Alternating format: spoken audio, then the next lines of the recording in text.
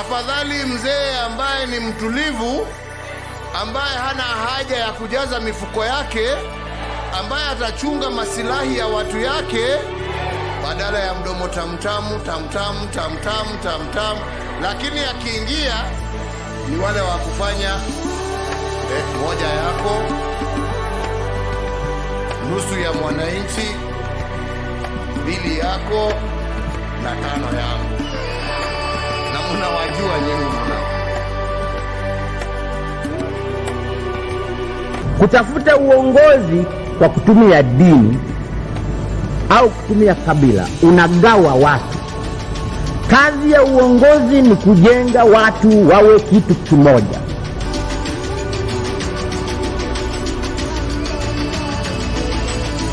The 2.2 billion has been spent in the office of the president and State House between July and September.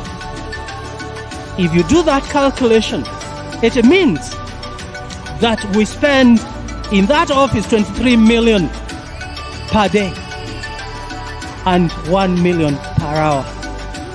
That cannot be sustainable.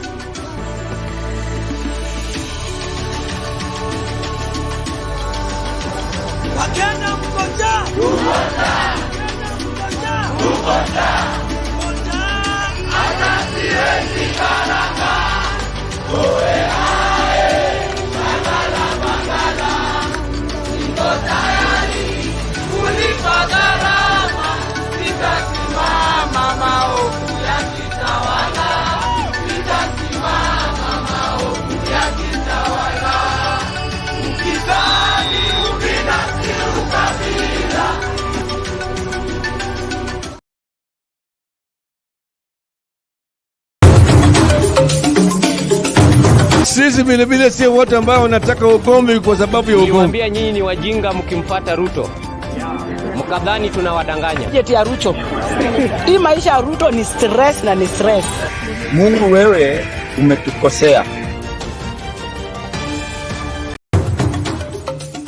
Tunaingia vijijini, mijini na hata jijini kukuletea taarifa mchana kutwa. Usiku tunaketi kitako, tunadadavua tukichanganua taarifa na makala muhimu yanayokuhusu wewe na familia yako. Ungana na Bernard Ngozi kwenye Open Forum Political Show kuanzia saa 4 usiku hadi dakika zake kila siku ya wiki kwenye Sound Candy Talk. Tukutane Sound Candy Talk.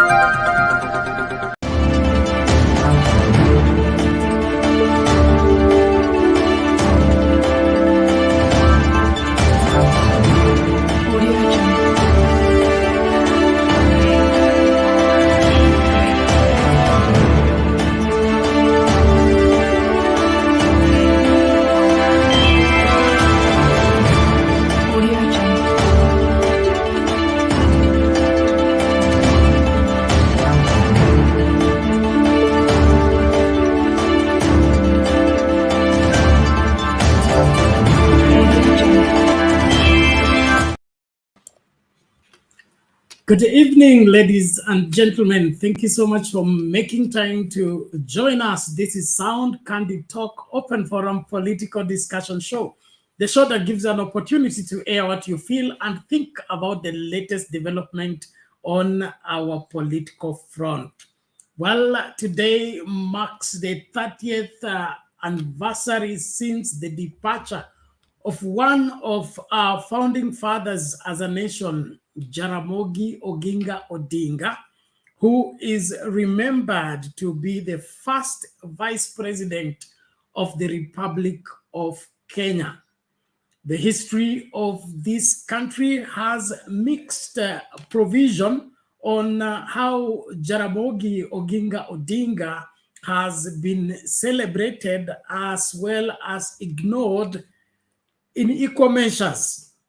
Well, today it was the celebration in remembering him and his legacy, major contribution towards the development of this great country. There are many truths about him that have been buried. Some of them have come to the surface. Therefore, today in our show, we'll be focusing on who was Jaramogi Oginga Odinga and how much has he contributed to the further advancement of this great nation. I don't know where you are and what you feel about all this, but from where I sit, like our poll question asks, has Kenya done enough in honoring Jaramogi Oginga Odinga? Your answer of yes or no will be needed. And to the tail end of the show, we'll be telling you the verdict on whether we have done enough in honoring this unsung hero of this great nation. And then, of course, we are also bringing in other news where the president of Congo was sworn in again for the second term. And despite the diplomatic row between Kenya and Congo, William Ruto, in his tourism, still made it to the ceremony. Now, that to me is fascinating, and we would love to look at it. Why should there be a diplomatic row and you are still insisting to have to attend this particular inauguration? Something that I would love to hear what you feel about the whole scenario. Well, on the other hand, there is restless in our schools today as parents are torn between taking children back to school or transferring them to new schools because of the dismal performance and, of course, poor results coming from the national exams. There are schools that have now experienced dramatic change. There is a school in Western Kenya that has had 17 teachers transferred, another one 6 teachers transferred, another one is crippling with how many students it can retain because there is a huge exodus. All this is caused by the mismanagement of our education, especially our national exam result. Welcome on board even as we start the conversation. And as usual, please make sure you're on the forefront of inviting somebody to be part and parcel of this great conversation. Make sure you're sharing that link with everybody in your life. Thank you, those of you who are joining us on TikTok. I trust you are able to get us. Please confirm. And if that is the case, let us know. And then YouTube, we are on YouTube Sound Candy Talk and YouTube Sound Candy Talk Live. And then Facebook page Ngozi M. Bernard. So let's meet there as we begin this great conversation. There is a lot that we need to share that we have to work hard in ensuring that we bring up to speed this generation in understanding where we have come from. And the best person to help us into appreciating where we come from is the look at the life of one Jaramogi Oginga Odinga. Now, I know everybody knows Raila Amolo Odinga, but the father of Raila Amolo Odinga is Jaramogi Oginga Odinga, the first vice president of the Republic of Kenya. And there is a lot that you have been told about him. Most of it is not true. And of course, whatever that is true about Jaramogi Oginga Odinga has been buried so that it does not resurrect. But we thank God that we have an opportunity to bring it up and look at it critically. This hero that each successive government has worked so hard to erase from our history books. Karibu kila mmoja na kuomba tafadhali tumakinike. Namba ya watazamaji imekwama. Naomba tuendelee tafadhali kukaribisha mtu. Tumia hii link wala ambao mnaingia studio tukajadili masuala haya kwa kina. Alafu kuko kwa TikTok ningependa kupata confirmation kama unatupata ama kuna mushkili mahali. Nashukuru wote ambao mnajiunga nasi. This is our test broadcast on TikTok. We would love to have you tell us whether you are able to follow or there is an issue. Dahi Abdi, we salute you. Thank you. Karibu kwa show Freedom. Welcome to the show. Nani huyu mwingine? Wakereketa sijui mmeenda wapi? Naomba tafadhali. mkareje tukajadili masuala haya. Tuni Mhamuda wa Permanent Secretary, watu wameenda wapi? Tuni, wewe ukuandikia watu barua ya kikao leo? Hakikisha kila mtu ako hapa, anasema like, share, subscribe and join the show please. Thank you so much for that. Simba Omar said we appreciate you. Thank you so much. Anasema Zakayo Kinamramba Congo. Asante sana. Nashukuru. Juliet Msalia, karibu kwa show. Good evening to you. Thank you so much for being here and of course being part and parcel of the great conversation between Kenyans about Kenya and how we can navigate our way forward from this very place. Freedom anasema, Bernard, the studio looks really nice. Thank you so much. We are trying. God helping us. We keep moving. Peter Mbudhia, karibu kwa show. Anasema tuko side kama kawa. Karibu sana. Karibisha mtu tafadhali. Hiyo namba watazamaji ya IT Moyo. Sijui mmeenda wapi. Karibuni kila moja, tumakinike.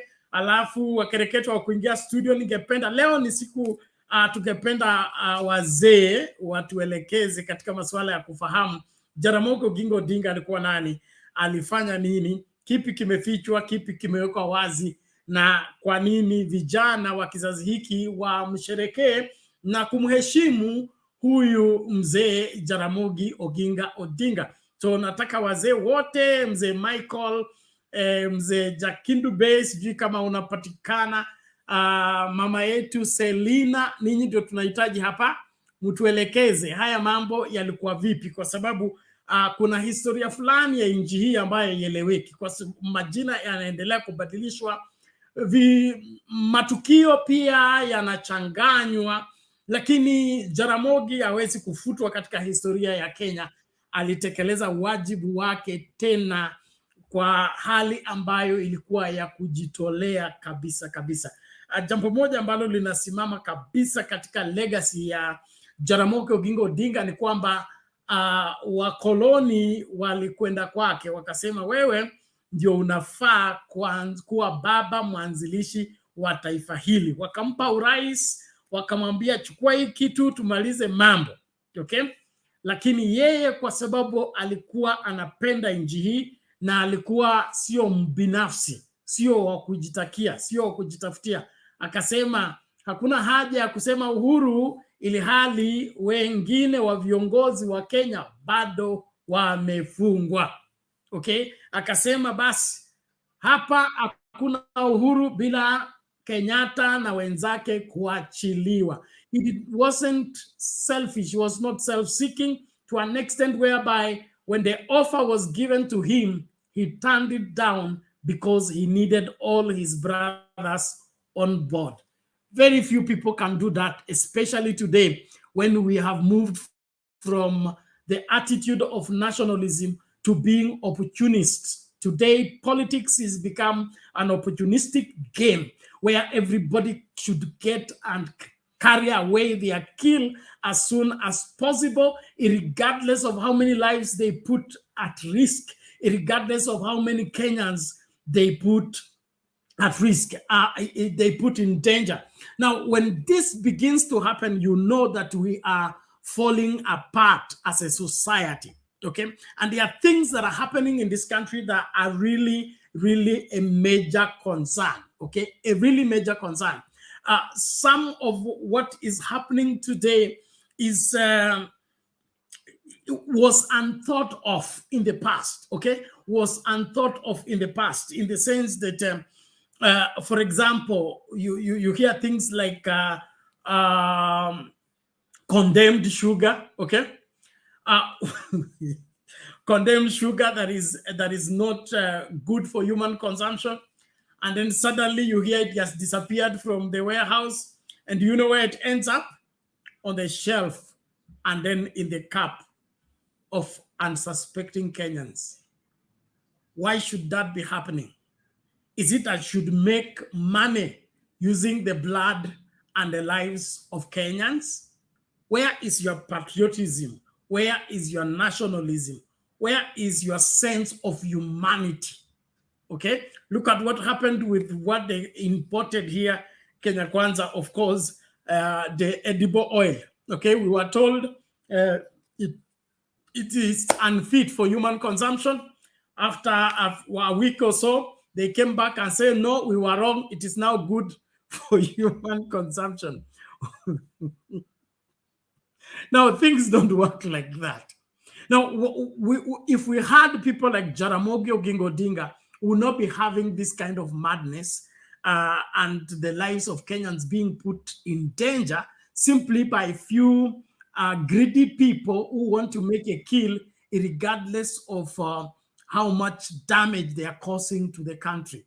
Now, how much damage do you cause to the country by allowing whatever substandard products on the shelf? Okay. You bring a burden on the Ministry of Health.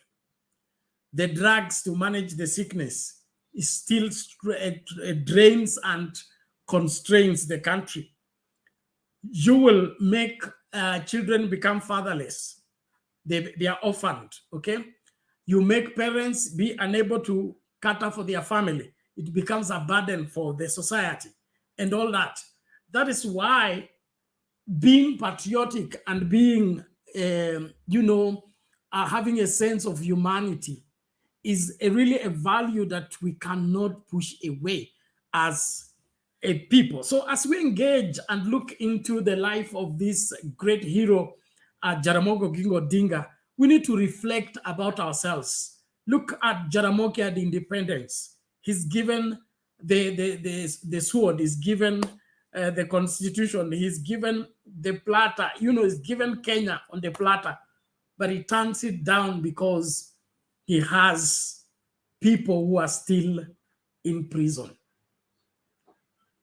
Today, I don't think that would be even given a thought. Well, let's come in as we engage. Link ya kutumia kuingia studio nishaweka kwa comment section. Samahani watu wa Facebook, tuko na shida na Facebook. Bado tunajaribu iwezekanavyo turejeshewe uwezo wetu kamili wa kupeleka moja kwa moja matangazo yetu. So kama utupati Facebook, tafuta Ingozi Mbena, niko kwa profile page, hapo ndio live feed iko. Na ukitupata hapo kwa live feed, na kuomba tafadhali sambaza kwa inaitwa nini? Sambaza kwa page yetu ya Sound Candy Talk, ili wale ambao hawatupati basi watupate kwa njia inayofaa. So usitazame kipindi peke yako, tunakukaribisha makinika kwa kuhakikisha kwamba unafuata ipasavyo na unaelewa kile ambacho kinaendelea. Na ningependa wote, haswa ninyi wanafunzi wa historia, mtukwambie Jaramogi alikuwa nani? Jaramogi alichangia nini kwa nchi hii? Makosa gani aliyoyafanya na mema gani ambayo aliyoyafanya ambayo unamkumbuka nayo? Na wale ambao ni millennial hamna habari Jaramogi alikuwa nani, basi pia mnahitajika hapa ili mkajifunze kutoka kwa wazee Jaramogi alikuwa nani, kwa sababu forgetting your history makes you a person bound to repeat the same, and if you don't learn your lesson from history, you will always be a victim of the same things the people that went before you fell victim of. Well, ladies and gentlemen, let's get busy even as we continue with the conversation. I'm calling upon you, please share the link with everybody in your life. Let's celebrate together this great hero. Hello, hello.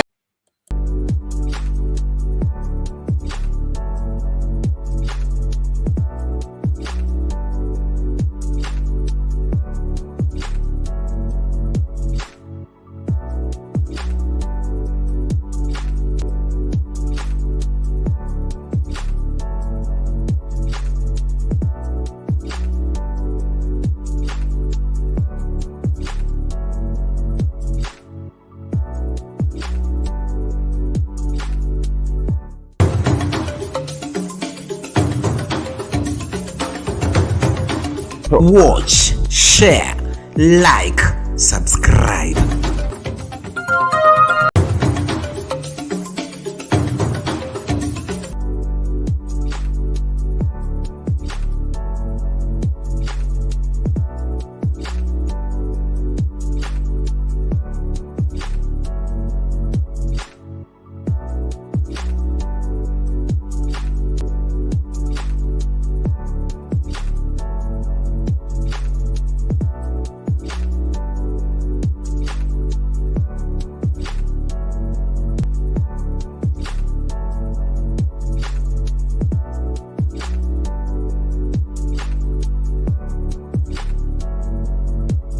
Watch, share, like, subscribe.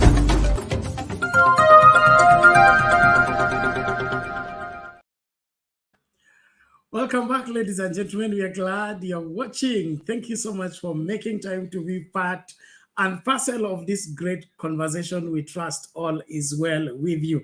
Karibu sana, tunakuomba usikae mbali na usitazame kipindi peke yako. Hapa ndipo Wakenya wote wanakutana wakizungumza masuala ya nchi yao na jinsi watakavyoiponya kutokana na hii homa ambayo imeletwa na uongozi mbaya wa William Ruto. Na leo hii tunamkumbuka Jaramogi Oginga Odinga aliyekuwa makamu wa rais wa kwanza wa nchi hii, mtu ambaye alipigana zaidi haswa katika kutafuta uhuru wa Kenya na katika kuhakikisha kwamba Mwafrika anapata uhuru wake, kisha uongozi wa nchi na rasilimali za nchi zinafikia kila Mkenya. Mambo mengi tu yanayohusu historia ya nchi hii yamechangiwa kwa njia kubwa tu na nani? Jaramogi Oginga Odinga. Masuala haya, hata hiyo masuala ya bendera, wimbo wa taifa, everything as far as the starting of this nation, the genesis of this great nation, are all traceable to the contribution and immense input by one Jaramogi Oginga Odinga. And one place where Jaramogi Oginga Odinga did not miss out is in ensuring that education becomes a pillar in the establishment of independent Kenya and in the pursuit of developing Kenya. There will be no better development of the country other than the education of its people. These are some of the things that are standing up when we are talking about Jaramogi Oginga Odinga. So among other many Kenyans that made great strides in helping this country take off after independence, it was Jaramogi's input, and then of course people like Tom Mboya, James Kariuki, and you know what happened to them.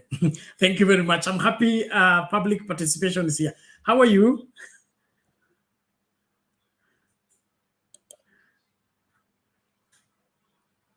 Public participation. Hi. Sorry, I was unmuting. Yes. Hi to you. Yes. Praise the Lord, Pastor Bernard. Amina. How are you today? Karibu sana. Thank you so much. I'm good. I thank God. Let me just greet people who are in the comment section. Nimeona as usual Tuni Mohammed ako. Assalamu alaikum. Nikta Nyambane, Guyore, Benea Were, Koro, Travel with Fred, ili Mwadilo sijui Kitaita watu wanasemangaji. Ubuntu, Mbudhia Peter, Oroako, Dahira Abdi, Salam alaikum, Freedom, Juliet Mosalia Mrembe, Simba Omar Said. Yes, nadhani ni hao ninaona. So I want to greet you all, my fellow patriots, with the greeting of our great coalition, Azimio Yote Inawezekana. Yes, we want to remember the great legend, the legendary father of our coalition leader, that is Mzee Jaramogi Oginga Odinga. Bernard, now we cannot really talk about leadership because the people that we have, the caliber of the leaders, if you look at the caliber of the leaders we had at independence, and then you look at what we're having now, it is as clear as night and day. We no longer have the caliber of leaders like Raila Amolo Odinga Baba. We no longer have like the Bildad Kagia, who could say that I'm not ready to be given land which is supposed to belong to my people to enrich myself. We were no longer having the GM Kariukis who could speak truth to power and even risk their lives. We're no longer having the Pio Gama Pinto who were on the forefront to stand for the independence of Kenya and against the black colonialists, as we would have it. So at that time when Jaramogi was there, was still alive, may the Lord rest his soul in eternal peace, we had such a cream, you know, the cream de la cream of the society. So, you know, when you have leaders who have integrity, it also then now trickles down to the population. We could see that, you know, we had leaders, but as we are going on to different generations, I'm not seeing, like, especially the younger generation, other than Akina, the Orengos, the Baba, I'm not really seeing visionary leaders. I'm not really seeing that caliber of people who cannot be compromised, you know, who can stand for what they believe in, the way Jaramogi Oginga Odinga used to stand against even the president himself and say, this is this and this is, and I'm standing with this. Even if you bribe me, I will not go that other side. Now what we have currently in our political leadership are turncoats, you know, they are on sale, you know, they all have a price. You can buy them like chicken, like njugu karanga. They don't have any principle. Their only guiding principle is money or greed. So somebody can stand for, like now we have been talking about the housing levy. So some judges who are principled, they refused that thing. And then now some others here who are waiting to be bribed and to pass the thing. That's the kind of a scenario we found ourselves in. And because of that, the country has completely gone to the dogs. There's nothing. I'm telling you, Pastor Bernard, this country where it is only that at times we are in a kind of a bubble where we don't really realize the kind of danger which we are in as a country. You know, even as a country, when you don't have visionary leadership, when you have people who are extremely corrupt and people who their priority is nothing but greed, but money, but power, this becomes a country which is very susceptible to a lot of evils, you know. So this is why you are finding a scenario whereby, like let me use the example of Shakahola. Policemen are there, many judges are there, but they are compromised, you know. They were aware of that something is not, I mean, you know, by the time it's getting to a point of 600 people being missing, because according to Red Cross statistics, they are saying that 600 people, the number of people reported by the people who are looking for their loved ones are over 600. So by the time you're in a security situation whereby over 600 Kenyans, and of course hawangekuja hapo if at all those 600 and they were not having I mean the people who are looking for those 600 were not having an idea that these people, they have come to Mackenzie's church, or they have come to Malindi. So maybe they check with the police give them where the pin of the person is inside the forest. Can we really say that we're having security in this country when something like this is going on? Over 600 people are missing. Reports are being made at police stations, different Malindi police station, Langobaya police station, you know, even Bungoma, wherever, all over the country, there are reports of missing people, and many of them are minors. And then we say we have a police force and people are being brutally murdered in the forest. So you see, this is what happens now when you are not guided by integrity, when you are not, you know, like how Jaramogi Odinga Odinga or how Baba is guided by his conscience, you know. They are guided by integrity. They are guided by patriotism, the love of their country, the love of their people. They don't see their people being taken advantage of. They don't their people to be fleeced of their hard-earned money. But nowadays, everybody we have, be it a policeman or a policewoman, by the time you enter in Kiganjo, you are paying 200, 300,000. So when you leave the place, first of all, uko na loan, pengine ulichukua loan ndio ulipe hiyo 300k yenye ya kuingiza hapo ama ya kukuingiza kwa army. So immediately you enter in the office, ni kuanza kutafuta pesa. You don't even give a damn about the people who have employed you, who are paying you. You know, when yako ni bribe. Mtu akikuja aseme watoto wangu, the man from Bungoma came and said 3 children of mine have gone. And what the police could ask him at the DCI or whoever was there is, do you have a pastor cannot steal children? Do you have birth certificate to prove that these are your children? Those are the kind, because what happens is anapigia Mackenzie, kuna watu wengine wamekuja tena kukutafuta, usijali mkubwa, wacha nikutumia kitu, ama anatuma mtu ende ampatie pesa. How are we going to survive in this country with this kind of, people who are not patriotic, people who don't give a damn about the country? I mean, really, we need to come back to ourselves as Kenyans. We need each and every one of us, each and every citizen. Kama uko hapo kwa polisi, kama uko hapo kwa hospitali, kama uko hapo kwa parliament, kama uko hapo kwa judiciary, think about what you are doing to your country.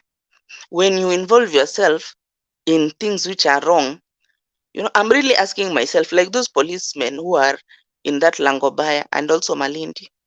And even there's some of the judges who in Malindi law courts who let off Mackenzie with, I don't know, is it 5,000 or 10,000? The last time he was arrested. How can you, I mean, over 600 people have died because of your negligence. I mean, Kenyans, me, I don't know. Because you see now, like yesterday again, there was this issue of petrol, of the government to government, nini. And some things which are going on in this country, mpaka at times unasikianga ni kama kichwa itakuruka. Like, how? And the people who did this, it's like, yeah, we already did it and it messed, we messed up. So life has to go on, forget about it. Sasa pesa imepotezwa hapo. A lot of taxpayers' money has been lost through that so-called G2G oil deal. And then here you are, you just brushing it like, yeah, it is very true that tulifanya blunder, but now let's move on. Let's move on. That money which has been lost, what couldn't it have done for this country? A lot. So let me tell you, we are so far below that standard which the founding fathers of this nation, they put for us. Jaramogi.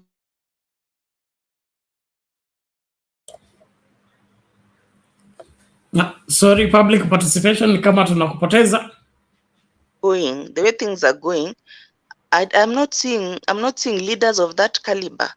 I'm not seeing those leaders who are on that. So Bernard, there's an issue which last time I wanted you to weigh in about this issue of deaths. The current issue now which is trending of the deaths of I don't know.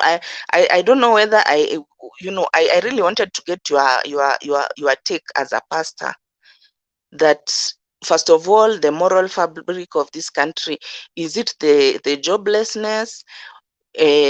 Because it seems that I'm not saying all the people who've been killed that they were having a relationship of getting money for sex, but I'm just saying that it's become something which is rampant. But I just want you to weigh in as a pastor and to tell us really, where did the rain start hitting us? Because this generation which is coming, which is like between 20 and 25 Apple, they seem to be a lost generation. They are willing to do just about anything for money. It's not only the women who are doing this, even men, they are willing to con. They are all over, like the ones for Forex, scammers, very young boys. They are there, they are scamming people of hundreds and hundreds of thousands, wakiwadanganya wanawafanyia cryptocurrency, sijui Forex. and then they con people, and then they come and show off them the opulent lifestyle. Someone who's 20 years old is so loaded, but ni pesa ya wizi, and then the next thing utaona huyo mtu ameenda amesimama kwa MP or whatever, and people will vote for him, ama somebody who, like the so-called socialites, we know they are high class prostitutes, but so long as apata pesa akuwe nayo, atasimama women's rep na atapigiwa kura.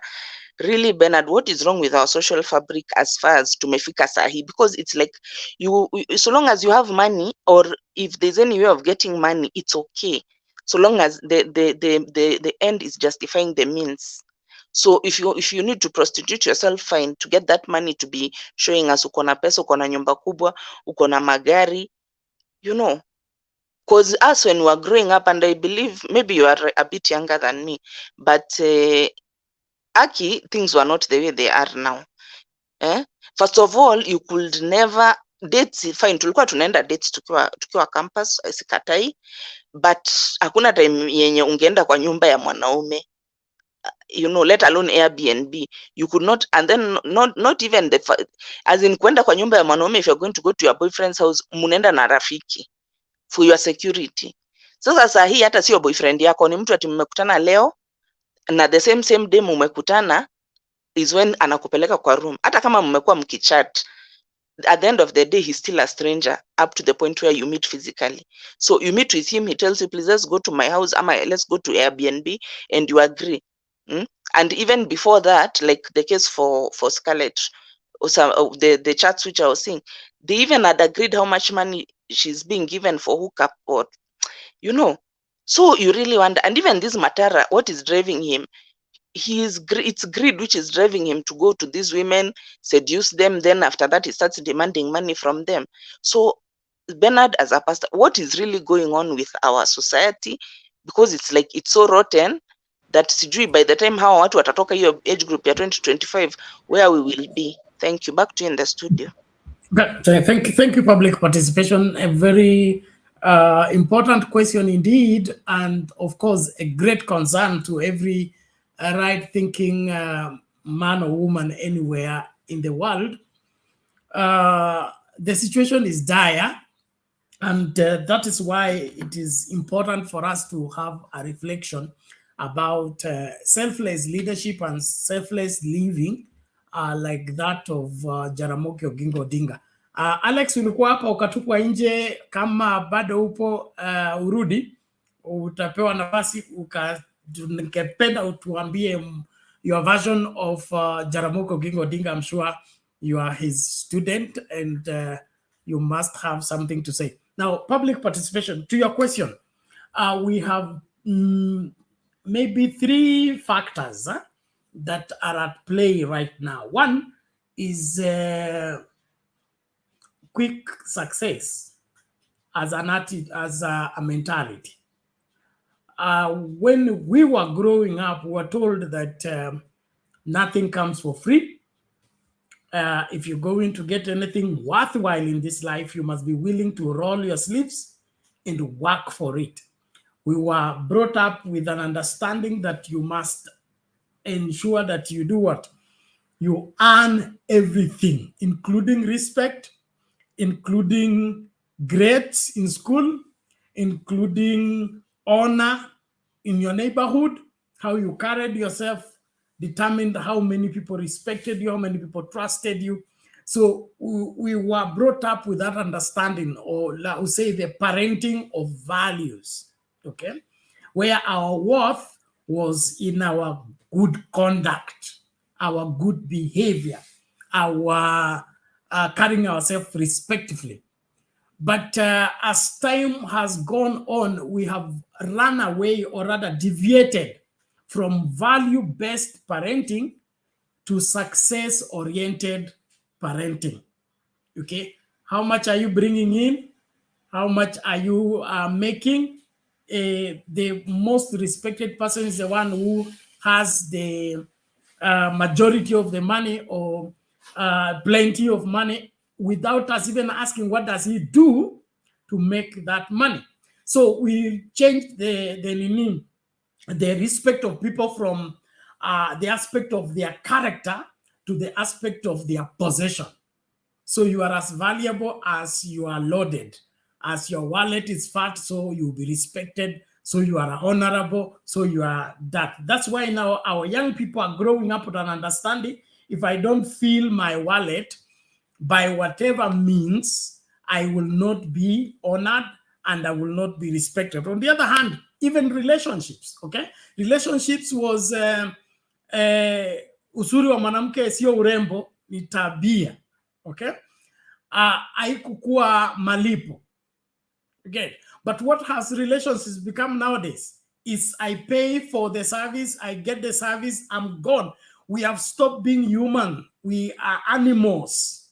Okay, it is, you know, nobody thinks about the consequences of what they are doing. And the more we run away from consequences, the more we become wild as animals. So what we are suffering in right now is that we are becoming wild with every passing day and will soon become worse than animals in the field from the look of things, because even the kind of legislations that people are pushing for and the kind of rights people are fighting for are not even acceptable in the animal kingdom. So we must, as a people, have a relook at all this. So our young ladies or young men that are engaging into illicit relationships in order to make money is one, the pressure of the society, the expectation of the society, and then of course the dropping of the values that make who is who in the society to be respected. And so as a people, we must have a rethink. We must have a rethink. On the other hand, mwana mleavyo ndivyo akuavyo, that is true. But now we have also an aspect whereby children are parenting parents. Now that's where the problem lies most, okay? I have a book called, I think, God's Family Order. And I see the greatest problem we have today is that instead of us reading Ephesians chapter 6, verse 1, say, children, obey your parents. We have taken over that verse and turned it into parents, obey your children. Children are the ones leading parents. They place a demand, they throw tantrums, and the parents will run up and down to get for the children what the children want. That is not how our mothers and fathers raised us. And so as long as you led the child, they say the cheapest way to destroy a child is give them what they want. The cheapest way to destroy a child is give them what they want. So these people have grown up that they can get whatever they want, whichever way. No due process, no following due process. And so we have a spoiled generation. Talking from the church perspective, I'm talking about a generation that has not been discipled. They are in the church, yes. They are saying Bwana asifiwe, but they have no relationship with that Bwana, and they don't even praise him. They are just using it as a slogan, okay? So the Christ they are talking about is nothing as far as they are affecting their way of life is concerned. And I've said the greatest hindrance to the preaching of the gospel is the Christianization of the world. Having obeying Christian commandments without being a Christian, okay? Keeping the 10 commandments without conforming to your commitment to Christ. And so we have these Christian names, we have this Christian outlook, we have this Christian, posture, but the real life of Christ is missing. And so we have a lot of fake everywhere, including pulpit, including church. And so whatever product we are producing cannot stand the test of time. The sanctity of life is something that we have to do everything in our power to get back to. Today, people don't think twice about taking somebody's life or taking their own life. Why? The value of human life is not emphasized enough to get in the hearts and minds of people. In the past, you could even cross with somebody completely, but it will never cross in your mind on how to plot to kill the person. It will be so much evil to you that you rather forgive the wrong that was done than be pushed by that hate or by that disappointment to the place where you want to become a murderer or you want to become a killer. But because we don't have value for life, human life specifically, we tend to just, without a second thought, we want to take somebody's life. Then, of course, the quest for success has also driven us into what we call occultism. Okay, occultism, witchcraft. We are looking for quick success, quick fixes, and so in the process of getting involved with these occultic relationships, you are now initiated into things that are making people take each other's lives. Like, for example, that story of the beheaded lady that and the head is not found. There is a reason why the head is not found. That means it was used for ritual and it is taken where it was required to be taken. And so there are so many things that are at play. There is witchcraft that has run rampant, and this witchcraft is no longer in the bush, is no longer with Baba in the bush. It has gotten including in the church. So ni kizazi ambacho kiko complicated. Na that's why this matter is not an easy thing that we can brush on, but I believe if we give it required attention and work towards finding a lasting solution, we need to do so. But lastly, our government, the laxity of our government security. That one, point blank. Serikali haifanyi kazi ipasavyo. The intelligence, I don't think they are either the security docket is not using the intelligence that is being availed to them, or the intelligence is not being collected the way it should be collected. There's the laxity there. There's a disconnect. And that is why the criminals are having free field, okay? Free field. Either the security system has been infiltrated by the people causing insecurity, and so they are aiding the criminals to do the wrongs, or when the information is given, that information is not acted upon.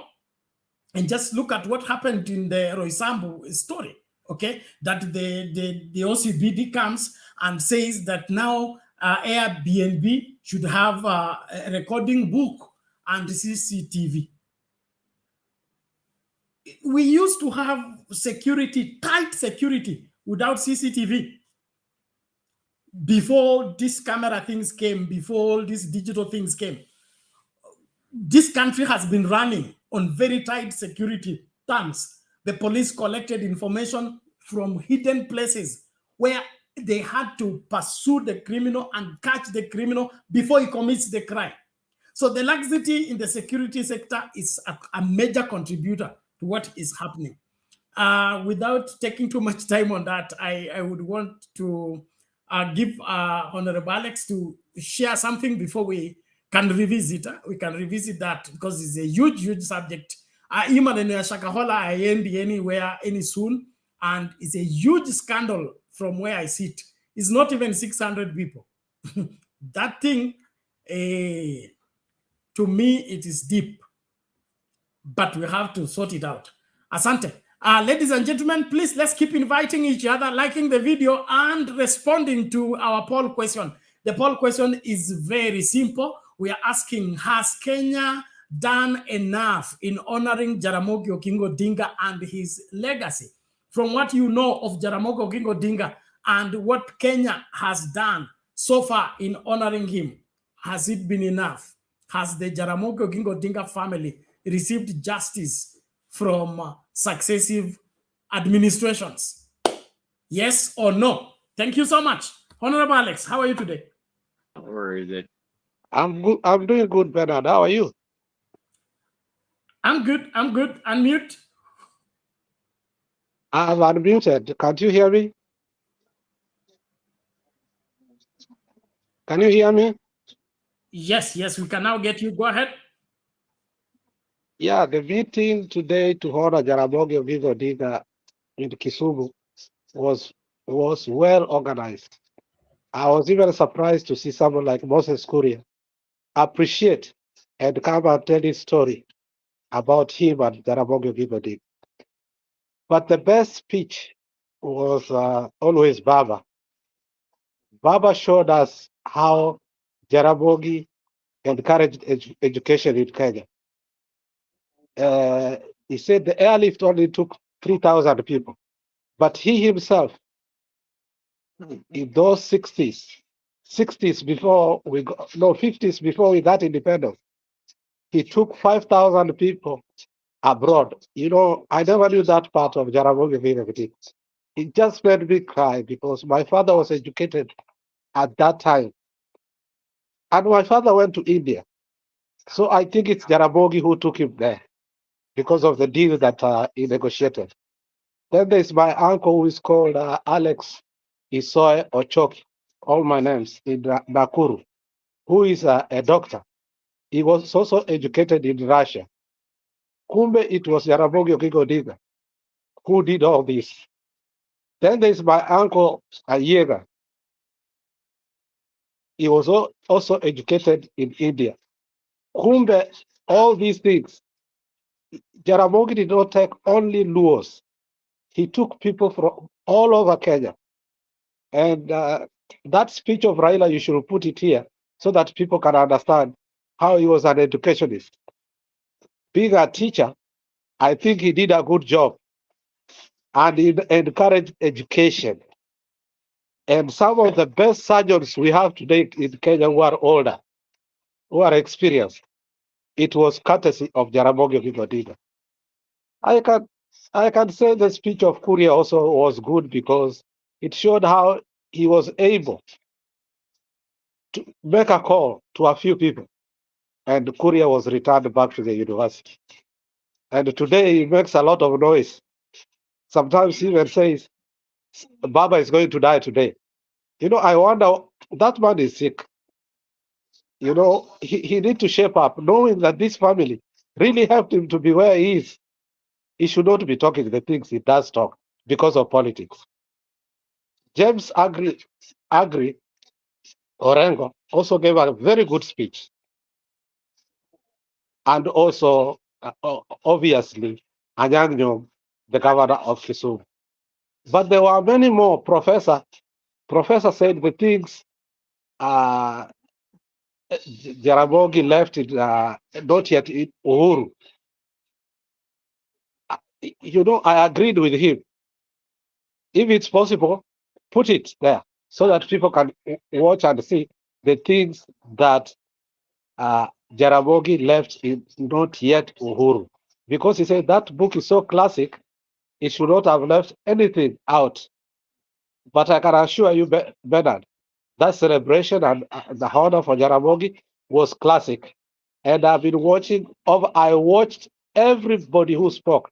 But the hilarious one was her sister, who said Raila was baptized as Joshua. Raila was baptized as Joshua. And he gave us some secrets on how he was baptized. And I'm glad now people will stop saying Ule Mganga. Jaramogi, Raila was baptized. He was na jina yake ni Joshua. And you know how Joshua was powerful in the Bible. That's all I have to say. Thank you.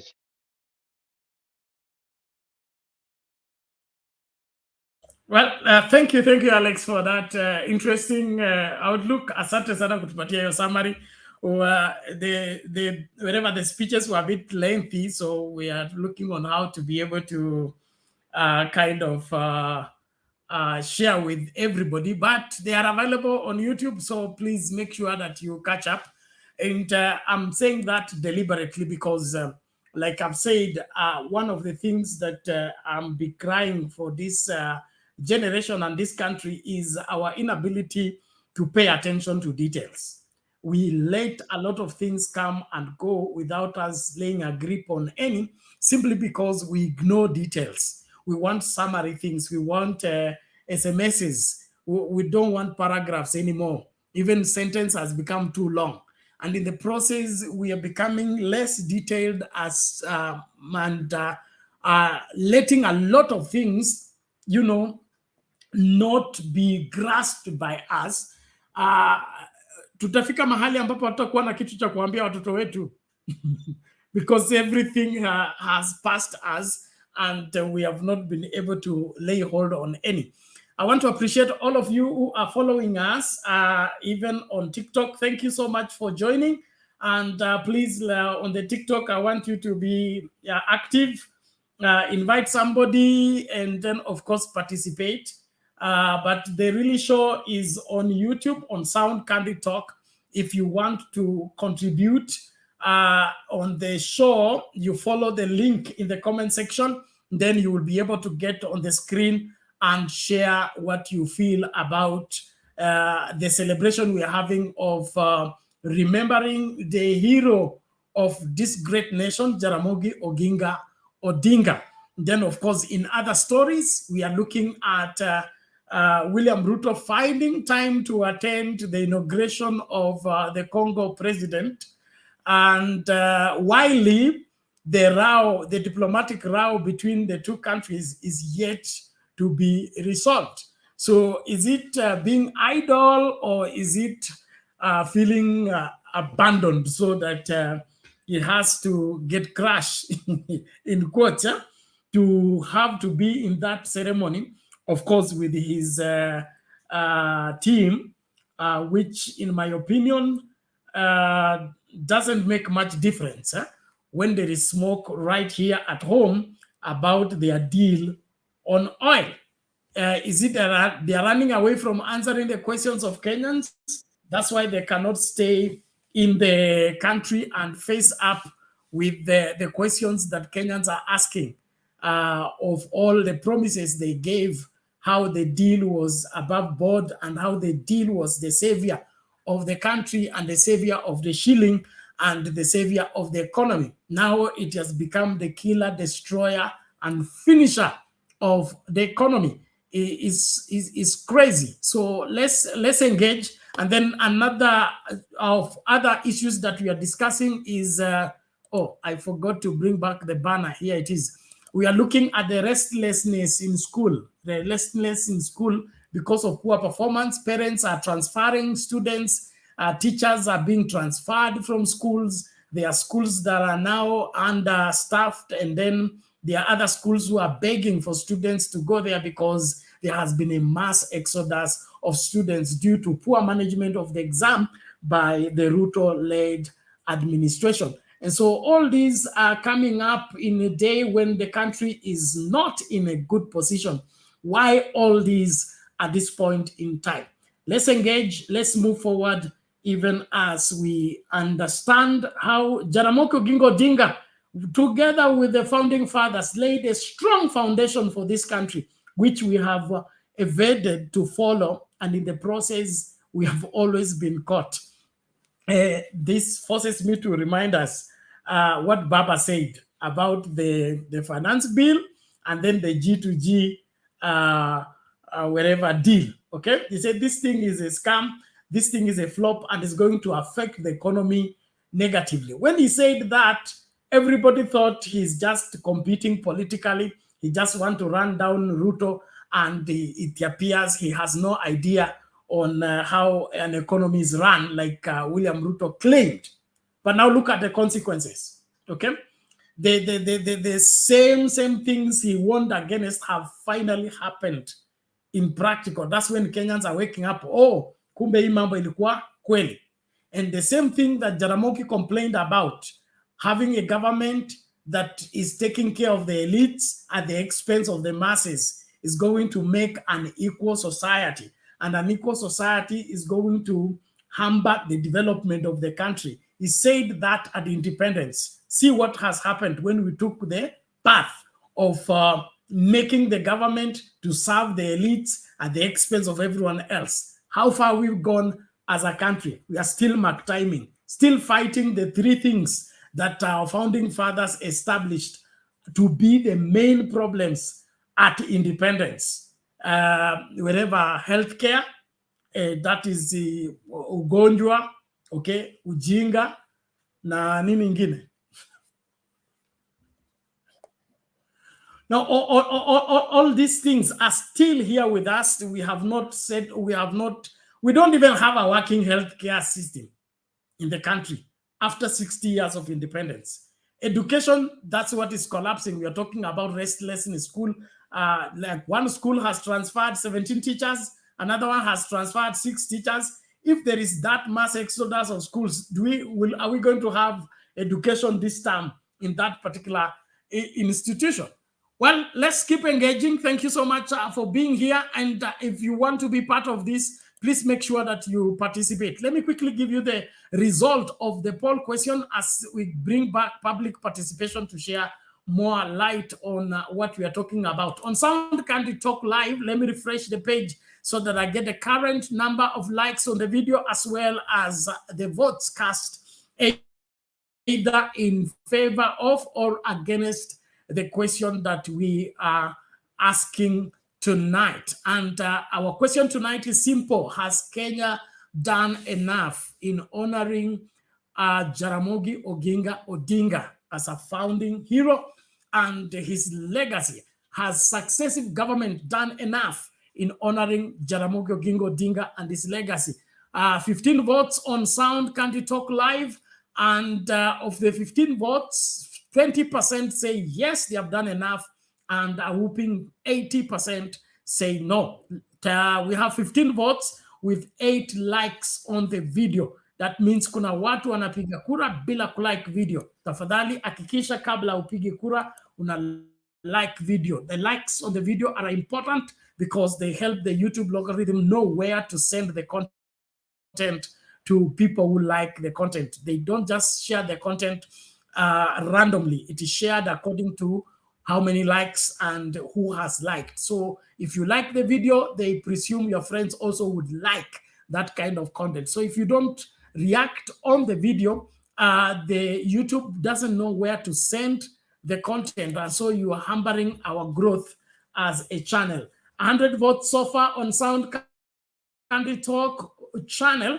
Has Kenya done enough in honoring Jaramogi Oginga Odinga and his legacy? 25% say yes, 75% say no. 50 likes, 100 votes, 50 people have not liked the video. Please, let's just adhere to instruction, ensure that we are liking the video even before we cast our vote. I want to salute everybody that are joining now, and we really want everybody to air their views. What do you remember Jaramogi Oginga Odinga for? Even on the comment section, let's engage. Let's talk about this great unsung hero. I know we have had a lot of mudslinging and misrepresentation of issues against the Jaramogi Oginga Odinga family, but the role this family has played in the development of the current Kenya, you cannot overlook it. You will not be able to explain Kenya without the Jaramogi Oginga Odinga family. It is just virtually impossible. So public participation, you may have a response, 2 minutes. We bring in Undumani, please. Thank you. Thank you, Pastor Bernard. Undumani, karibu sana. I think I want to talk about this issue of education. I really don't understand, when did schools start getting E at E? Unapata the person who has gotten the highest grade is a D, is it a D or a D plus, and then majority of the students, they are in E. You know, these things, they're starting to show a very bad sign of also the education sector having failed, because I don't understand this. If it were when you be Mr. Bernard, have you been hearing this kind of things that Sasa is doing what percent? In fact, I had the CS talking about it, Machoge, and he was saying that I don't know which percentage, a high percentage of people who did KCSE got E's. So I was like, hey, that percentage I've never been had. Sijaisikia hiyo percentage in the history. No, ukiona ali mention, that means it's alarming. So You know, it's like Bernard, everything in this country hakuna kitu inafanya kazi. Sio security, sio education. Na sasa parents when they start now chasing the teacher. Alafu the same teacher si ati anafutwa kazi, si anapelekwa kwa shule ingine. So what is the real problem? What is the real underlying issue? Is it the teacher?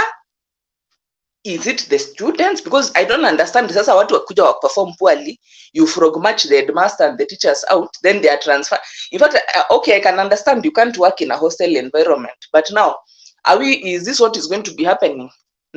That teachers, parents, wazazi wanakuja wana frog match the head teacher, wana frog match the teachers, then 17 of them 17 teachers from one school, hiyo ni kama the whole school walimu wamekuwa transferred, and even those teachers wherever they will go, won't they also have a bad reception because nyinyi ndio mlifukuzwa kwa sababu ya kufail, sasa mumeletwa kwa shule yetu, you are going to bring the school down. Who is really the determinant of how a school scores? Who is actually the other issue which Bernard, I also want us to highlight is this issue of in Kitengela. There were some border people who were stoning a car which had gotten involved in a hit and run accident. So public participation.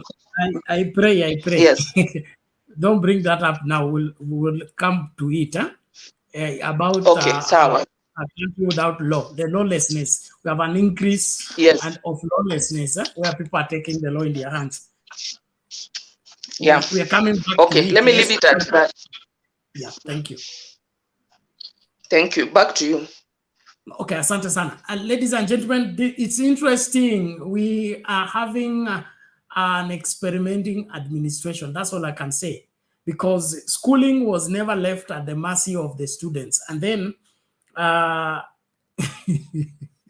you cannot have that kind of results. What me as Bernard, what I think, it is not even the failure of the teachers or the students. The problem we are dealing with right now is the exam. The exam was not well managed. Why? The people given the responsibility to take care of the exam were amateurs. William Ruto got into office and changed the established system that had been put there by Matiang'i and Magoha in ensuring that national exams are fully managed and are foolproofed in terms of producing what exactly is the image of the studying of the students. There is no way a school can have whatever 100 students or 70 students for 4 years, okay? Take them through the class, and of all the 70 or 100 students, the highest got D plus and the rest got E. It is not possible. And that's why we are saying, let all those papers be brought back. Let there be a remarking of this exam.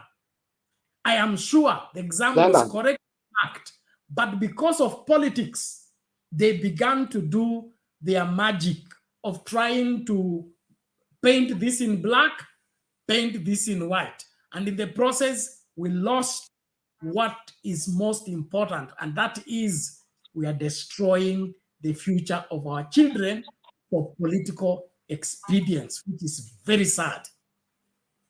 Okay, Alex, Bernard, can I tell you something? Quickly, please. It's time for Unduman. The person called Machogu is very incompetent.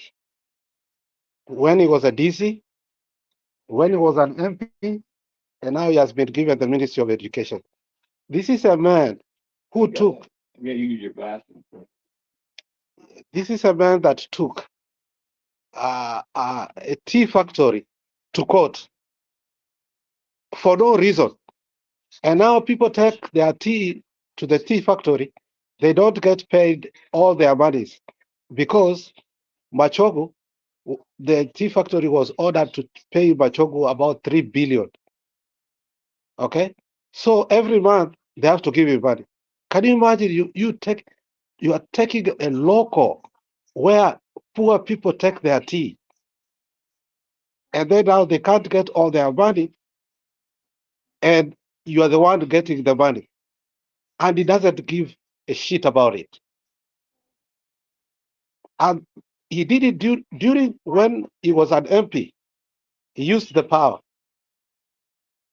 because he was in a very important committee, the Power and Privilege Committee. So how can you expect this man to manage the Ministry of Education? The guy is clueless. Thank you. Exactly. Thank you so much, Alex, for bringing that up. And that is the whole essence. So if we want to correct our education problem, start by getting rid of Machogu and the helm of education management, especially on the issue of exam.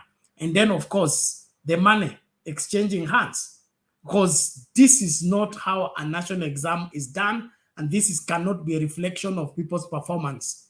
That certain regions led into getting ease. We have never had that kind of nonsense. That the Mount Kenya region and then this particular region had more ease. We don't compete over ease. So hii ni uchafu ingine ambayo inatokana na ujinga ambao umezidi kiasi. Na hapo ndio nataka Wakenya wakasirike, okay? Hamwezi kuvumilia vitu kama hivi. It is not possible. Ati shule nzima, the highest got B+. Na bado mmeka, I think I support those parents to react, and I think they should react in ensuring that something has to be done. You cannot pay school fees, and the way school fees is, money is hard to come around nowadays. You sacrifice, you deny yourself everything to keep your child in class, and then after 4 years is given an E so that you come and do what with the E?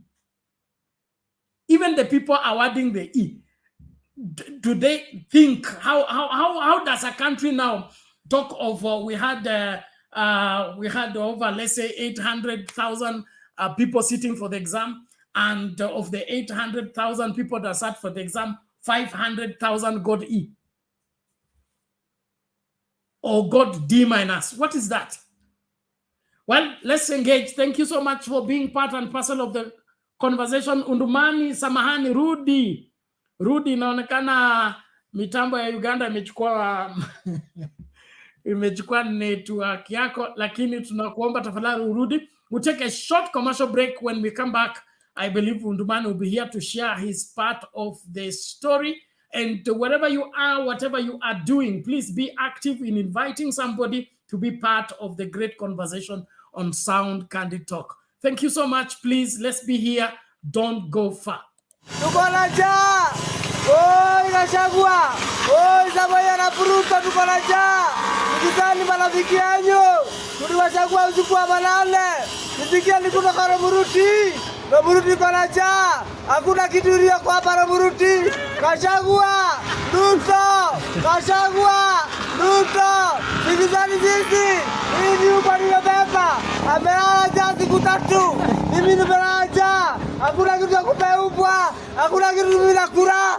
Gachagua, nisikizani kwa huruma. Gachagua, Ruto yetu, sikizani huruma yetu. Gachagua, Ruto, Ruto.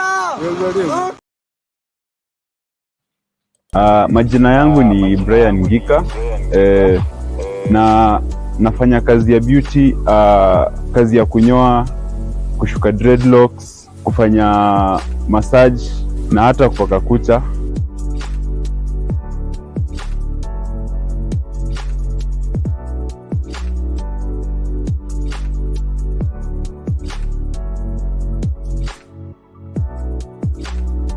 Na mtaa ni mtaa wa Airways hapo Zebra Utawala. Na unatazama Sound Candid Talk. Watch, share, like, subscribe.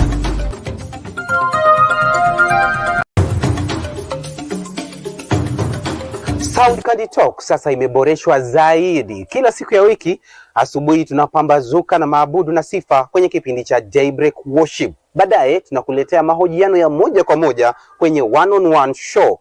Alafu tunakuletea taarifa zinazochipuka siku hiyo zikiwa ange kwenye In the News Headlines. Kisha tunaingia bungeni. Viongozi tuliowachagua tuangalie wanafanya nini bungeni. On a daily basis, whenever the House is sitting, the order paper is here.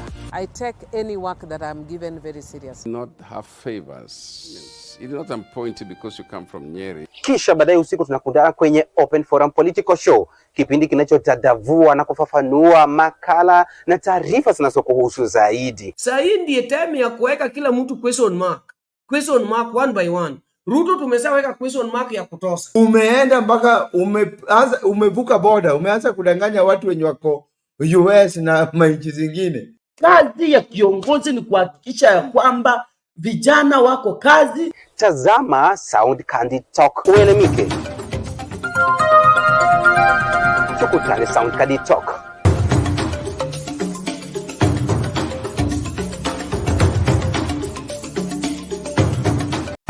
Hello. Welcome back, ladies and gentlemen. Thank you so much for keeping here. Please, let's continue with the conversation. I'm happy Undumani is here. Undumani, vipi? Salama Bernard, habari ya Nairobi? Tunashukuru, mvua ni kama imerudi. Asante. Asante. So Bernard, mimi nitachangia namna hii Bernard.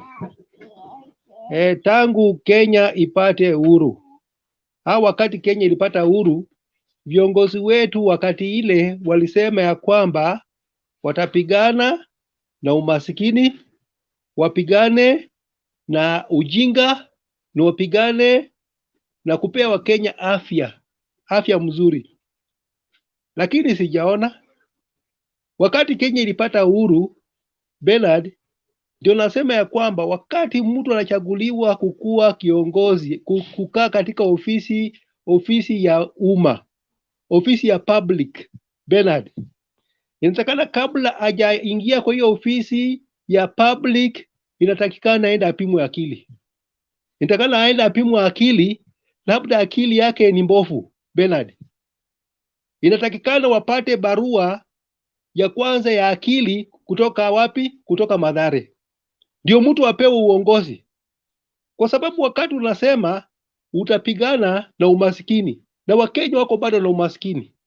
Wakati unasema utapigana na nini? Na ujinga. Wakenya bado ni wajinga, na wanatumia hiyo ujinga kunyanyasa Wakenya Bernard. So wakati tulipata uhuru, wakati wale viongozi wetu wa zamani walikuwa wanasema watapigana na hiyo vitu, lakini hawajawahi kupigana nazo mpaka saa hii. Kwa sababu gani? Wakati waliingia kwa serikali, kwa ofisi ya serikali, hatukuwapima kichwa yao. Wengine vichwa ilikuwa mgonjwa. Wakati wanaongea namna hiyo Bernard, vichwa yao ilikuwa mgonjwa. Mtu unaweza kumuona ni mzuri, anaongea mzuri, lakini ni mgonjwa. Tunaweza kuwa tunalaumu hao viongozi wetu, lakini hao viongozi wetu ni wagonjwa. Ni wagonjwa nini? Ni wagonjwa kichwa. Kichwa yao ilienda mteja. Kwa maana baada ya kusema ya kwamba watapigana na hiyo vitu, mpaka saa hii nchi ya Kenya iko na wajinga. Wanatumia hiyo wajinga kuingia kwa madaraka. Wanatumia watoto wengine kukosa kuenda shule, na watoto yao wanaenda shule, wanasema watapigana na nini? Watapigana na ujinga. Ujinga mpaka saa hii hawajapigana nayo. Shule zetu zimeharibika kabisa. Unaona ya kwamba watoto wanafukuzwa ovyo nyumbani. Watoto wanafukuzwa ovyo nyumbani. Watakaa kwa shule saa ngapi wafanye wa study? Hakuna vile watakaa kwa shule. Na kiongozi huyu anatuambia kwamba atapigana na hii vitu yote. Lakini hakuna mpaka saa hii Bernard. Tunasherekea nini? Hakuna kitu tunasherekea. Bali hao ndio wanafurahia. Wanafurahia Wakenya wakuwe wajinga. Wanafurahia Wakenya wa magonjwa ishike Wakenya. Wanafurahia Bernard, watu wa Kenya wafanya namna gani? Wanakosa kupigana na ujinga. That's why hakuna kitu tunasherekea Bernard. Wakati ya 1963 watu wagonjwa walikuwa ni wachache Bernard. Wagonjwa akili wanaweza kuwa wamevaa suti, lakini wagonjwa akili wanaweza kuwa wamevaa suti lakini ni wagonjwa. Lakini ile vitu walisema watapigana nayo, wajapigana nayo mpaka saa hii. Wakenya bado wanahangaika. Haya, kuja wakati ya Moi akasema ya kwamba atafuata nyayo. Atafuata nyayo gani? Tunaona wakati Moi alikuja kidogo, waenda simu walikuwa wanasema watapigana na hivi vitu, watafanya hivi, hakuna mpaka saa hii. Bernard, waenda simu bado wako katika hii serikali, ni wanavaa suti lakini wagonjwa akili. Ile wakati wanasema watafanya hivi na hivi, hakuna Bernard watafanya, ni wagonjwa. Ndio nasema namna hii Bernard, tume ya uchaguzi walisahau karatasi moja. Kwa maana hao viongozi wetu wakati wanataka cheo katika ofisi ya umma, wanaenda na makaratasi yao ya shule, ni sawa. Wanaenda na good conduct, ni sawa. Wanaenda na makaratasi ya kupambana na ufisadi, ni sawa. Lakini barua moja wamesahau Bernard. Barua moja ni ya daktari kutoka Mathare. Kwa maana hao watu ni wagonjwa kichwa. Wakati wanasema watafanya hivi na wafanyi. Tunaona wakati wa Moi wagonjwa walikuwa ni wengi. Tukaona wakati ya Kibaki wagonjwa walipungukako. Tumeona sasa wakati hii sasa ndio elimu imeharibika kabisa Bernard. Tumeona wagonjwa wale wanasema ya kwamba tutafanya watoto wetu namna hii. Hakuna. Watoto wanafanya namna gani? Wanaanguka mtihani. Hawa ni wagonjwa kwa sababu wakati wanaingia katika kiti ya kusaidia ofisi ya umma Bernard, hakuna kitu wanafanya. Bali wanafurahia watoto wetu kuwa wajinga, wanafurahia watoto wetu ili wakuje watawale sisi tukiwa wajinga. Watawale sisi tukiwa wagonjwa. Watawale sisi tukiwa namna hii Bernard. So hawa viongozi kama wajaanza kusaidia Wakenya, kwanza kitu ya kwanza Bernard, mtu akitaka kusimama katika ofisi ya serikali inataka nenda apimwe akili. Aende mahali wanataka nini Mathare. Wapime akili yake. Anaweza akili iko timamu. Ile maneno naahidi wa Kenya anaweza kufanya. Ile maneno naahidi wa Kenya katika mikutano ya wazazi shuleni anaweza kuifanya. Labda anaongea tu juu hivi lakini ni mgonjwa. Tunaweza walaumu Bernard. Lakini ni wagonjwa akili. So ndio Wakenya saa hii wanahangaika. Hata kupeleka mtoto shule saa hii inakuwa ni ngumu. Kupata hata fees ya watoto saa hii, kuna watoto wale wanatakana waende form 1. Wengine wajaenda. Ndio walisema ya kwamba watapigana na nini? Watapigana na ujinga. Sasa utapiganaje na ujinga na mtoto ya maskini pale ajaenda shule? Utapiganaje na ujinga na hujatoa pesa ya CDF? Utapiganaje na ujinga hujatoa pesa ya watoto wale wanaenda university? Utapiganaje na ujinga namna gani? Hakuna vile utaenda kupigana na ujinga Bernard. Kenya hii yetu wengine wanafurahia watoto wengine wakiwa wajinga. Hili watawale. Watoto yao wanaenda kusomea ng'ambo. Mtu hawezi kutengeneza shule. Mimi nilishangaa wakati kuna shule nyingine walienda kule Rift Valley. Ati kuna mtu alisomea kwa hiyo shule.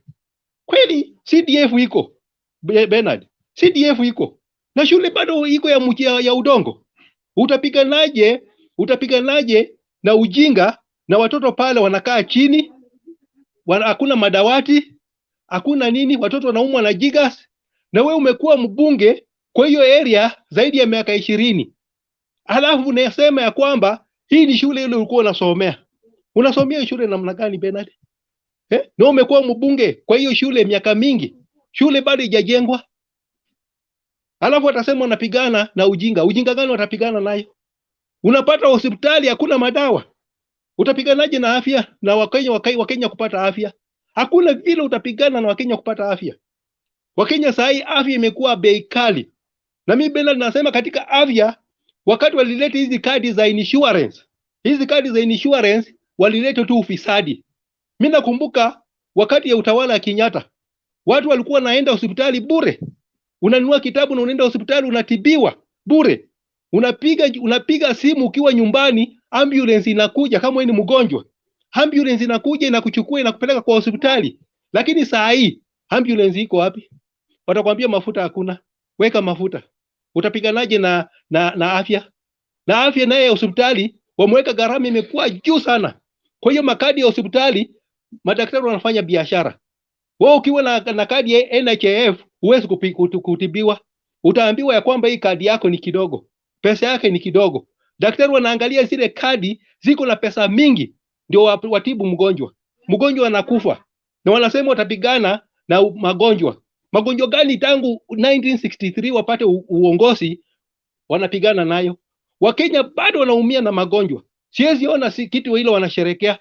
Hakuna kitu ya kusherekea Kenya. Lakini tunasema ya kwamba Jaramogi alikuwa anapigana kwa njia ya haki. Mungu airehemu roho yake. Jaramogi alipigana haki na ukweli. Lakini wale walikuwa katika serikali hiyo hawangeweza kupigana hivyo. Walikuwa ni wabinafsi. Bernard, walikuwa wabinafsi sana. That's why unaona saa hii wanapigana maneno ya afya. Afya ndio hii NHIF wanafunja namna gani? Mpesa ya watu bado ingali huko. Wajatuambia kwamba hii insurance mtaingia ni insurance ya aina hii na hii na hii. Labda tutatoka kwa hiyo NHIF tuende kwa ile insurance wakora tutatibiwa namna gani? Na wewe unasema ya kwamba utapigana na nini na magonjwa? Magonjwa gani utapigana nayo? That's why Bernard nakwambia kwamba viongozi hao tunachagua. Inatakana barua ya kwanza wapewe kutoka Mathare. Wapewe hiyo barua ya kwanza, daktari aangalie kichwa yao. Huyu ni mtu yule anaweza ongoza? Huyu mtu anaweza kukaa katika ofisi ya umma? Labda ni mgonjwa. Tunaweza kuwalaumu, lakini wagonjwa akili. Tangu miaka hiyo yote Wakenya bado wanahangaika. Hakuna Mkenya yule anasikia mzuri. Kimasomo hakuna yule anasikia mzuri. Watoto wa maskini wako kwa manyumba wanakaa. Watoto ya matajiri hawa watoto yao wanasoma ng'ambo. Wanapenda panda ndege wakienda ng'ambo. Hilo wakitoka kwa ng'ambo wakuja watawale sisi watoto wetu wajinga. Kwa sababu gani? Hawakuweka mikakati. Mikakati ya elimu wakuweka since 1963.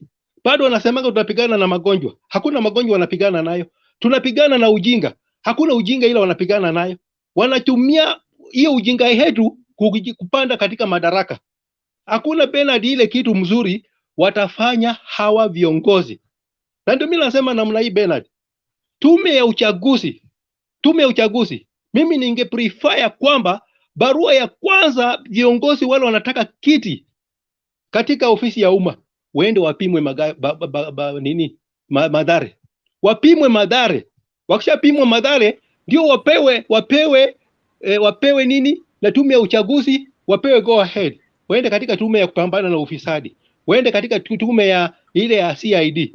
Ndio tutapata viongozi wale. Katika elimu watafanya elimu mzuri. Katika afya watafanya afya mzuri. Tunaweza kuwa tunawalaumu Bernard, lakini wagonjwa akili. Sawa dadi. Mungu akubariki. Asante, thank you. Na support hilo swala, na sio ugonjwa wa akili peke yake. Tusiruhusu mtu yeyote ambaye hafai ahusike katika uchaguzi. Hiyo tu, tusingoje eti kura zitaamua. Kama mtu ana uwezo wa kuongoza azikuwe kwa ballot. Don't give Kenyans an option to choose between an incompetent person and a foolish person. So what do you want us to choose? Because you brought us a ballot here. Tunachagua katikati ya mwizi na mfisadi. These people work together. Okay, so whoever comes in will bring the other. So there must be the criteria, and that's why chapter 6 has to be breathed back into life. And we just put our foot on the ground. If you don't meet this criteria, you are not eligible for public office. Simple and pure. Na hakuna mtu ambaye damu yake lazima ikuwe kwa uongozi, na asipokuwa kwa uongozi utakuwa. So that there is no do or die in holding public office. If you don't meet the threshold, you don't participate into any electoral office. Watasema it is going against their rights. Nobody has a right to steal from Kenyans. And nobody has a right to run down the country. Nobody has a right to mismanage our economy. So which rights are those? Ati mtoto wa maskini pia naye apewe. Muuza mayai pia naye apewe. Hakuna we don't have rotational presidency from muuza mayai kwa muuza kuku kwa muuza mchele. That's not how we get leadership, traditionally or otherwise. And so I support there must be a criteria of who qualifies to participate in which electoral seat. Let it not be open for all, that as long as they are over 18, they are eligible to participate in leadership. No home is led by who is over 18. From the domestic arrangement, wewe familia yako, unajua watoto wako, uko na watoto 6, 7, 8 wote, unajua huyu nikimwachia familia wengine watapona, huyu nikimwachia familia atafukuza kila mtu, huyu nikiachia familia ataharibu kila kitu. So you don't entrust leadership to people with questionable character. Kenyans, if you have not learned this, I don't know what else you want, because you will keep crying and crying. And then, of course, that's why we are talking about Jaramogi here. And I would want us to remember Jaramogi as we draw lessons from Jaramogi's life. He put this country ahead, above his own personal comfort, his own personal preference. And that is part and parcel of what has contributed to a great, or whatever, a better advancement for this country to some degree than I think if it was left for everyone who was fighting for power. I think by now we will not be anywhere we are so far. Asante sana. Steve, just hold on. One video, then you come in. Let me just play this kwa sababu muda ndio huu umeanza kuyoyoma na mimi muda wangu kisha unajua nangatuka. Asante lakini. Thank you very much. And now, who is coming? Okay, thank you.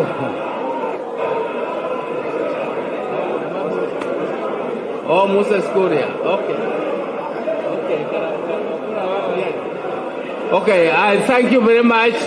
Let me take over. Thank you very much, Dr. Buru. Na karibu sana, Waziri Moses Kuria. That's why you are hearing commotion. Can you just bring him forward slowly? Let me also recognize Governor Wanga. Let me also recognize Mama County, Ruth Odinga, who was not present when the family was introduced. And as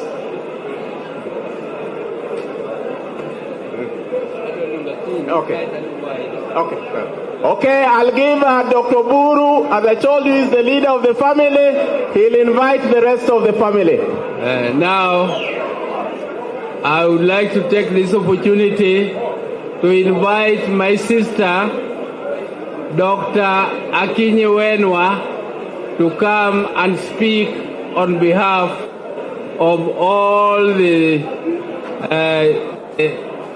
female gender in our family.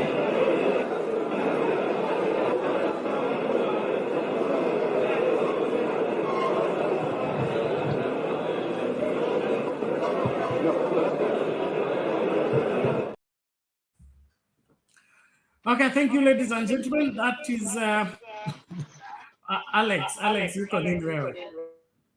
No, nataka kusema hiyo clip ilinifurahisha sana. Moses Kuria ni mtu ametukana watu mpaka amesema baba anaenda kufa. Lakini the way baba amesimama, wewe inakupendeza lakini mimi inanikasirisha. Nitakwambia kwa nini. Ngoja kwanza, let's listen to Steve. Steve, how are you? Stephen, sorry. Unmute your mic is still off. Okay. Can you hear me? Yes, we can get you. Go ahead. All right.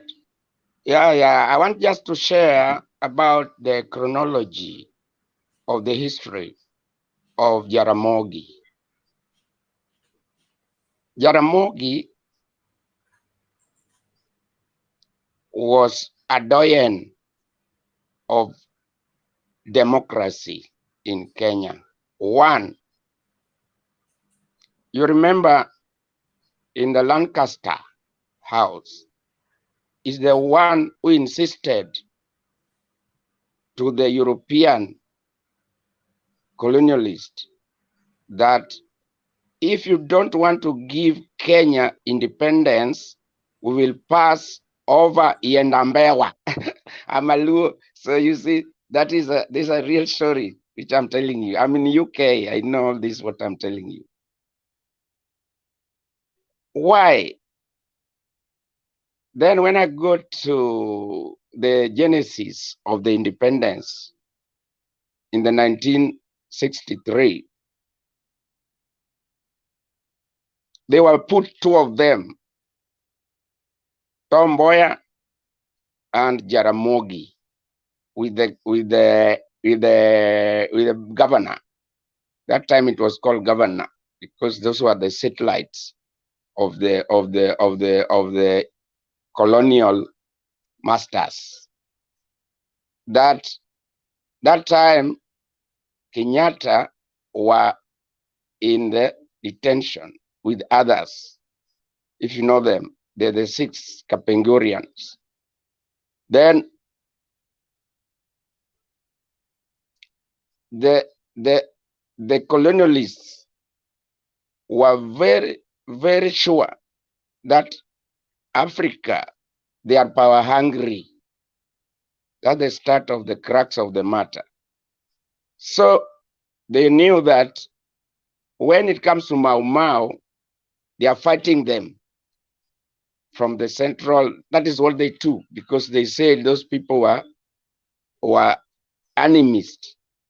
They didn't know how many were they, but they just clumped them. That is the nature of the global politics or geopolitics. And then they were asked, 3 of them in a room, who will take leadership?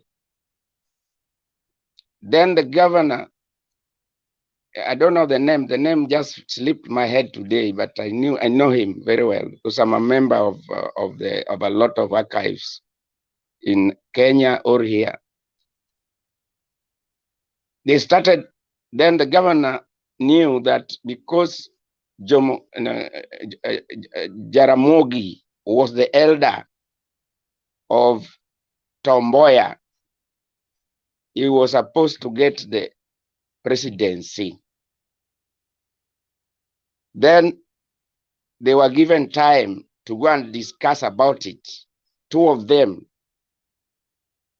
Then they started negotiating. Who can take this? Who can take this? Who can take this? Who can take? They were discussing.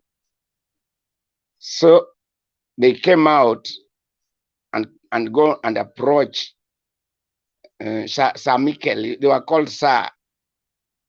So he told them that I am not going to take this man to leadership of Kenya until Kenyatta is released from detention, because he was fighting for the same cause as we are fighting. That is when the governor realized that it was a serious matter. Tom Mboya was young. You know, young people, they are very, very, very aggressive. So, oh, let's just take this. Those are the stories in Kenya there. They say, oh, if he not taken, if he could not, it should have given even to Moya. You know, those are not issues. The issue is that who will be the role model of Kenya? So Jaramogi took that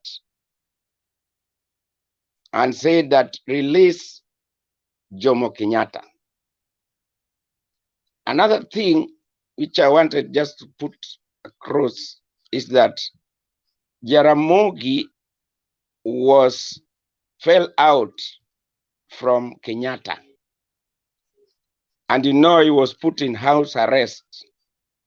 And you know, the perception of Kenyans, most of them, is that once you are just house arrest, that time, not now, that you are poor. That is how the poverty started. Yeah. So the guy was put in house arrest and is talking politics, but the Luos and all other area, the vicinities. You remember the Western, the Luya Coast, what? All of them, they knew Jaramogi was a power to reckon with.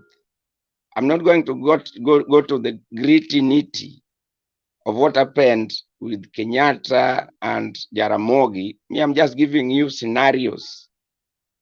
So it was the chief, because me, I come from Migori. The chief of Migori, called Barasa, were those people who were helping Jaramogi to cross to Tanzania. He was a friend to Nyerere. He just crossed, and Barasa was a friend to my dad. That is how I know the story very well. In Nairobi, I was born in Nairobi there at Jamhuri Road. So, and I learned in Jamhuri Primary. That's where I started my schooling. So it was a big problem for the government that time of Jomo Kenyatta to always allowing Jaramogi to meet his friend Nyerere. So it came a point that he was like you know, they put a lot of dictum on him, such that even when his son Raila, today I'm just putting this is his dad. You know, this one is Jaramogi. Yeah. The other one I have here is for Raila. Yeah. Me have them here. Because when Raila speaks, I take Raila one. This one today was special for him.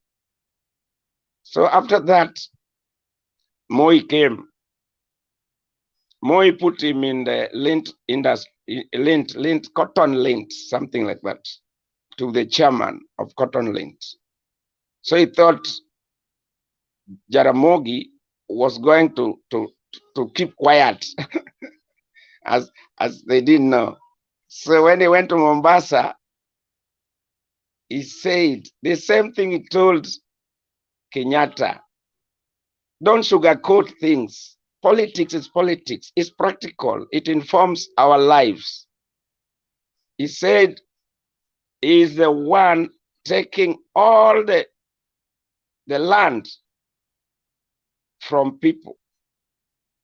There is something called Swinnerton Plan, if you don't know.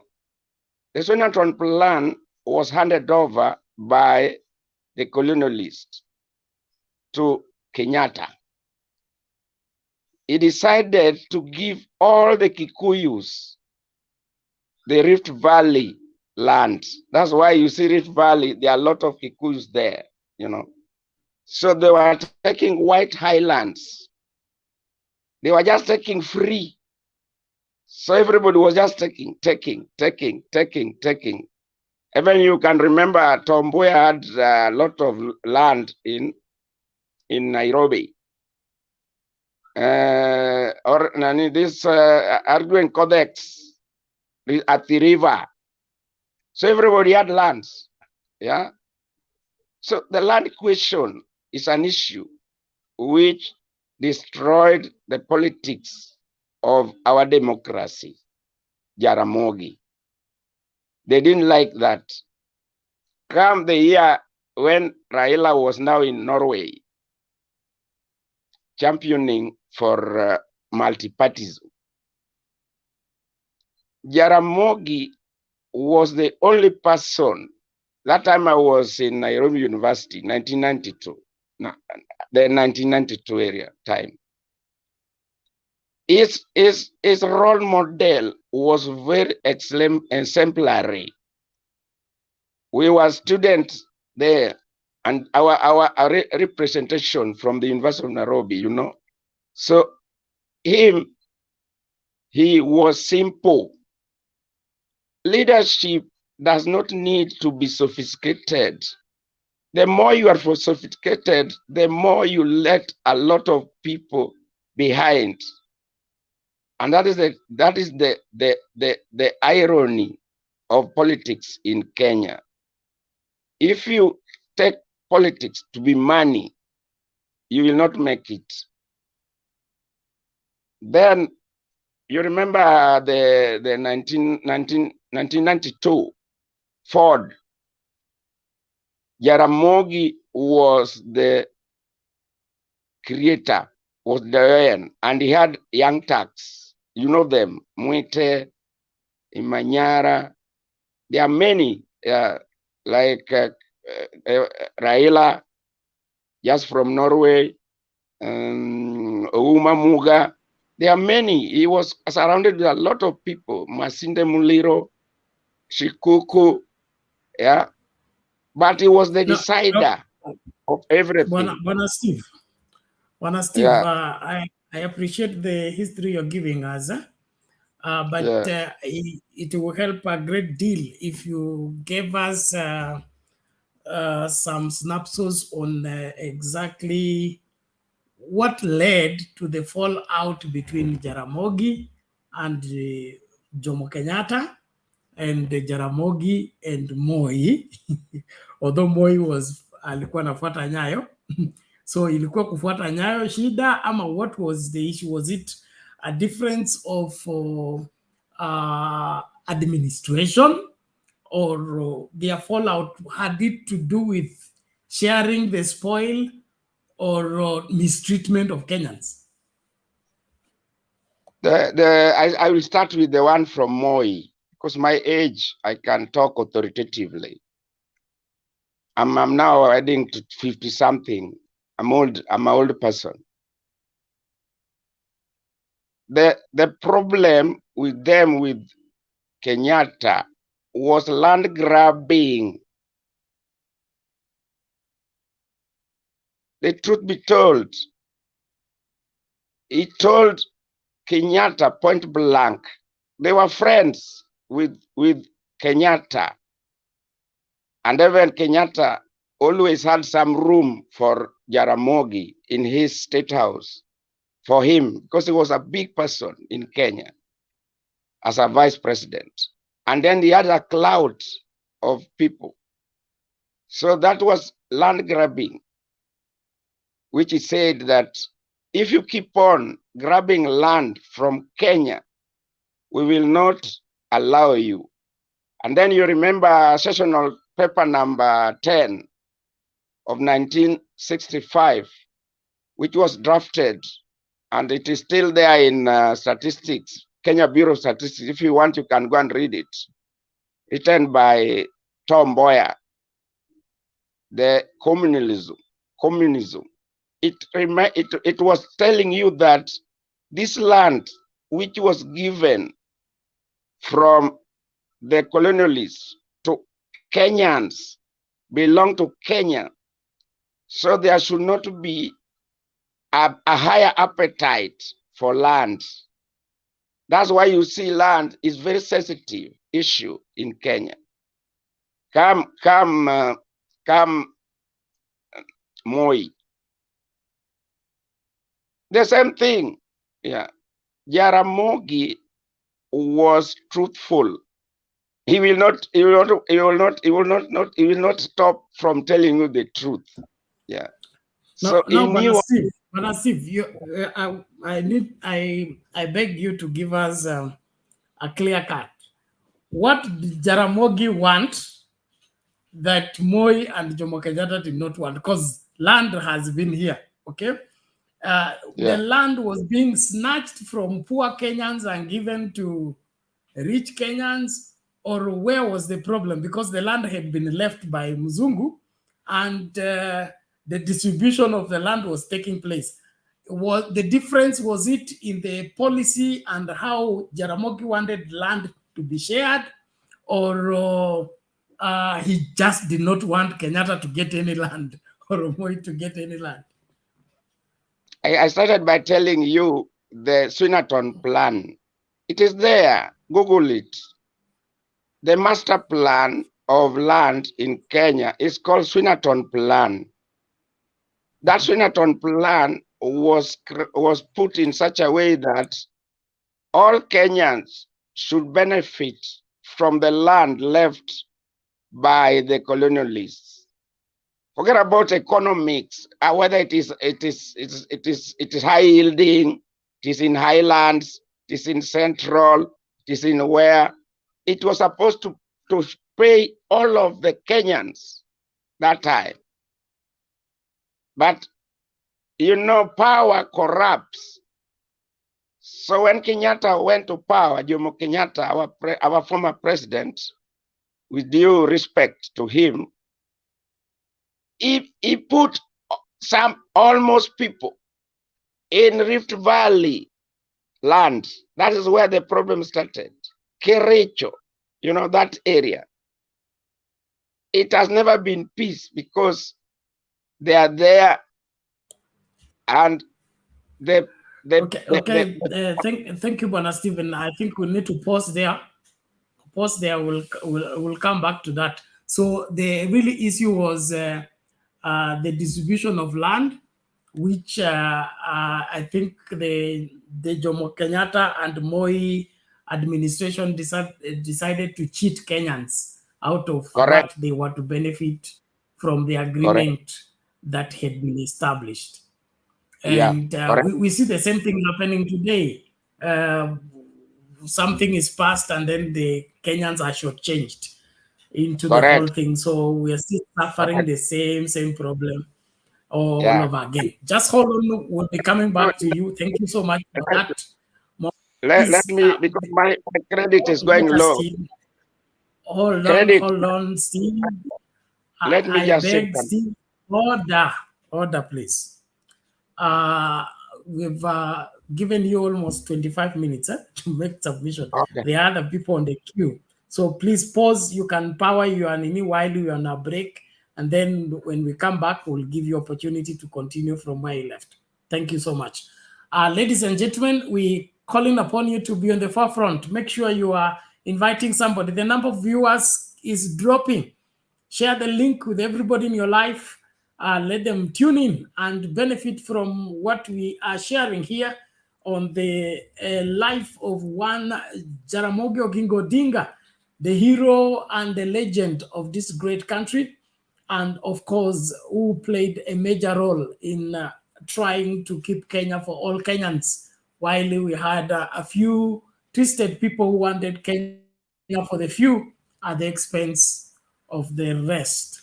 Public participation, I hope, are you still there? Yes, I'm here.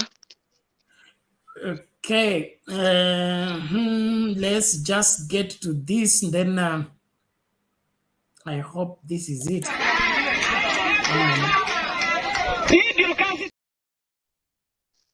I'll get back to that. Where is this? I thought I had a video. Just a moment, let me see.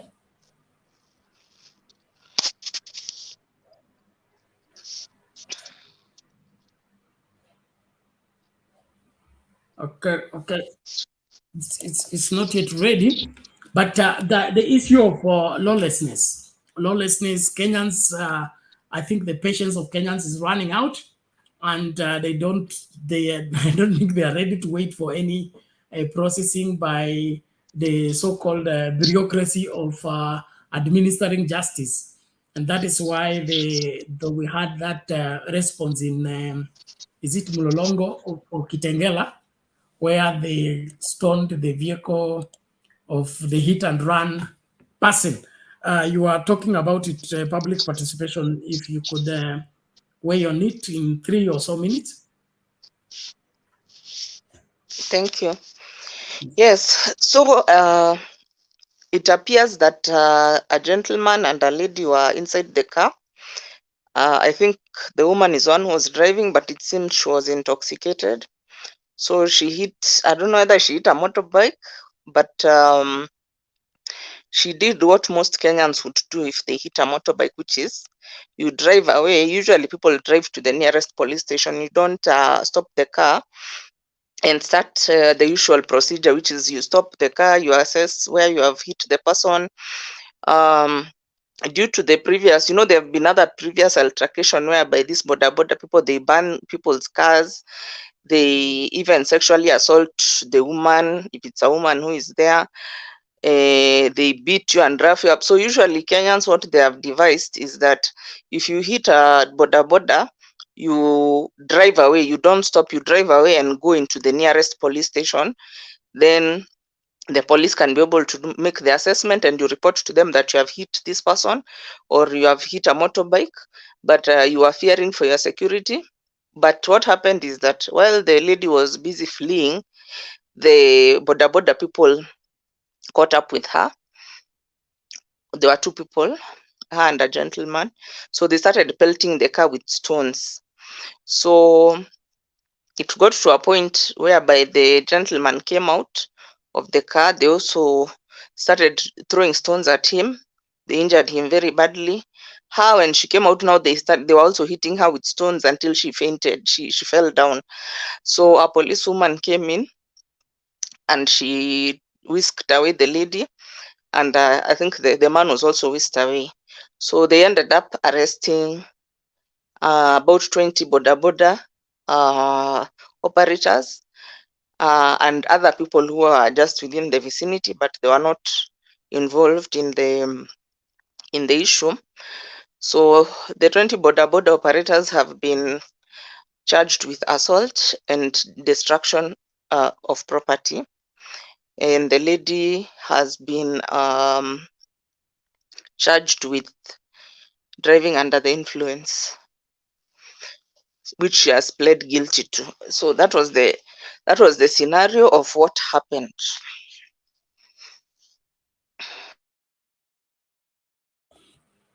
Okay. So it is the border culture that is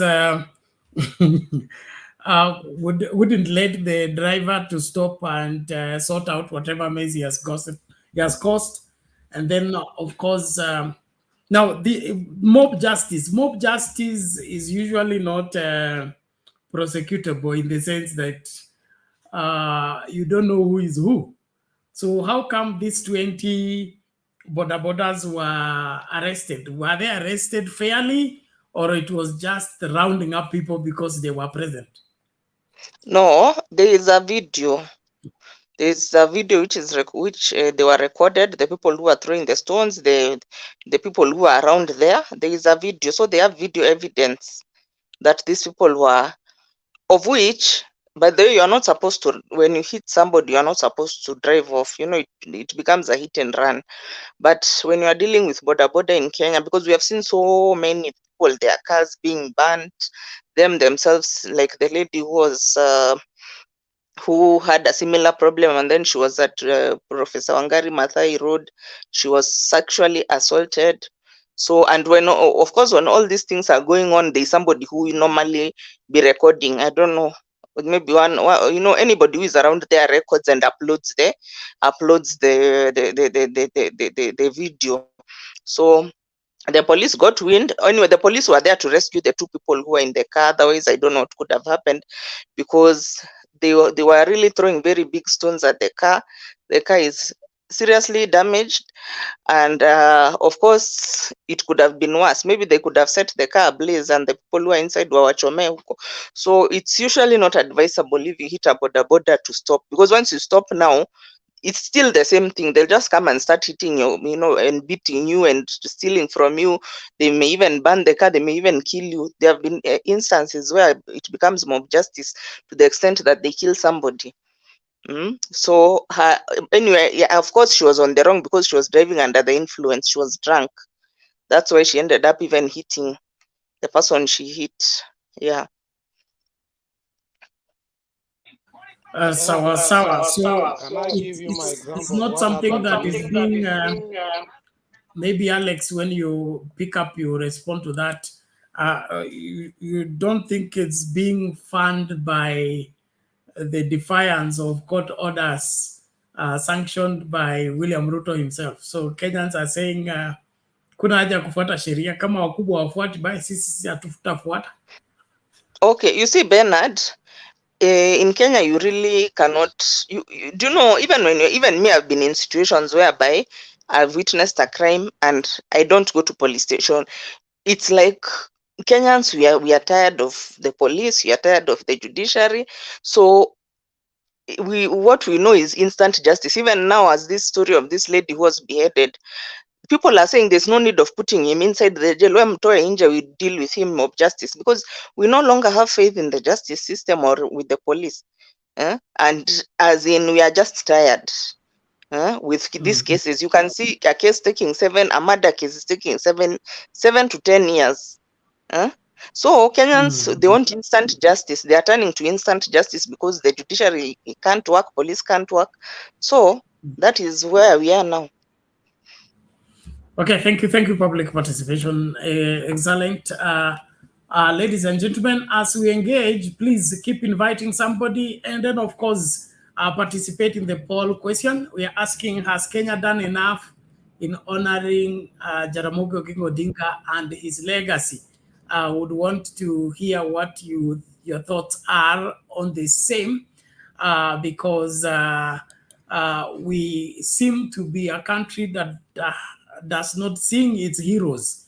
We have opportunists who want to turn the history around, and there is a saying in our village that the go-between became the in-law, where somebody was sent to go and get a girl for another and then turned into the one who married the girl. So we have people after independence who went out to turn the history of the people who really participated in the struggle were pushed in the back.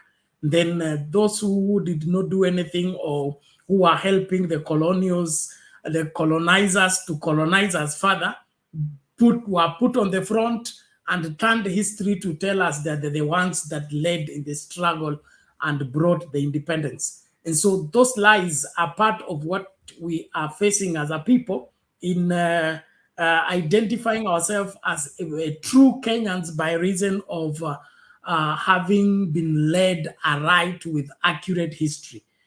Some of the things we have in the books are distorted and doctored to suit a particular narrative which never took place. And that's why I believe our young people are even confused. Why are we told like this in the book? And then we come and find this paper records this story, same story, but now different characters and different happenings. Alex, over to you as we wait for Kenyan Mandamano to make her submission. I think I've gotten one video for the celebration of Jaramogi. I will play partly on the same. But Alex, come in. Yeah, Shukrani, Bernard. What public participation has said is very important, and people should know that. I was confronted. Alex, get closer to the microphone. We need to pick it for the TikTokers. Oh, okay. So I was confronted. One day I was just standing somewhere waiting. I don't know what I was waiting for. I can't remember. And then a border from nowhere hit my side mirror, and he wanted to run away. What I did, every time I go to Kenya, every time I come to Kenya, I always have a teaser gun, and also I have a spray, pepper spray. So as he was going, you know, the teaser gun inakuchapa na unaanguka chini right away. So I teased him, and you can't imagine what happened. So many borders came, and you know I'm a gun holder. I'm a gun holder in Kenya. I'd already brought my gun. I have two guns, one shotgun, and the three FM. Bernard, I had to shoot up for this border. I had to shoot out for this border to run away. I'm telling you, this border can go wrong. Mimi sio dynasty. I protect myself because I saw one friend of mine went to Kenya and he was spelled stones on his car and he died. So after that, I decided, no. Remember the guy who died also, he was in his house. People came and did what? wakamshika hii sehemu ya nyeti, wakamweka na wire mesh, and they killed him. You remember that guy? It was a few months ago. So this border in their organization, they should sit down and tell themselves that you cannot come and stone a car.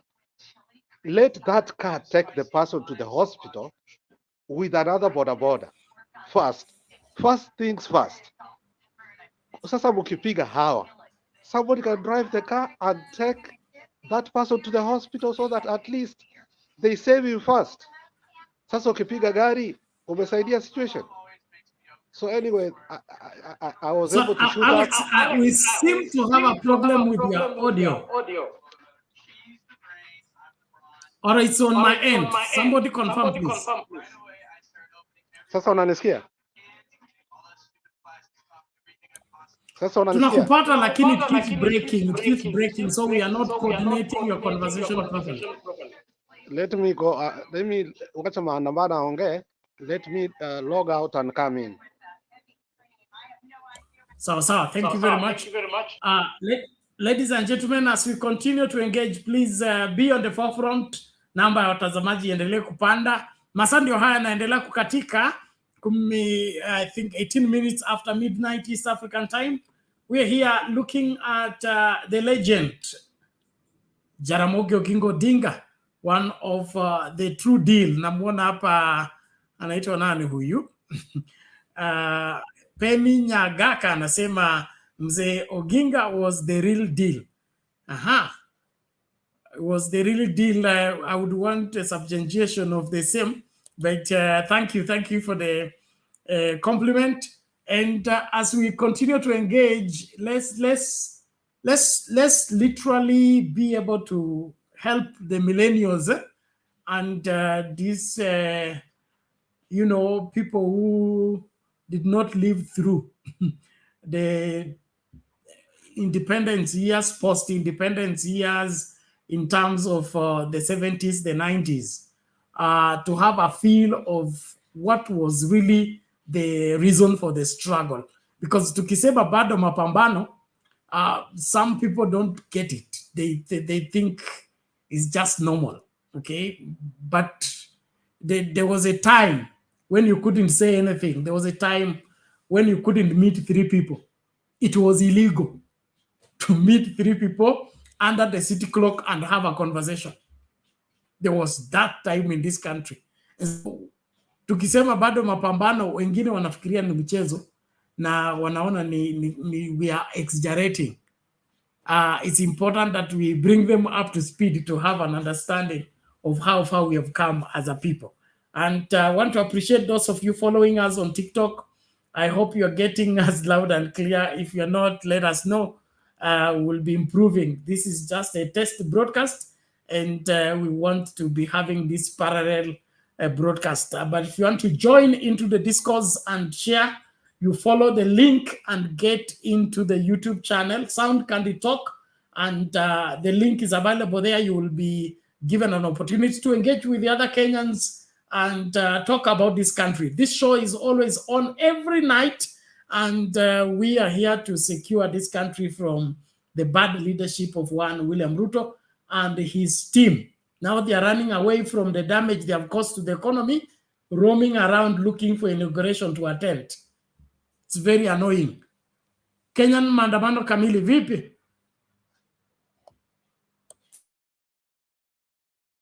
I'm good, Bernard. I'm sorry I'll be out of camera because I'm not feeling well, but I feel I need to contribute something towards all what is going on in Kenya. Can you hear me? We can hear you, but your audio is not clean. Can you hear me now? You are far from the microphone or your microphone is not on. Tuna audio yako sio safi kama kawaida. Yeah, I'm not feeling well, Bernard. Maybe that is the reason.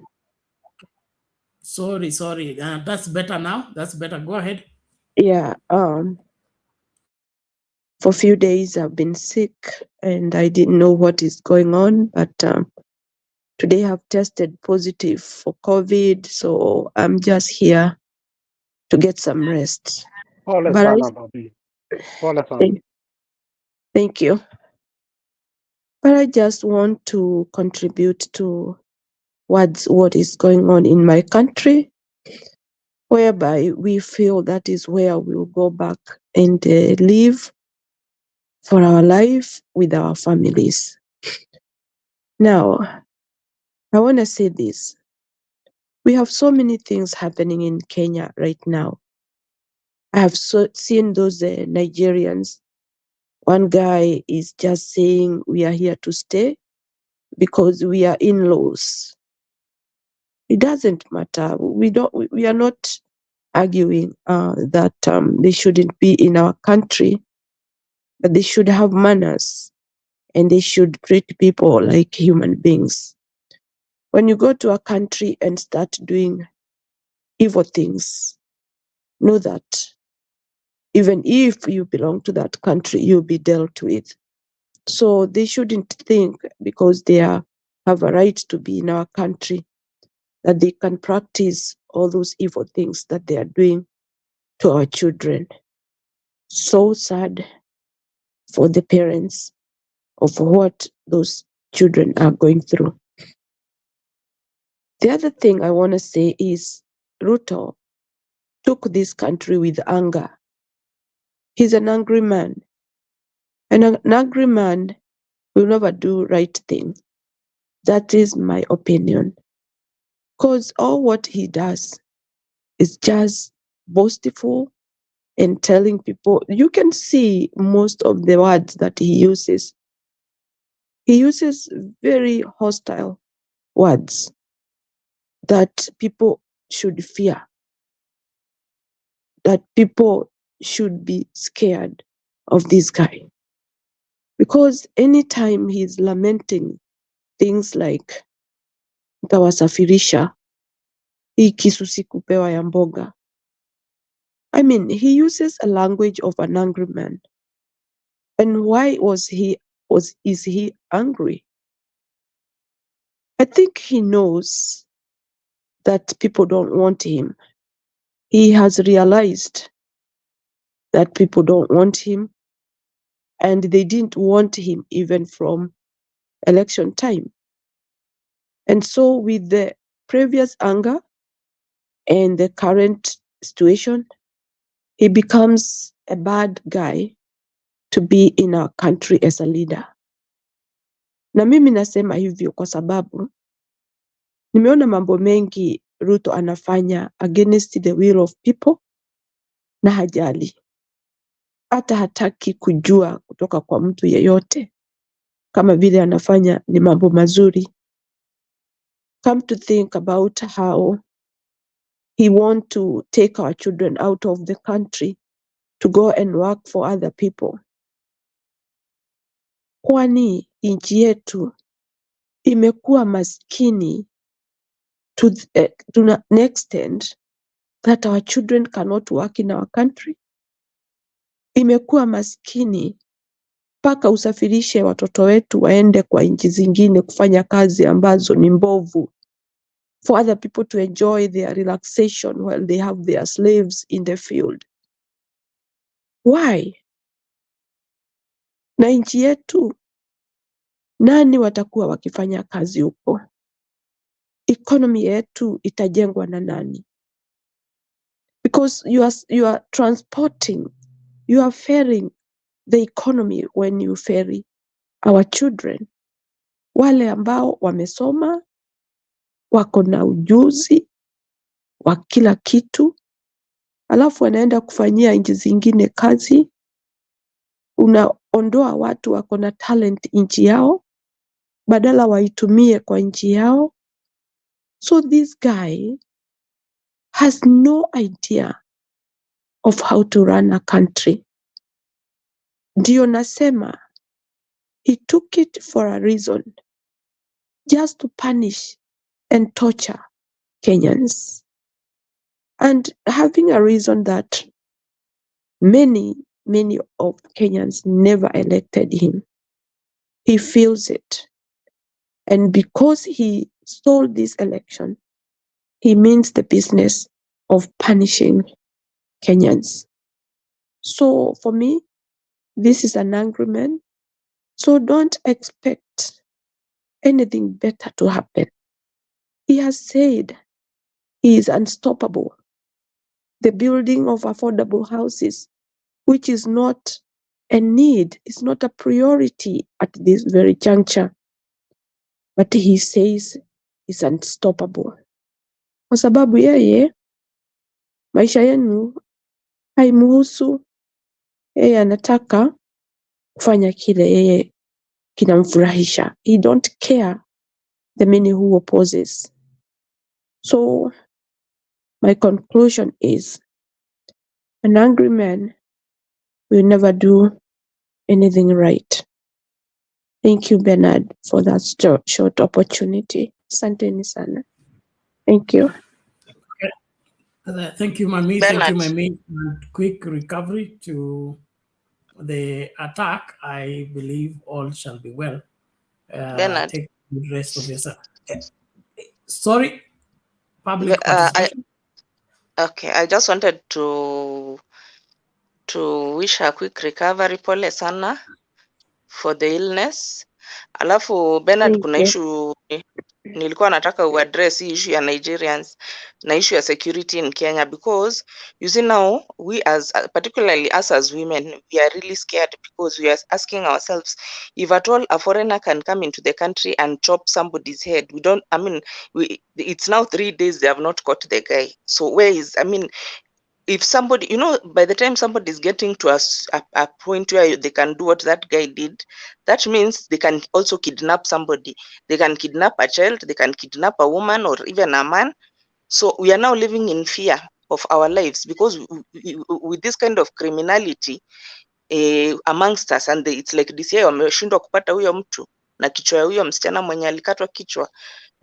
So, and Bernard, there's something very seriously wrong in this country. There are so many people from outside Kenya. You find them. In fact, it has gotten to a situation whereby you even kuuza njugu karanga inauzwa na Watanzania. Unakuta wa Uganda sijui wanauza vitu ndogo ndogo tu. Now you wonder, all these people, if for example, you just walk in the CBD, one some people wenye wanatembeza vitu, others wanauza phone covers. Sasa I'm like, is the government really aware of all these immigrant? Ama wameingia tu, because you see the reason why they are not even catching this guy, probably he's an illegal immigrant. They don't have any data of his. That's why hata kama wako na fingerprint hawezi mpata. So we are living in a life which is very dangerous to us, because in fact some of these missing people, because like Shakahola, over 600 people were reported to have been missing based on the fact that their family members saw their last pin kukua hapo Shakahola. So what happens now if a kid ama a woman is picked from the street? If at all the government, by then the police knew that over 600 people are missing from this and they are suspected to be under this pastor, and they did nothing. So is our security in this country? We need to address this issue of security, because there's no security. In Kenya, there's no security. If something like this can happen, and now almost 5 days later, hakuna mtu ameshikwa, the guy has just slipped through the cracks. We are living in fear of our lives. There's no security. First of all, even intelligence, this kind of people, how can a country which is having intelligence be having this kind of people in our midst? Na polisi hawana hata fununu, or rather in NIS hawana hata fununu, such kind of people, because it's very serious, Talk about public participation. I get a point. It's a sad state of affairs. And what we are having, just a moment, Stephen, we'll get back to you. What we are having is an outcome of the ills we have committed as a nation in terms of making our security to be for sale. Because there is no way somebody can steal presidency and get away with it. Okay? Somebody steal came some money and get away with it. The other one steals this, get away with it. And then you expect that the police will now be strong and focused in pursuing these people and bringing them back. Now, I also want to quickly give a disclaimer, okay? It is wrong for us to condemn, give blanket condemnation to nationalities. It is not the Nigerians. We may have elements in the Nigerians within the country who are doing that, but it's not everybody from Nigeria that is looking for people's heads or ritual sacrifice. So let's be careful with that. And then we are a hospitable country.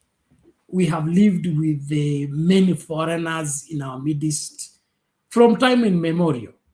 Kenya has been a favorite destination of many nationalities, even pre-colonial. And so there is that harmony that we kind of adopt and be able to accommodate foreigners easily, unlike other nations. But now there is abuse of that generosity by either the people coming in or by the people responsible of clearing people to come into the country. It is no doubt that we have a crisis right now, especially our immigration. Tangu Matiang'i atoke, I don't think our immigration has been working.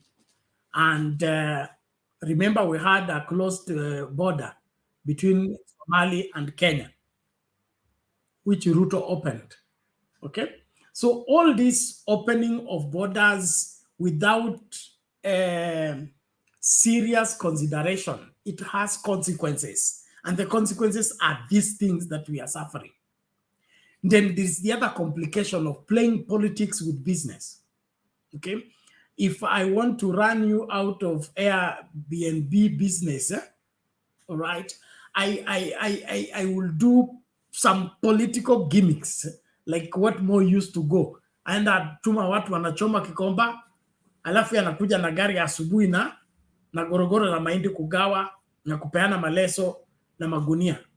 It is the same hand that destroyed is the one that's coming to rebuild, all for political reasons. And so many factors are in play, but right now, please keep yourself safe wherever you are, okay? Stay out of trouble. Don't go in places where you are not sure of until this situation is arrested. Right now, suspect everybody. Don't trust people you don't know, and confirm. Don't go anywhere alone. Please watch your security. That's all I can say. It is important that we take the security initiative on an individual point of view first. Before even the government, we can trust the government to take care of us. As it is right now, Kenyans are on their own. Wachane na hiyo story at Professor Kindiki, what. Those people, what they are doing, I don't know. Because there is no way somebody will cut off somebody's head and disappear. Head is not needle that disappears that somebody can walk with away. This thing, if it is well investigated, it is another shakahola, sophisticated, and it is traceable somewhere closer to power. That's the only way. Criminals get away because they are being protected from the highest office. That's all I know about this country. No criminal goes away after committing crime if it doesn't have perfect protection right from the center, the seat of power. Now, that I have been in this country. I was born here. I was raised here. I've seen too much to come to that conclusion. So when you see a crime has been committed and it's shielded, it's protected, then it's being treated like what you saw the Oduori man, the man for testing dead people. Okay, he came up with a quick conclusion: the cause of death and this and this and this. I mean, things are not done that way. There is a procedural way of doing things. The nation is asking questions. It wants answers. Then you go in the lab and come out and give some fictitious story there to say, oh, this has never happened. We have never seen something like this. From Julie Ward and all these other cases that have happened in this country, I've never seen something like this. Something is wrong with this country, and it's because our security is on sale. If you can pay, you can get passport. If you can pay, you can get ID. If you can pay, you can get anything. And because of that, our lives are in danger every day. So anza na kujilinda kwanza. Ikuwe kama vile Mutaikagwe alikuwa akisema kwa COVID, okay? Jichunge kwanza alafu chunga jirani yako. Mtu yeyote anaweza kuwa naye. This is back in the same place. Sorry. Ngoja kwanza public participation, please. Okay, sorry. Let's not create confusion. Let's go back to that same place ile ya COVID ya kujilinda, okay? Kujikinga wewe mwenyewe. Masuala ya security atuna trust serikali itakushughulikia, sioni, because these people even don't know what's happening in the country. If they don't know how the dollar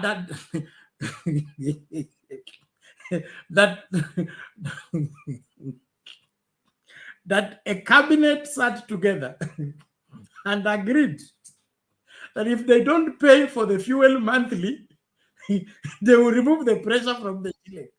Now, that was concluded in the cabinet. It came and was announced by what? The president. How is that possible? Bill in the bill. Ilipwe right away, ama ilipwe in future. It will still be a bill. So you will not be able to manage the economy by avoiding to pay the bill immediately, and you think by paying later, it will grow. Money does not grow like that. But the whole cabinet sat together with the think tank of economy and concluded that by paying for fuel after 6 months is better, it will make the shilling gain. The shilling does not gain by avoiding to pay. The shilling gains by multiplying the strength of the shilling, sure that it is not remaining 1 shilling. It is becoming 2 after 2 days. It's becoming 3 after 3 days. If the shilling is not increasing, it cannot gain against the dollar. And that's simple economics. But our cabinet sat together and agreed. They were convinced by Juguna and indeed that if they pay for fuel after 6 months, the dollar will not. See what has happened. All of it is because the people in charge of, who are pretending to be in charge of this country, don't know what they are doing, and they are busy doing it. Stephen, quickly, please, you can come in shortly. Masandi Ohio pia, tuchunge muda tafadhali.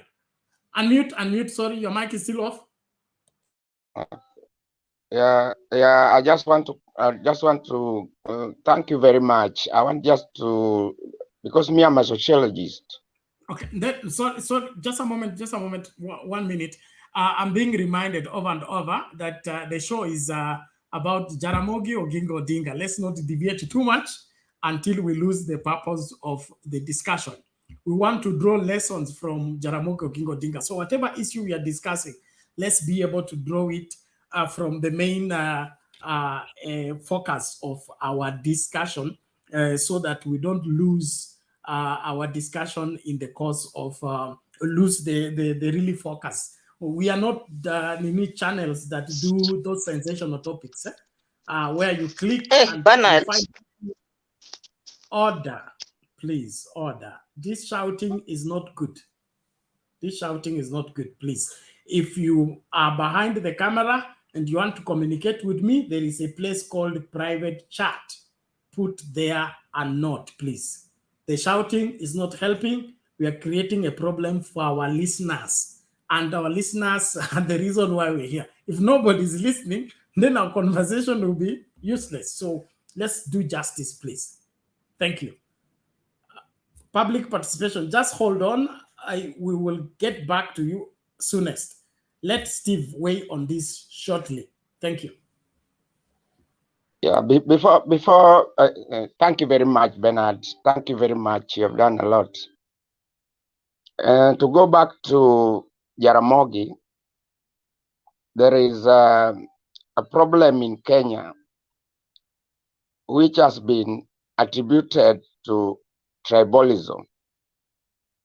You see, when I was telling you the fact of Swinaton plan, how to hand over resources to the Kenyans, there were people, those mothers there, you see them, there are so many in those areas. They are the people who are fighting colonialists. They were neglected, if you want me to tell you the truth. Because they were neglected, Jaramogi wanted them back so that it doesn't matter whether you fought Mau Mau or you didn't fight Mau Mau, you are a Kenyan. And that is the contention. Then that is where the problem is.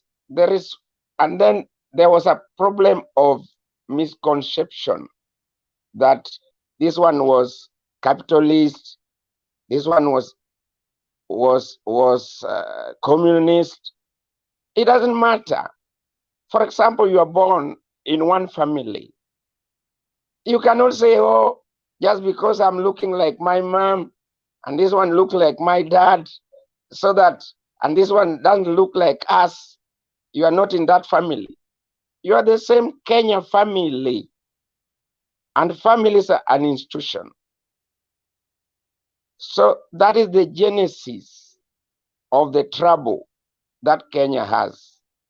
So they brought things like tribalism, yeah. So the people there, they feel cheated, like Kagia, you remember, he died a very poor person there, but he was a fighter, and other mothers and other people there. All over Kenya, you find them, yeah. So these are the issues. Then to come back to the examples we can take from Jaramogi, there is what we call role model. Jaramogi, historically, I'm not saying because I'm a Luo, because me, I'm mixed. My mom is from Sakwa, my dad is from Suba, so but we share a lot of things in all this. And Kenya, I've traveled a lot, and I talk to people. I'm a researcher as well. The problem is that there is role model is lacking in Kenya, starting from the family. And then people suffer from identity crisis, coupled with we were colonized. So some people became marginal people. They don't know whether they belong to Kenya. They don't know whether they belong to the West, or I don't know. Yeah, these are the things. That is what Jaramogi was trying to tell us, that let's be Africa. The same like Nyerere. That's why I was telling you he was a friend to Nyerere. Nyerere, I lived in Tanzania as well, put the cultures of the Tanzanians first. Kenya has their cultures in various ethnicities. Those are cultures which should be emulated.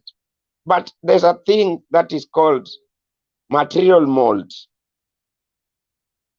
which grip Kenya because of this kind of creating the elites. We call them circulating elites. So they downgraded the poor, so that the poor Kenya are to be used. Yeah. So, and this is the problem. Yeah.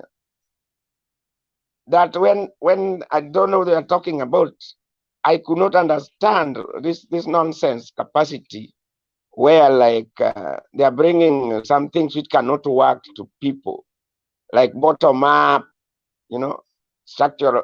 Mia was there during structural adjustment program in Kenya.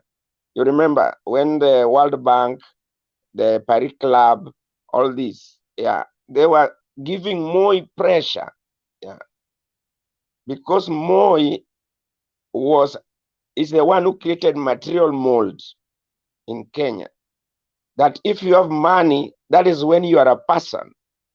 Yeah, it's not right. Yeah, we have children there in Kenya. We tell them, please be simple, be yourself. Yeah. That is role model and simplicity.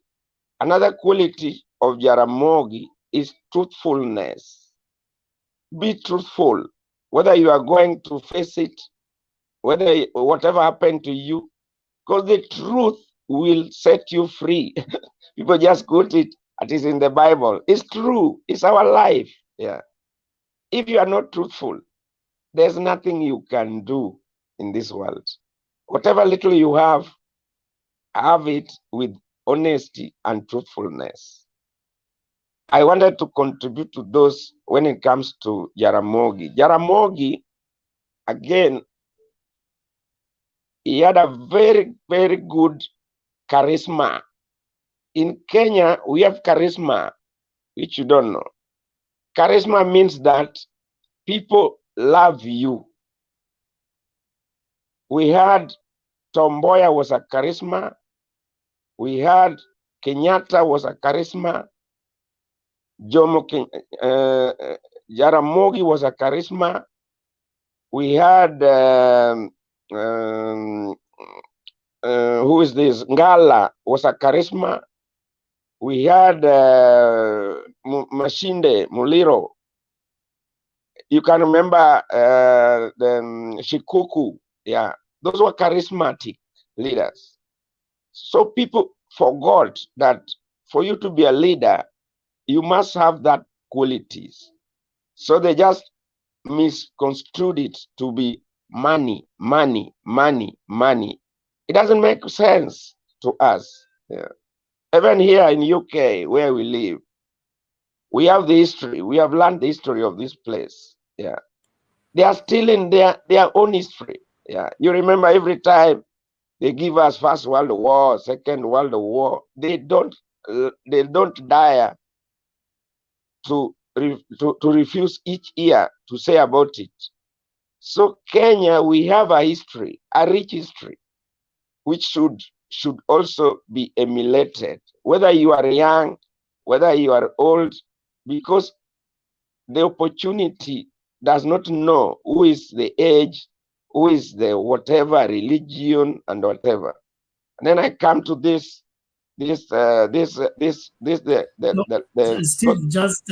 just cut it there. You have made the first segment. We'll get back to you for this that other one, please. Okay. So in the interest of time and also not to keep many people on the queue.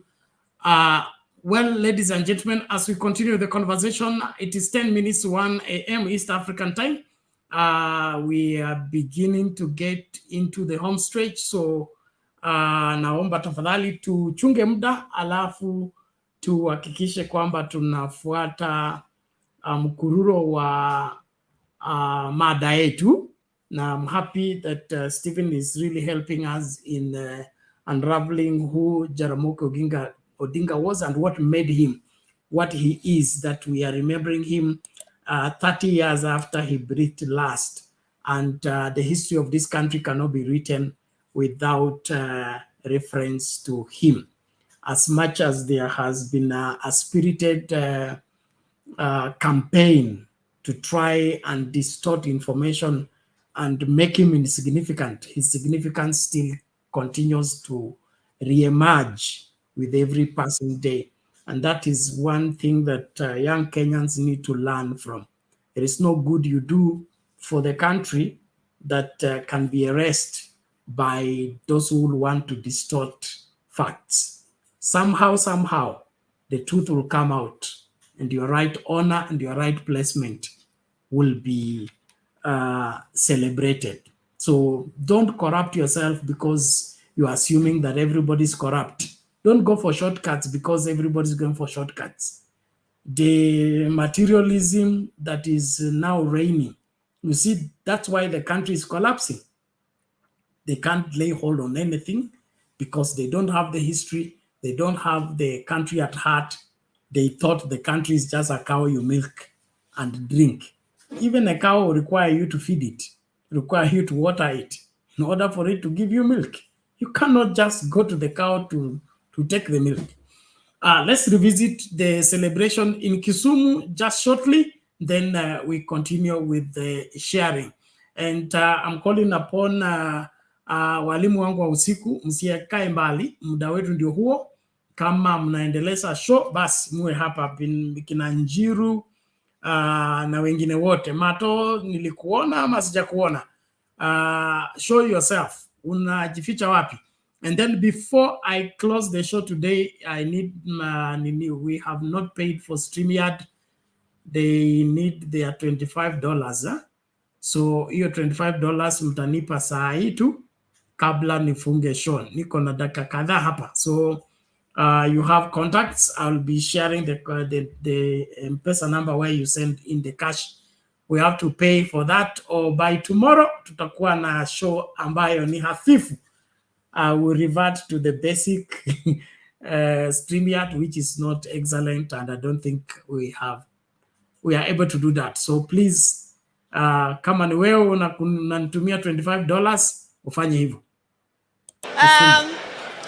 So there's Tabu, can you just get up and wave to the people? Just wave to the people. Tabu Osewe, who's MCA in Kisia County and is the wife to the late Osewe. I don't know where Aquino is. You have already met everybody else. So let me just say a few words.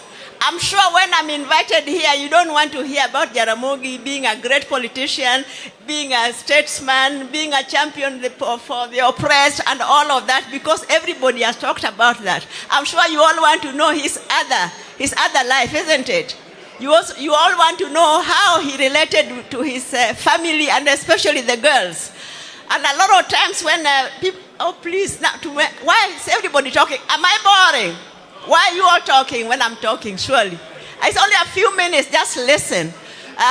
So in church, people have always, Oburu and Raila have always explained how they were baptized using African names. And that Mzee was against European names. And a lot of people mistake. They are saying that Jaramogi hated European culture. That's not true. Jaramogi loved European culture. He loved Indian and other Eastern cultures and other cultures. He just did not like people copying other people's culture when it is not yours. Yeah, so that's what he did not like. And a lot of people have all these myths about him. When I was in school, people would come to ask me that, oh, we hear your father turns into foam, he turns into a fly, he turns into this. And then you get surprised because I was living with him in the same house and I never saw any of those things. Did any of you ever hear those stories about him turning into foam and I don't know what, like soaps, foam and subs and all that? Yeah, or in that... and carrying a dudabiye and all of that. So let me tell you, I want to say something about names. So there's a book which I'm writing, and I've written something about names. People don't know that the rest of us also had a struggle with names. And because most of us were jealous when we had people are called nice names like John, George, Elizabeth, Mary.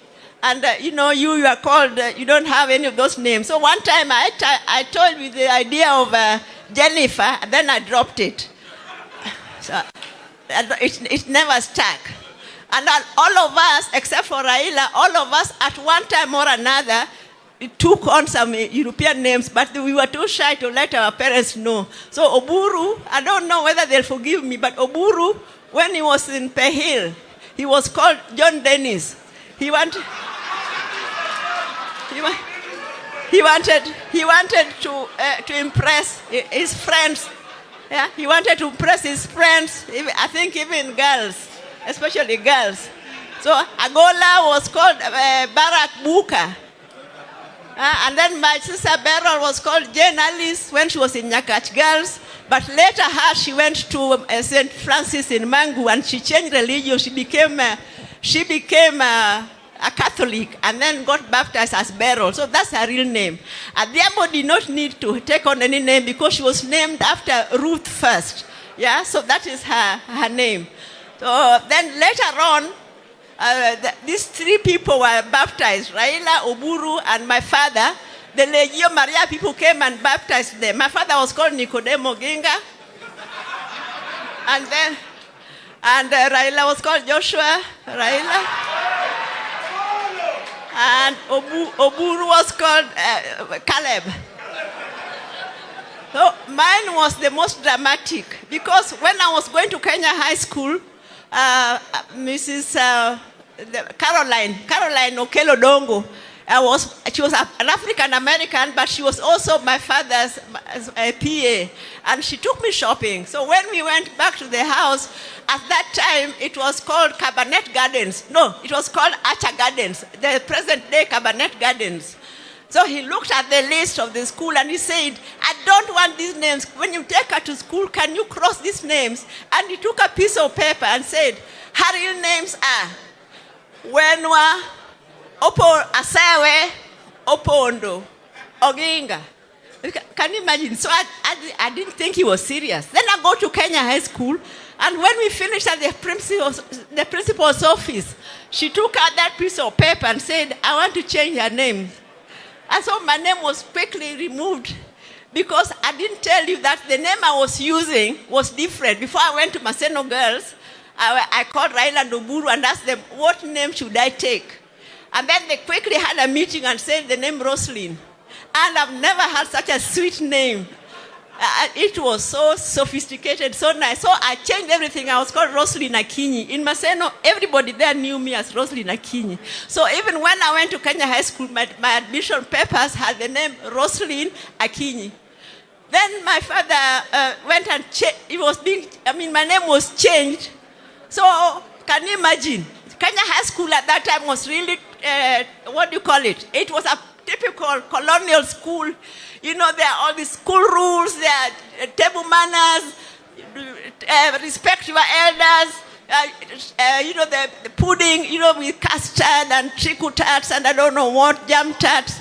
And you can imagine that environment is where I went with a name like Wenwa Opondo Akinyi Oginga.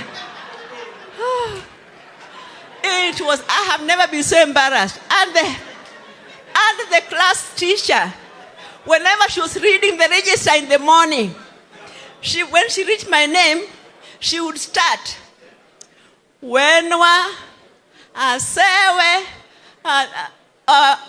Opondo, and then she would pause, yeah? And then continue, so that everybody started laughing. Can you imagine what I went through? And all my friends were having nice names: Agnes, Gladys, Jane, sweet names. So much later, I managed to drop some of the names. So I stayed with Wenwa, Akinyi, Odinga. Much later, I managed on my own way to. So we also had our own struggles, but it did not mean that he hated English names or English culture. It was just not our culture, full stop.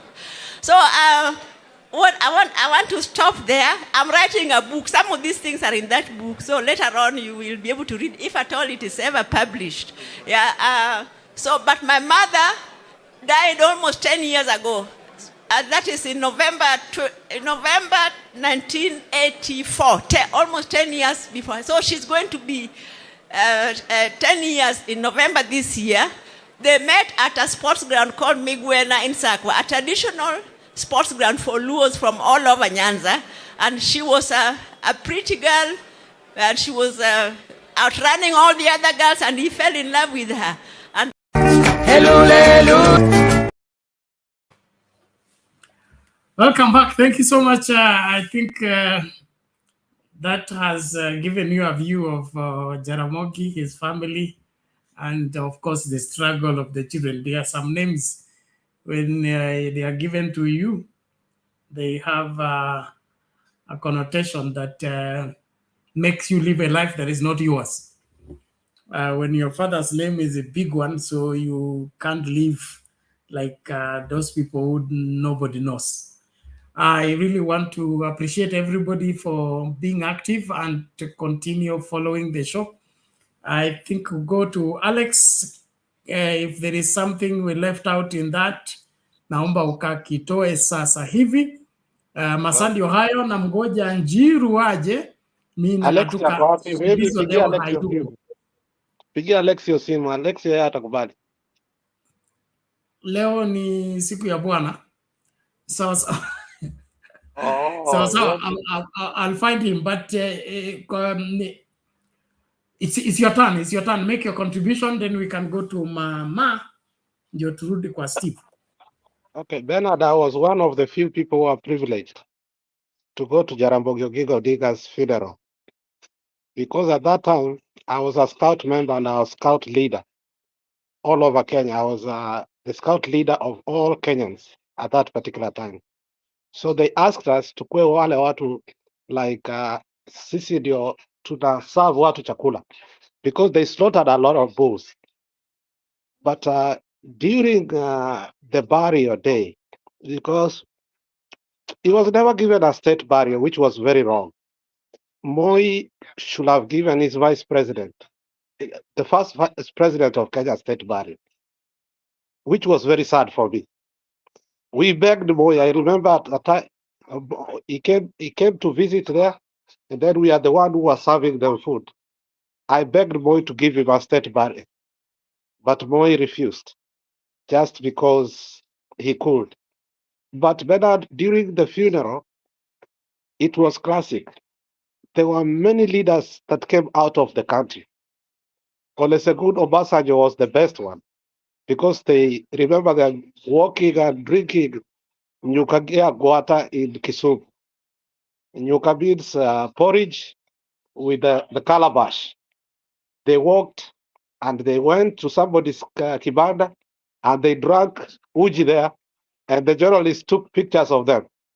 These people are very, very, very close. Remember, he was also a good businessman. He had the Ajip. The Ajip house, people think it's only Ajip house. No, we used to have gas station, petrol stations called Ajip. Because Moi was the total man, had started controlling Keno, which was his, he wanted to put everybody out of the business. So they tried to put him out of business. But Olusegun Obasanjo took his company to Nigeria. That is the time that he became the president. And actually, if you go Nigeria today, there are so many Ajip gas stations. People may think Ajip died. Ajip never died. Ajip is in Nigeria. Ajip is in Ghana and those countries. So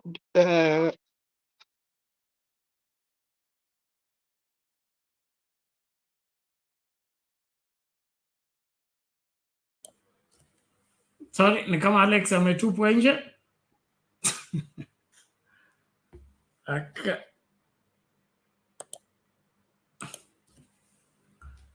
Alex, conclude. Ni kama net yako imekuchapa. Unmute kwanza. okay, so wacha unanisikia? Yes, yeah, you okay. Wacha nikusomee hii kitu moja ndio tumalize.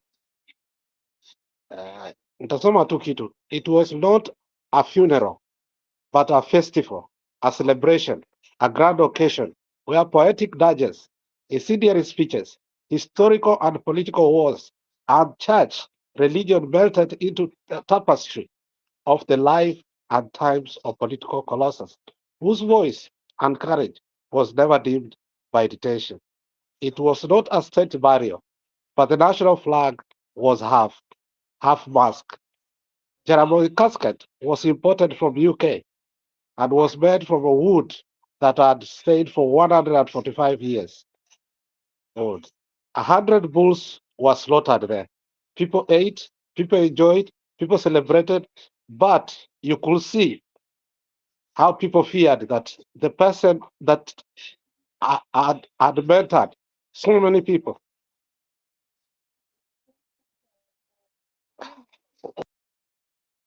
Yangu inajisumbua. Bernard, wacha niachie hapo. No, just finish that sentence. The person that had mentored so many people? The person that who had mentored so young people and brought them to politics, they no longer had a father. They were going to be what? They were going to be orphans. And indeed, they became orphans for a while because Raila moved from Ford Kenya and he formed his own party because there was leadership wrangle. And Raila wanted to take over. But Jaramogi had said the person who should take over was none other than James Orengo. But Raila looked and saw James Orengo was weak and also a traitor.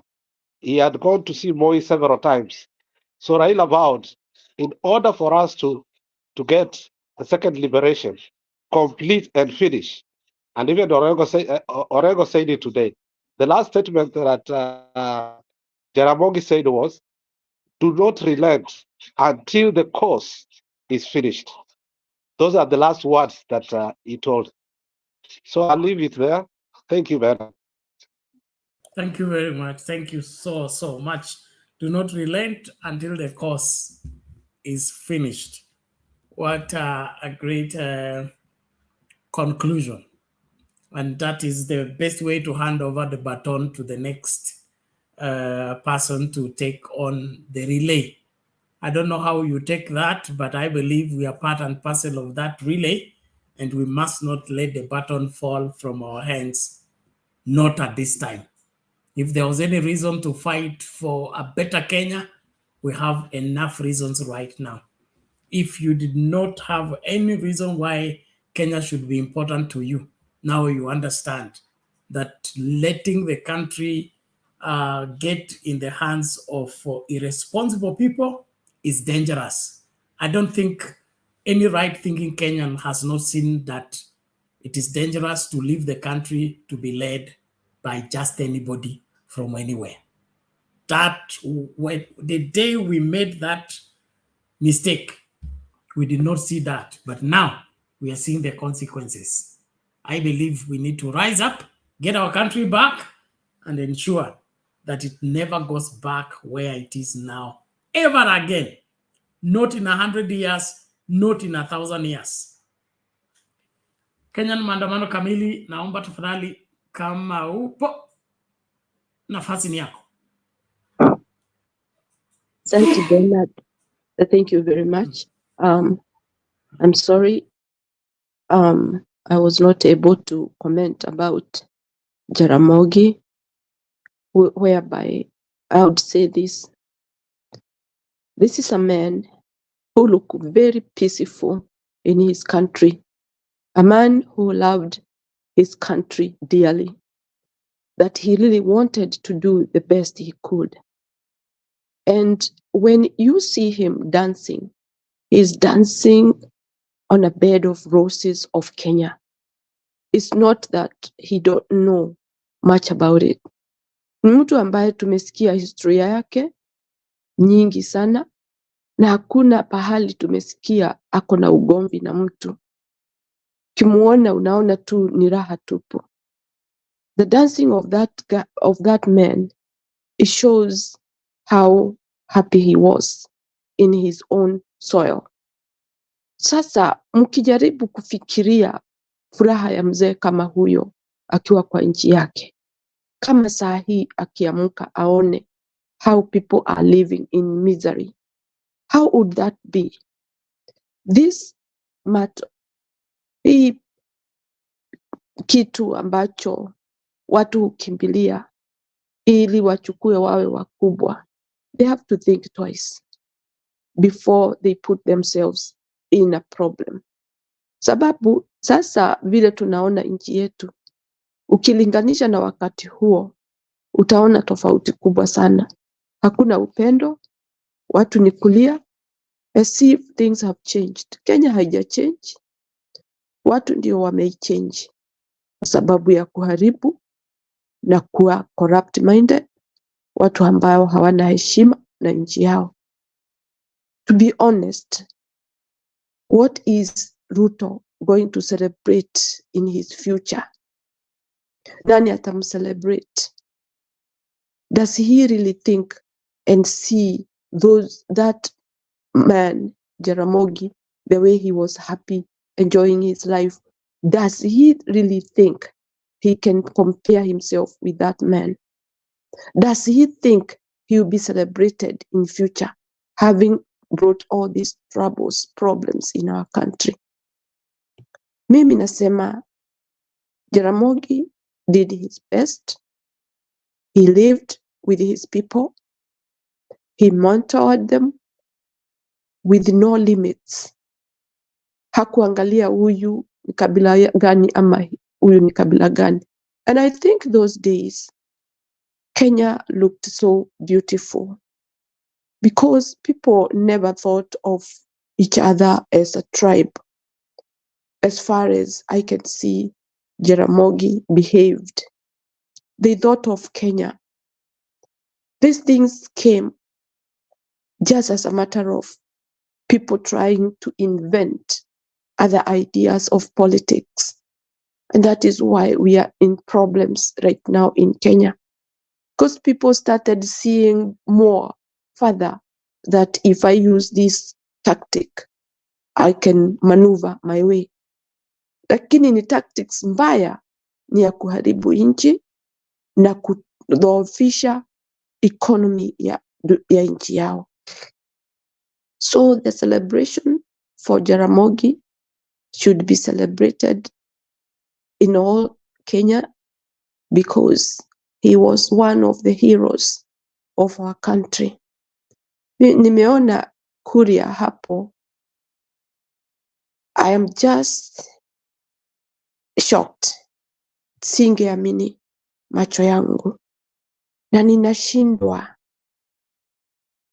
If Moses Kuria does not speak the way he speak, could he not be a CS? Could he not be a politician? These are things that I really don't understand. However, people say in politics, no, I don't know whether it is no, how do we put it, Bernard? In politics, no ever enemy, or how do we put it?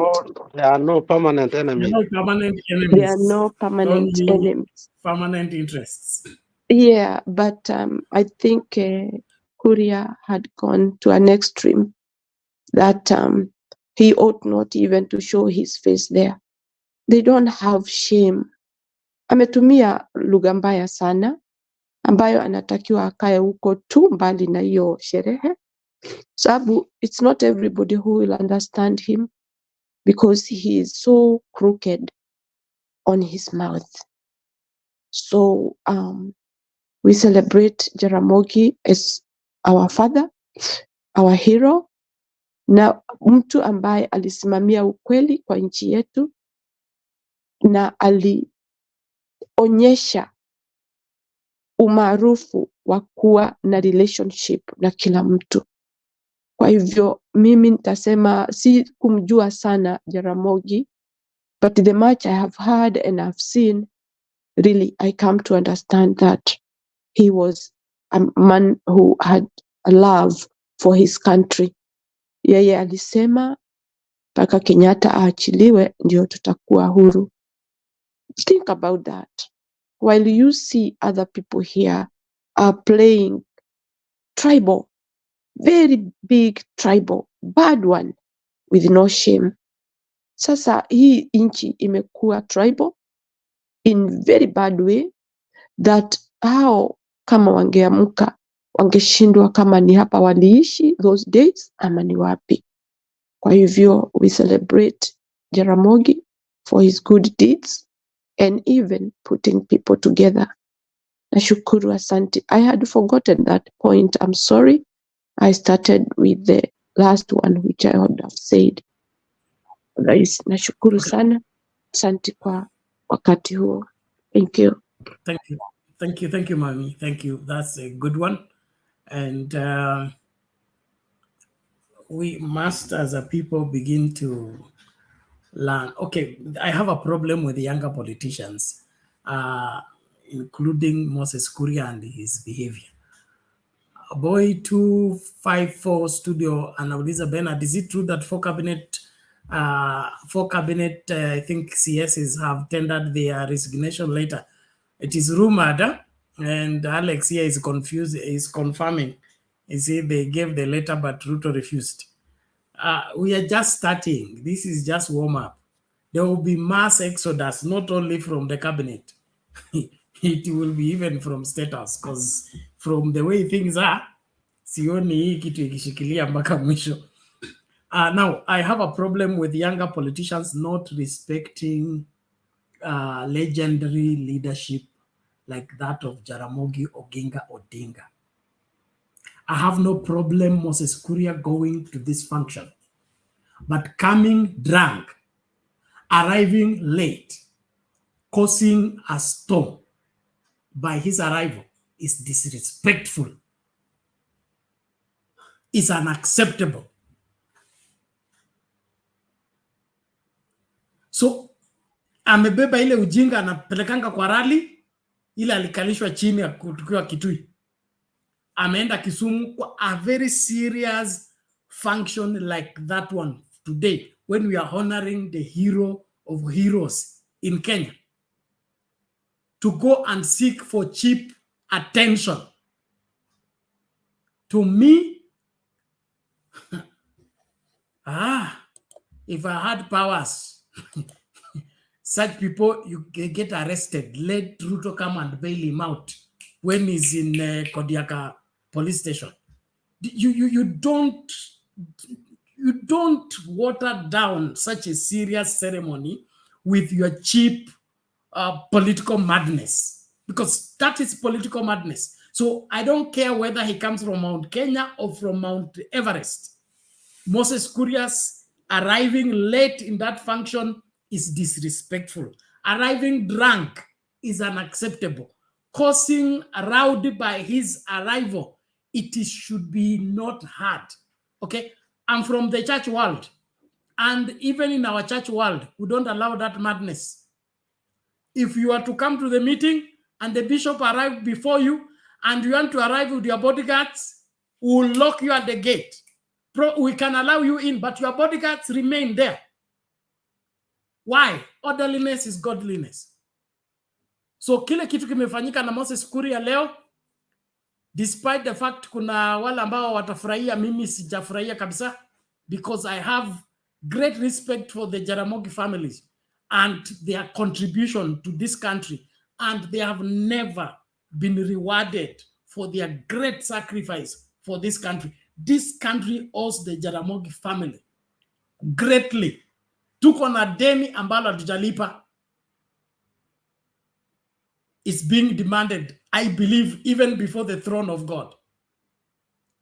Moses Kuria angekutana na watu wa Men in Black, akalishwe chini kwa sakafu, huko mbali, kule kamera hakuna. Shiko, karibu, asante. Bernard, how are you? And the rest, I don't know why you are attacking our circumcised CS. You know it's a requirement, and this is Jamba ya Ororere. So kindly don't attack our son. He's circumcised. I'm not attacking. I'm calling him to order. Mimi ningempiga mawe. So he's circumcised, and you know circumcised men, that's how they behave, yeah? So so whatever he did for him is right. His circumcision is not proper circumcision. Proper circumcision is from our village. You don't know what channel na hiyo mchezo. But it's a requirement, Bernard. It's a requirement here in Central. If you want us to vote for you, you have to be circumcised. We have to know. We will send some boys and they have to check you. Then we are going to give you our votes. Failure to, we don't really we don't upheld things like education in terms of readership or rather whether you are it or not. But if you are circumcised and you sell metura somewhere, we call them Wamashukuru, Wamatangari, Wamatangi, and all these whatever, Wametungo, Wametura, Wambembe, we are going to vote you in.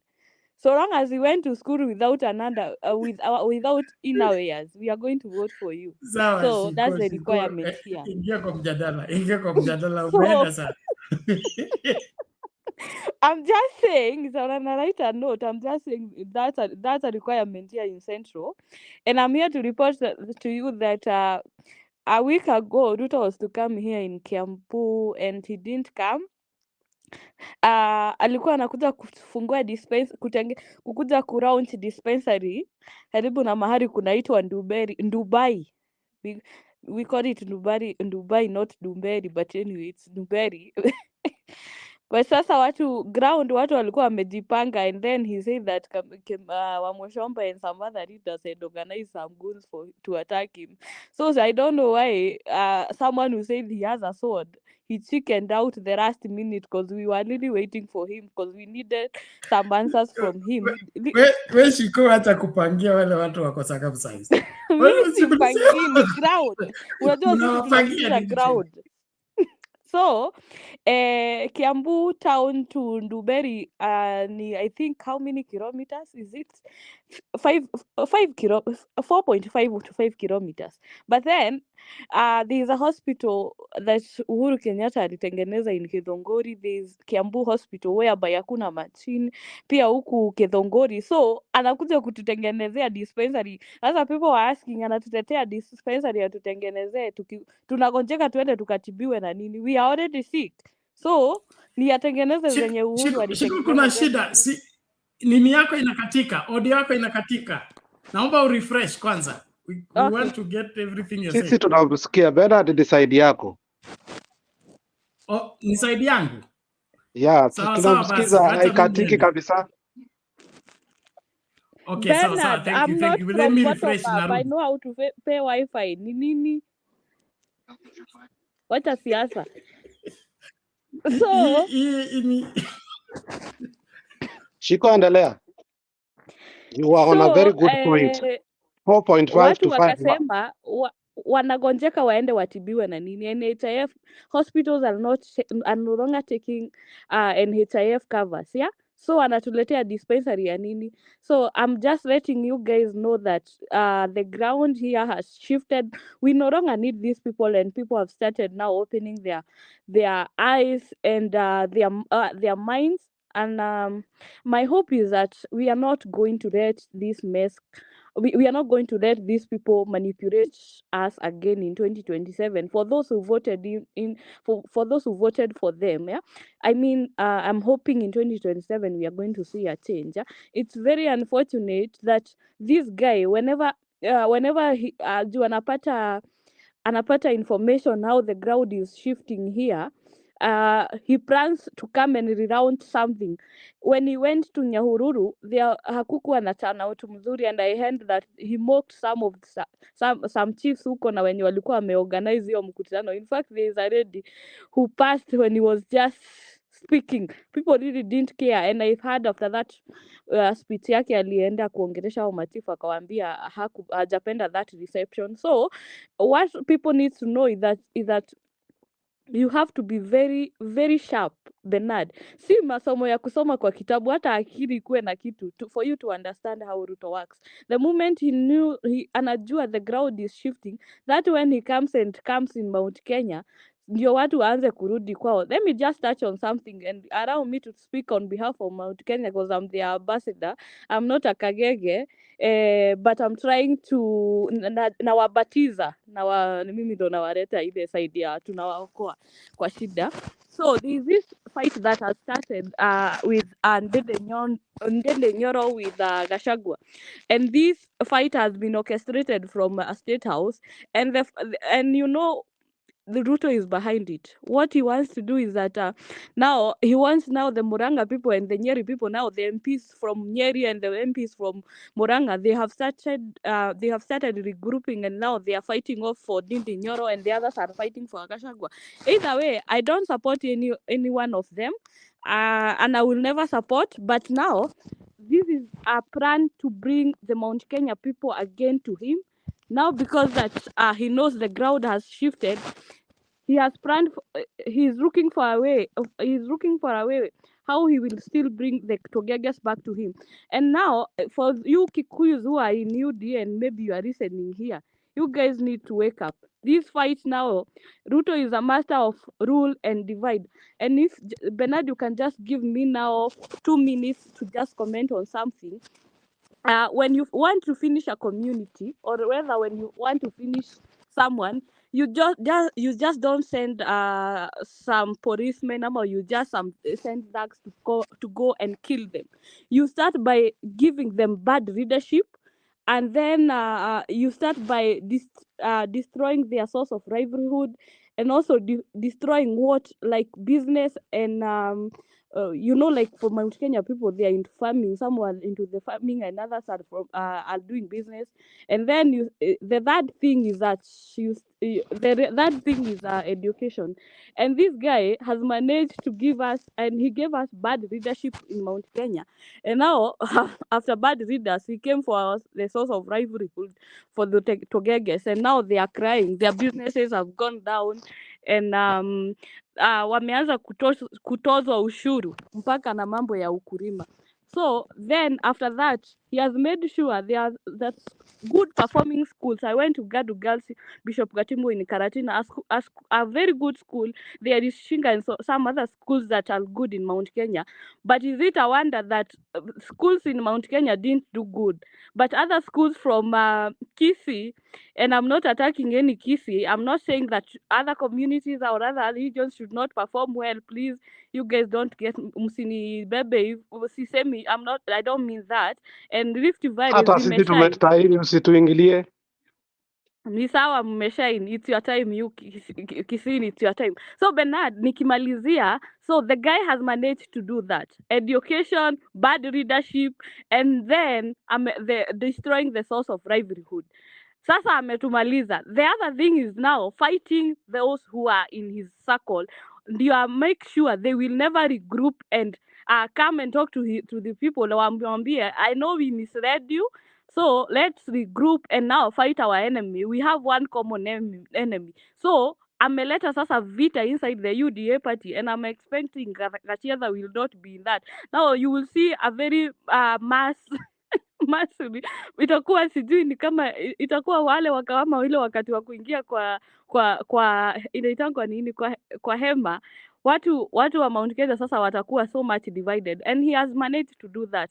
But I'm lucky because I don't listen to a politician to tell me what to do. But if for those who are listening, let's keep on doing the right thing. But this guy has managed to destroy our community. Let me touch on education because that's my sector, Bernard. Then nimalizie juu najua uko karibu kunifukuza hapa, sijui tunaulizana nini na ninataka kukuja Sunday kanisa. Anyway, I'm just kidding. When Ruto ameharibu sekta ya masomo. Sahii hakuna eduafya. Instead of sending 10,000 per student, sahii ametuma 4,000 kwa shule. That's why kuna cash crisis in school. Sasa expect head teachers and principals across the country to increase school fees. Free secondary education, Bernard Dudue, it's facing dispersing cutbacks every year from this regime. Eventually, Nidu, they scrapped it all together. Remember, wakati kama last year, they were giving each student 11,000 capitation per student. But wakati wa Uhuru Kenyatta ilikuanga 22,200 per student. And yet, this guy is anacheza na masomo ya watoto wa Kenya. So expect in the next generation, we are going to be having incompetent people, and that's why you've seen some students, like if you'd log in that NEC portal, mtu alikuwa anapata uko na C+, but jioni uko na A, mara uko na C, saa 8 uko na A. So what is going to happen? Yeah, there are those students who are awarded an A, and yet they got a D+, or rather they got an E, and you expect these people to go and pursue pursue medicine, and for them to perform, they are going to drop out of school. And maybe because someone somewhere will be bribed and get awafanyie kama ile awafanyie botany na zoology Nairobi University. So we are going to be having doctors who are incompetent, and so many public servants who are incompetent. So we are going to be in this mess if we are not going to change this regime in 2027. Expect, hata sijui niseme nini, wacha nimalizie hapo. Thank you. Wow, thank you, Shiko, for that information from your sector. Mzee Mike hapa anasema usiongee story ya 2027. Ruto ampasa kutolewa leo ama jana. So sio story ya 2027. Na of course the politics will play, but when wars come to wars, Kenyans should do what they must do. Olele TV anasema German is demonstrating due to increased tax on farm inputs. Wakenya mnangoja nini? Hilo jibu mtanipa. Okay, Alexio sijui uko wapi Njiru? Kama sioni masaa yangu ndio haya nakatika. Bernard, I mean it kindly. I mean it. I want to say hi to Captain. If this is the same Captain we were with in Mutembei, and I remember him mocking me so much. We've never met. Kumbe ni wewe. Na umefuata watu wazima huko. I'm the one. Is there any problem? Is there no, any I just want to say hi. Listen. If there is somewhere I wronged you, I let me ask you for forgiveness before we talk. No, you are not apologizing anything, Nani Captain. Sababu hiyo ni siasa na hii siasa. Order both of you. Shiko aliniuliza mimi swali. Hakuuliza Captain. Captain, why are you answering? That's out of order. Okay? So, right of reply utapewa lakini. So, relax kwanza. So, Shiko, you have confirmed is the same Captain. What did you want the Captain to do? Because he mocked me when we were in Mutembei. I just wanted to confirm something. Now I'm okay. I know how nitajua venye wacha nisikie venye ataongea, then I will judge him from there. Thank you. Sawa, asante. Captain, vipi?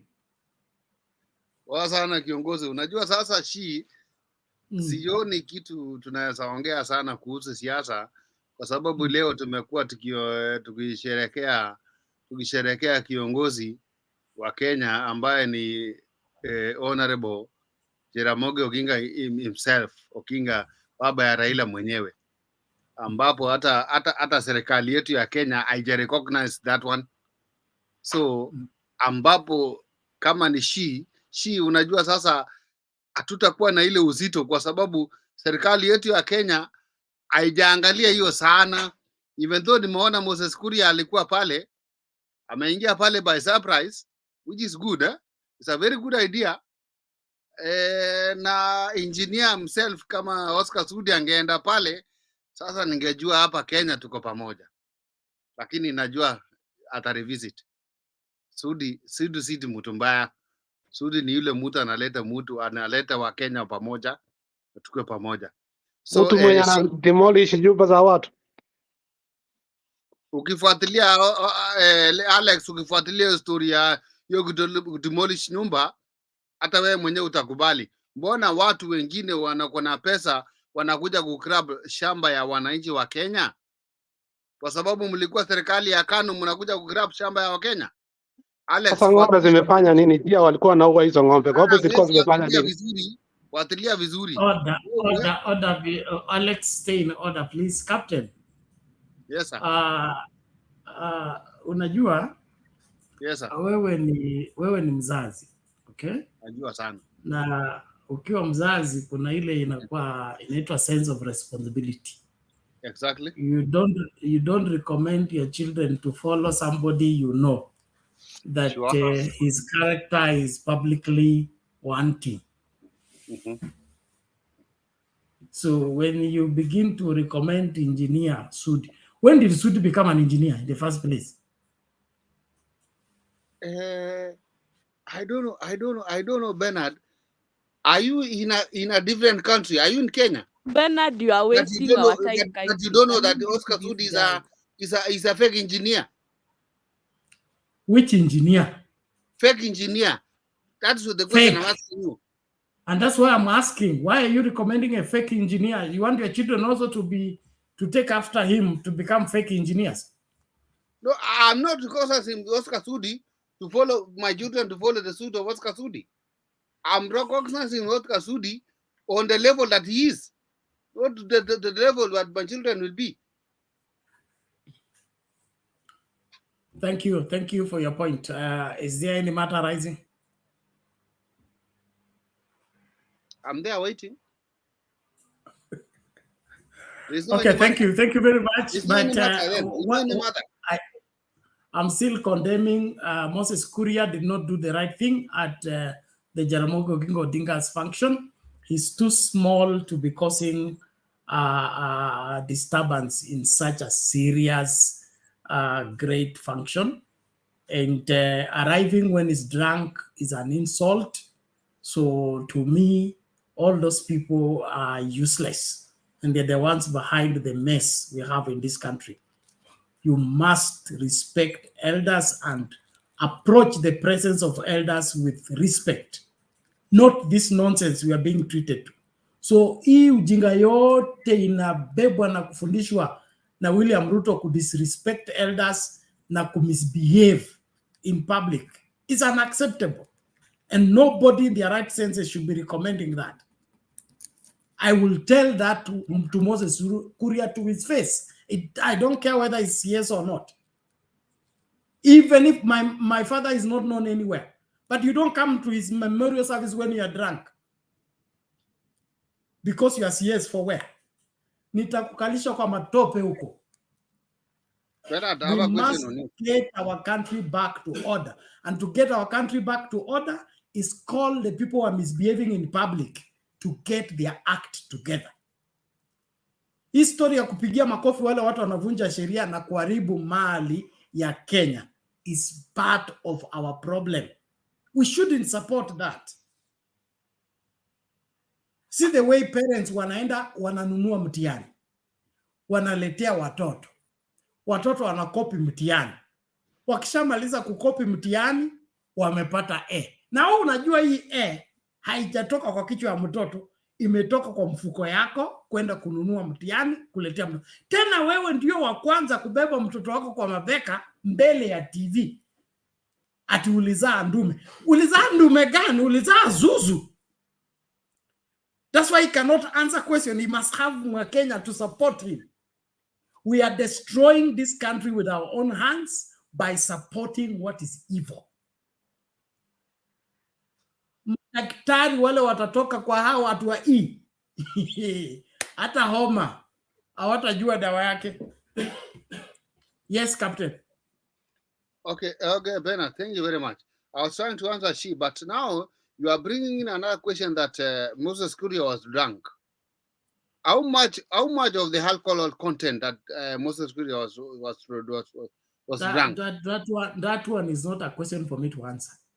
I know my father you are the one saying he was drunk. I'm telling you, Ngoja, my father drank until the day he died. So you cannot introduce me to drinking. I can see and smell a drunkard man 100 meters away from me. So you don't teach me that amount of alcohol. It is disrespectful to go to an international global function like that while you are drunk. Whether you smelled in the glass or whether you smoked it, it is still not acceptable. Asante Bernard, tumesikia. Wacha just moderate. Unajua sasa unaongea sana. I know hiyo kitu imekukasirisha until sasa unaongea, you are not moderating now. We are here like sasa mimi nimekaa 50 minutes bila kuongea. Nimeulizwa swali nikajibu No, tafadhali. Bernard, give us time. Are Give you us now time, and choosing to Bernard, moderate listen me to so some that of I us moderate also. you? Listen to Relax, some of us, everybody. Bernard. Listen to some of Order. us. Order, everybody. Moderation means give guidance to the conversation, not be a silent listener to every conversation. Mimi sio hiyo placard mnaeka Jesus here, observer of everything, silent listener. If something is going wrong, I straighten it out. That's my job here. But Bernard, Thank you. you have to listen to some of us Okay, also. order, Captain. I'm giving you time, but please don't support what is evil. If you support what's evil, I kick you out of here. Mommy, thank you for arriving, but hold on. Captain, what I say? You know, Bernard, you are trying to suppress us that, not to say to speak the truth about what Moses Kuria was doing. Even if Moses Kuria was drunk, you are not telling us the amount of alcohol that he has drunk to attend the function that was there. You understand? Now you are telling us that, oh, Moses Kuria came there when he was drunk. You are judging by yourself. There is no any. I'm supposed to judge using what? Bwana Captain, what is wrong with you? Which judgment are you using? Bernard, give me a minute. Where are you basing to charge that Moses Kuria was drunk? I've told you that I know when a person is drunk. Don't come here and begin to bring a tape measure for wherever. Why are you arrogant, Bernard? Why are you so much arrogant? Why are you so much arrogant on that? I'm arrogant because you are trying to make a fool of me. You cannot insult my intelligence. It's not making a fool of you. Mama Selina, karibu. Okay, Bernard, thank you so much. Hiyo mambo ya Moses Kuria imefanya niingie hapa. Can we see it in different way? Kwa nini alikuja kama amechelewa? Na vile he wanted to see commotion. Alikuwa nakuja aone kama atafukuzwa ndio apate kitu ya kusema. I want to thank the people of Kisumu, even Baba, kusalamia yeye. Bibi ya Obama alisema, when they go high, we go low. And that is what Kisumu did today. Kama alikuwa mlevi or he was wherever he was, he wanted there to do something. Alikuwa naenda ashautiwe. But he was so shocked. Kukaribishwa, kuletwe kwa hapo mbele na kupatiwa chance. So I want to say, echo to what ya Kisumu, they are matured. Otherwise, wangekuwa wanasema sherehe ya Jaramogi walitupa mawe, walifanya. Thank you so much, the people of Kisumu. Thank you so much, our brothers, the Luos. You are matured enough. You show them when they go low, you go high. When they go high, you go low. Thank you, Bernard. I don't want even to say anything else. Moses Kuria, the purpose of going was not good. But alishangaa, the way he was received, people were happy, and that is how Kenyan we should do. Thank you. I don't want even to argue. But he was not there in a good reason. Thank you. Wesi kwa adu yangu Bernard, you call me names, and then you come to my house. Look, Luos wangekuwa na asira ya kutosha, but thank you so much, guys. You did a very wonderful thing. Na kutoka sasa, vile baba alisema, be the last people to come out, either demonstration or anything else. Stay back. Let us see all these clever Kenyans. Ya Kenya kwanza vile wanafanya. Thank you. And I'm leaving. Okay, thank you, Mami.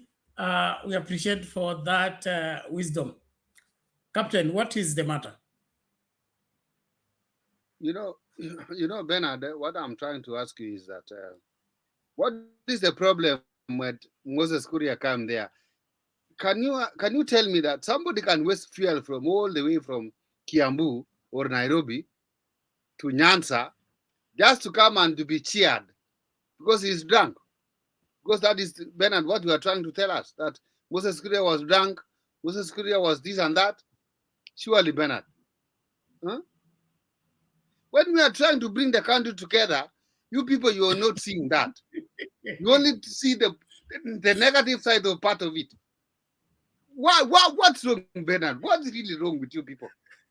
Until you are telling me now, I'll kick you out if you are not. What is it? Captain, Captain, take it easy, okay? Captain, I am speaking not out of one incident, okay? Moses Kuria is not new to us.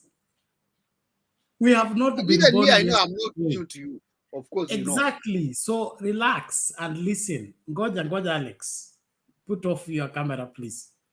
Captain, okay? Yes, sir. I was raised up by a father and a mother, okay? And I grew up with 2 grandfathers, with both my grandmothers. Same to me. There is a difference when you go to your classmates' party, reunion party, okay? Then when you go to a meeting summoned by your grandfather, you don't go the same. If Moses Kuria wanted to be part of this ceremony, he did not need to come from Kiambu. He would have slept in Kisumu because the itinerary had come out earlier. Okay? Even if he slept in Kiambu, there is a Jambonet. Nairobi. Jambojet, not Jambonet. You see now you are confused. It is Jambojet. Jambojet, Jambonet. I'm not advertising for them. There is also Jambojet from Nairobi to Kisumu is 33 minutes. Okay? So if the function is 11 o'clock, Moses Kuria is a junior. He should be seated on the chair. Before Oburu arrives, before Raila arrives, before even Anyang, the governor, arrives, Moses Kuria should not disrupt any meeting where these people are. It is disrespectful, and those are the manners I'm calling out. All junior politicians, junior CSs, and all that should behave themselves in the presence of elders. To make matters worse, you arrive late, you arrive drunk, and you want to sit in the front. Usikuje chachi ya kwangu namna hiyo. Utakaa kule kwa fence, kule hata ukiacha kwenda mbinguni, kwani kuna shida? Mbingu walisema hata nyumba asitoshi kila mtu. It was a recommendation function. It was not a church function. It was a church function. It was a memorial service of Jaramogi Oginga Odinga. Thank you. So your value system is wanting. That's the only thing I'm telling you, and you need to correct it. Bernard, let's drop your picture, Moses Kuria. We are celebrating Jaramogi. Let us. No, I'm begging you. We are celebrating Jaramogi. Do you know that I've exhausted my 3 hours? Mkianza kunigoroga namna hii, I will either leave you here or disappear. Please, that's not a threat. Go slowly. If everybody is shouting, we are creating noise, and in the process, we are losing. Pole kama nimekosa. I was just trying to remind you so that we can go back. Mute your mic. Mute your Bernard, mic. patia rafiki yangu tu Alex. Patia rafiki yangu Alex kwenye ni mgonjwa. Usinipatie. Patia tu rafiki yangu Alex. Hata mimi nikae. Bernard. We go back to Stephen first. 3 minutes, 3 minutes. We wind up if Njiru doesn't arrive in good time.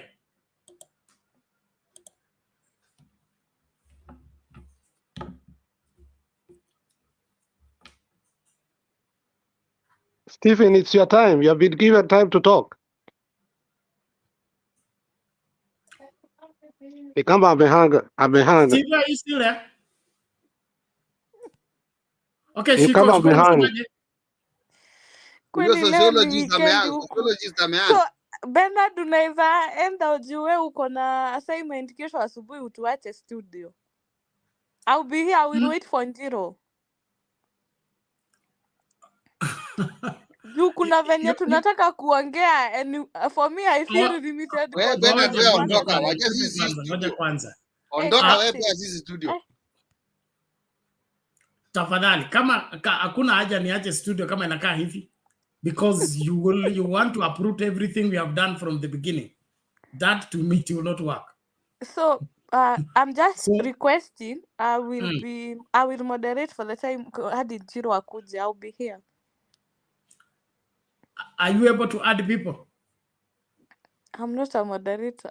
If you can't, then it will be very dangerous, because when these people drop, utabaki peke yako, ama you also drop Ama and Alex nobody ako na hiyo can nini. bring you back. Alex anaweza add people. Hey. Alex. What is that you are drinking, Captain?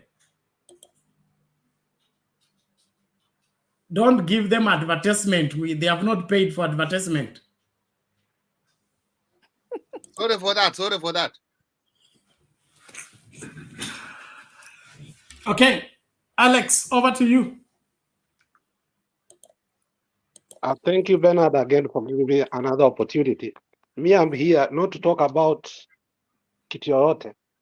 I want to read for you what James Agri Orego, 1994, February 5th. No, not February 5th. It was February 15th.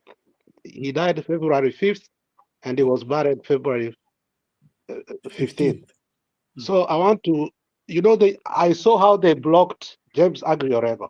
Moi alikataa kabisa asikuje kwa matanga because alijua Orego was going to give an electric speech. And that is the one I want to read for you so that people can remember it. So this is what James Orego alisema. Before his death, Jaramogi had been subjected to detention and torture by Moi, a reason Orego was icked by the president's presence in the funeral. Woe unto you, hypocrites. Yes, I say woe unto you, hypocrites, who tortured, detained this great man, and now come here in false praise of his greatness. Inwardly, they mourn not. Hypocrites are forever the swine of human civilization. Woe unto them. Before the funeral, Moi had reportedly instructed the police to barricade Orego's motorcade and subsequently ban him from camping. That is the James Agri Orego. In 1994, he looked at Moi's face na alikuwa anamwonyesha kidole. Alikuwa anamwonyesha na kidole. Woe unto you. And I thought the police were going to remove Orego from remove him from the podium, but Moi is Moi. Moi, you remember, hata kama watu walikuwa wanapigana parliament, he could just sit there and just look. He will not try to say anything. So Moi was calm kidogo, but you see, and that is the same thing you people are talking about, Moses Kuria. But let's go to Moses Kuria's speech today. You know, nyinyi mnaangalia vitu zingine. Mimi nilikuwa naangalia speeches zenye watu wamesema. Kuria remembered Jaramogi as an astute political leader who engineered political transformation in the country. He described Jaramogi, as a legendary politician who inspired and mentored many. He gave an example of how Odinga Patriot mentored him politically and assisted him during his war's travel while in the University of Nairobi. The CS added that Jaramogi was a leader who embraced reconciliation and chose to settle political difference amicably. These are qualities which we should emulate by the current political leaders, including him. Yeah? And then I think he finished by saying, kuna ya mwisho alisema, sijui imeenda wapi. Sema these are credentials that we cannot leave or be left. The man was great, and we must remember him. I know many of you are surprised. I didn't know if I could be allowed to come in, but I came because Jaramogi, honestly, was a leader. He mentored many, including me. Akaomba msamaha. So, Bernard, what I'm saying is this. He has his weaknesses. Akona weaknesses zake yenyewe. na unazijua, mdomo akona verbal diarrhea na of course anakunjwa, you know that. So we cannot continue to castigate his character knowing it will continue to be like that. By him coming there, personally I view it as a badge of honor, because if the person that made you go back to the university when Moi had banned you, how can you just sit comfortably huko at Asienda? You know, sometimes let us also be human. In that he went just to send the Odinga family, you know, to remember Jaramogi, and so that is how I view. For me, that's how I view things. You remember wakati alikuwa anasalimia watu wote walikaa chini, but alipofika kwa baba actually stood up akamsalimia na heshima na akamfanya nini, akampea hug. Ndio sasa watu wengine wakaanza kusimama, wakaona kama baba anasimama, lakini wale watu wa kwanza alisalimia, sijui ni 7 wa kwanza, hakuna mtu alisimama. Baba ndiye alisimama wa kwanza, akamsalimia, akampa hug, akamwonyesha heshima. I hope Moses Kuria is going to shape up and stop abusing Baba. I hope. Those are my remarks for now. Thank you.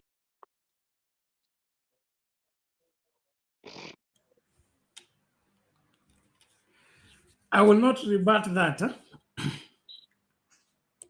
but I will still keep my stand. Ngoja kwanza. I will still keep my stand. People should know people and should know which ceremony to play with. Today was not Jaramogi Oginga's funeral. It took place 30 years ago. What they have done in between proves everything they have said to be wrong. Of all people, what Moses Kuria has said and done against the Jaramogi Oginga family to come and reconcile the fact that he's a beneficiary of the Jaramogi Oginga family influence, it does not compute. It's evil. It's wicked. Unacceptable. Nobody should emulate that. Captain.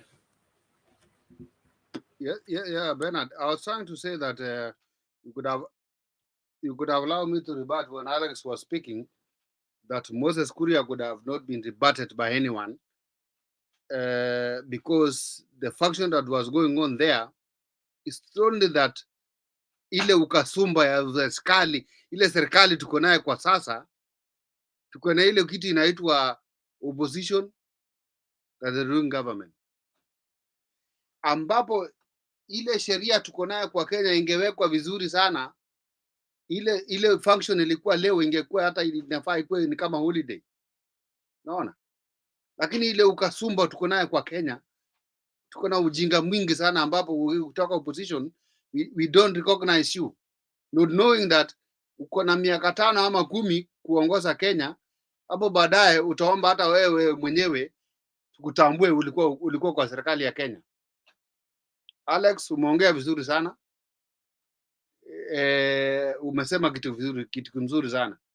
Wenye wako kwa serikali kwa sasa wanafanya matendo yao, lakini baada ya miaka 5 ama 10 wataomba wakuwe recognized vile zaije Jaramogi alikuwa recognized today from one part of the country, county government of Kisumu.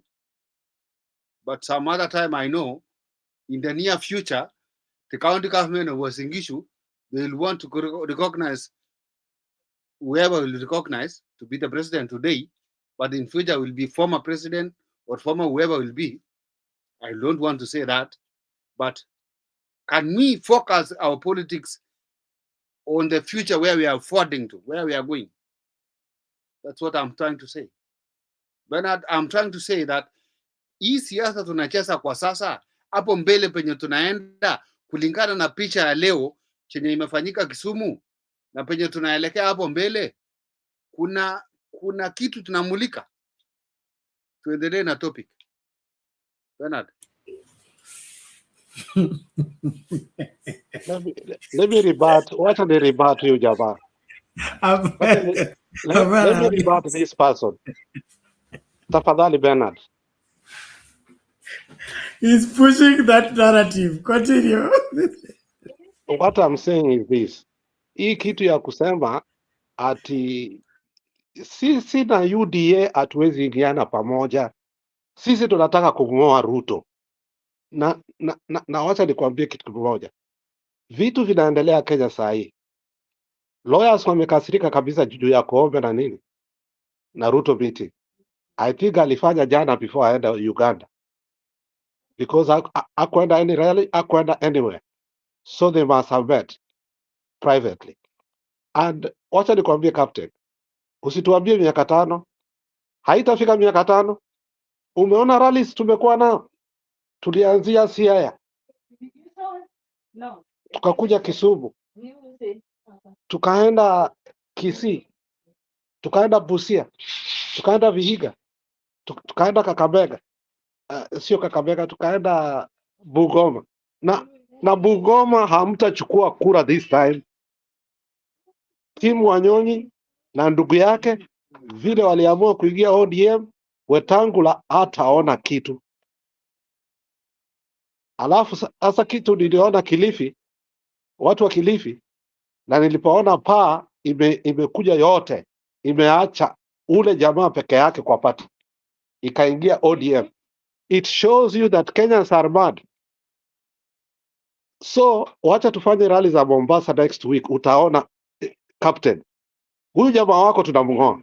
Hakuna kitu utatuambia ati miaka 5. Asante. Thank you, Alex. But you missed Captain's narrative. Captain's narrative is seeing Moses Kuria went to be a forerunner for the handshake. And so because he was received, so anaona dalili kwamba kutakuwa na handshake ambayo italeta amani na serikali ya Ruto itaokolewa licha ya kuwa na matatizo ambayo yamesababishia wa Kenya. Bernard, could you repeat what you are saying? Very clearly. Serikali ya Ruto. Maybe Alex is not getting it. Put it very clear. What is your problem? Have I finished what I'm saying? I'm trying to say, Bernard, that repeat it for Alex to get it. Maybe he's not getting what you are saying. You see, Alex, I'm telling you, that is his narrative. So na mimi captain nakwambia hivi, serikali ya Ruto mahali imefika is irredeemable. Irredeemable, yani it has committed that kwa church tunasema blasphemy against the Holy Spirit, unpardonable sin. Reverend Lala hapa atakwambia imefika hiyo area. So whether handshake, leg shake, head shake, I don't think this government can be rescued. Whether handshake, leg shake, head shake, it is not redeemable. Captain, umesikia? Umesikia mpaka leg shake. So hapo hakuna haja kuweka imani, hakuna kitu hapo. So there is nothing that can be done to rescue William Ruto's administration, and unfortunately he is the architect of it all.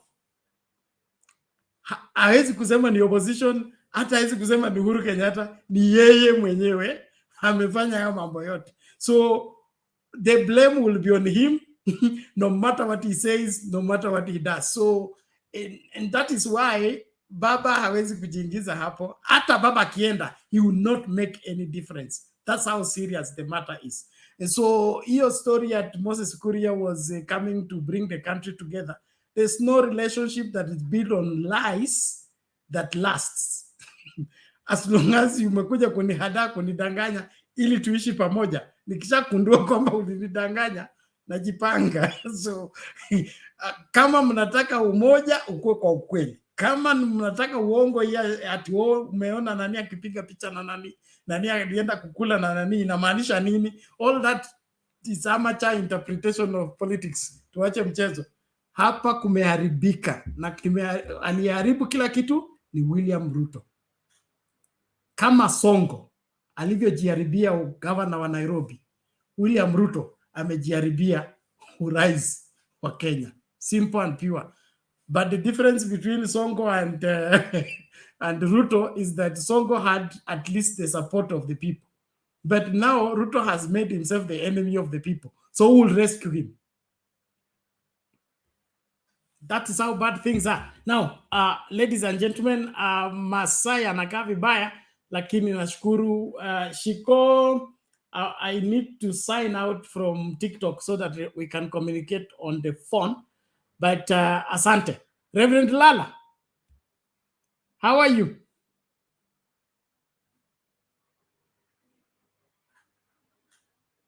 Reverend Lala, are you there?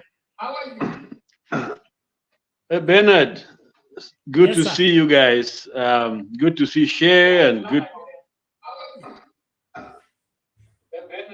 Good to see you guys. Good to see Shay. Turn off your TV. Hello. Kuna feedback kwako, Reverend Lala. You need to Hi Turn off your guys, TV. good to see all of you. Bernard, can you hear me? Yes, Hello? yes, you're good to go. Go Yeah. ahead. Yes, good to see all of you. I think this is Shay there, Alex, Captain, and many of you in the background. I think today, watching all those guests, all those speakers in Kisumu, really makes me feel proud to know that we have a legacy. We have a name that we can be very proud of. I want to discuss or talk about an incident. Some years ago, I worked for an organization in Cleveland, Ohio, and a gentleman approached me and said, my dad is died and I don't have a minister to help me bury my dad. I didn't know the father, but I knew the gentleman because we had worked with him. He's an artist. So I agreed to go and help him. And so Saturday came and I went to the funeral home. They have a chapel there, and they wheeled the body to the chapel. And there I was with less than 10 people in that service. And here's a man I didn't know. Okay. Now the question is, here you have a man who's dead. What do you tell the people about this man? What do I tell the people? Of course, as a pastor, I had to come up with something. And of course, my words, I remember like yesterday, told them, the son is my friend. And if a man can raise such a gentleman, he must have been a good man. Okay, those are the only words I could say, good father or good person, because I didn't know anything about this man. And then after this service, an old woman who had come to the service, almost 90 years old, came, very frail woman, came to shake my hand to thank me. She looked into my eyes and told me, Minister, Pastor, I'm so happy. Those words are the best I've heard about this man. In other words, My words were some of the best to describe this guy. I started asking myself, what kind of a human being is this? His son himself did not want to associate with him. Okay. And I'm saying that to compare what we are hearing about this legend called Jaramogi Oginga Odinga. I listened to Professor Chege. Please go back and listen, eulogize or talk about this man. And so there's so much that I believe most of us do not know about this man, and everything about him makes me feel proud as a Kenyan.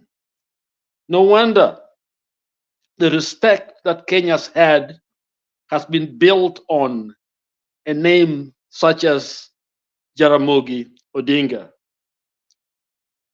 He's been gone for 30 years, and just listen to the description of the man. I even watched the video that Professor Chege, when he was answering questions. Smart, astute politician, deeply caring, committed to his country and his people. Leadership, leadership, leadership. He has no equal. It is interesting. Please, all of you that are here must listen. How the American CIA and British, Scotland Yard and others, whatever the people, intelligence, basically tried their best to destroy him, including all the things that all of us talk about. We talk like ignorant people as Kenyans. We don't even know. We don't even want to research.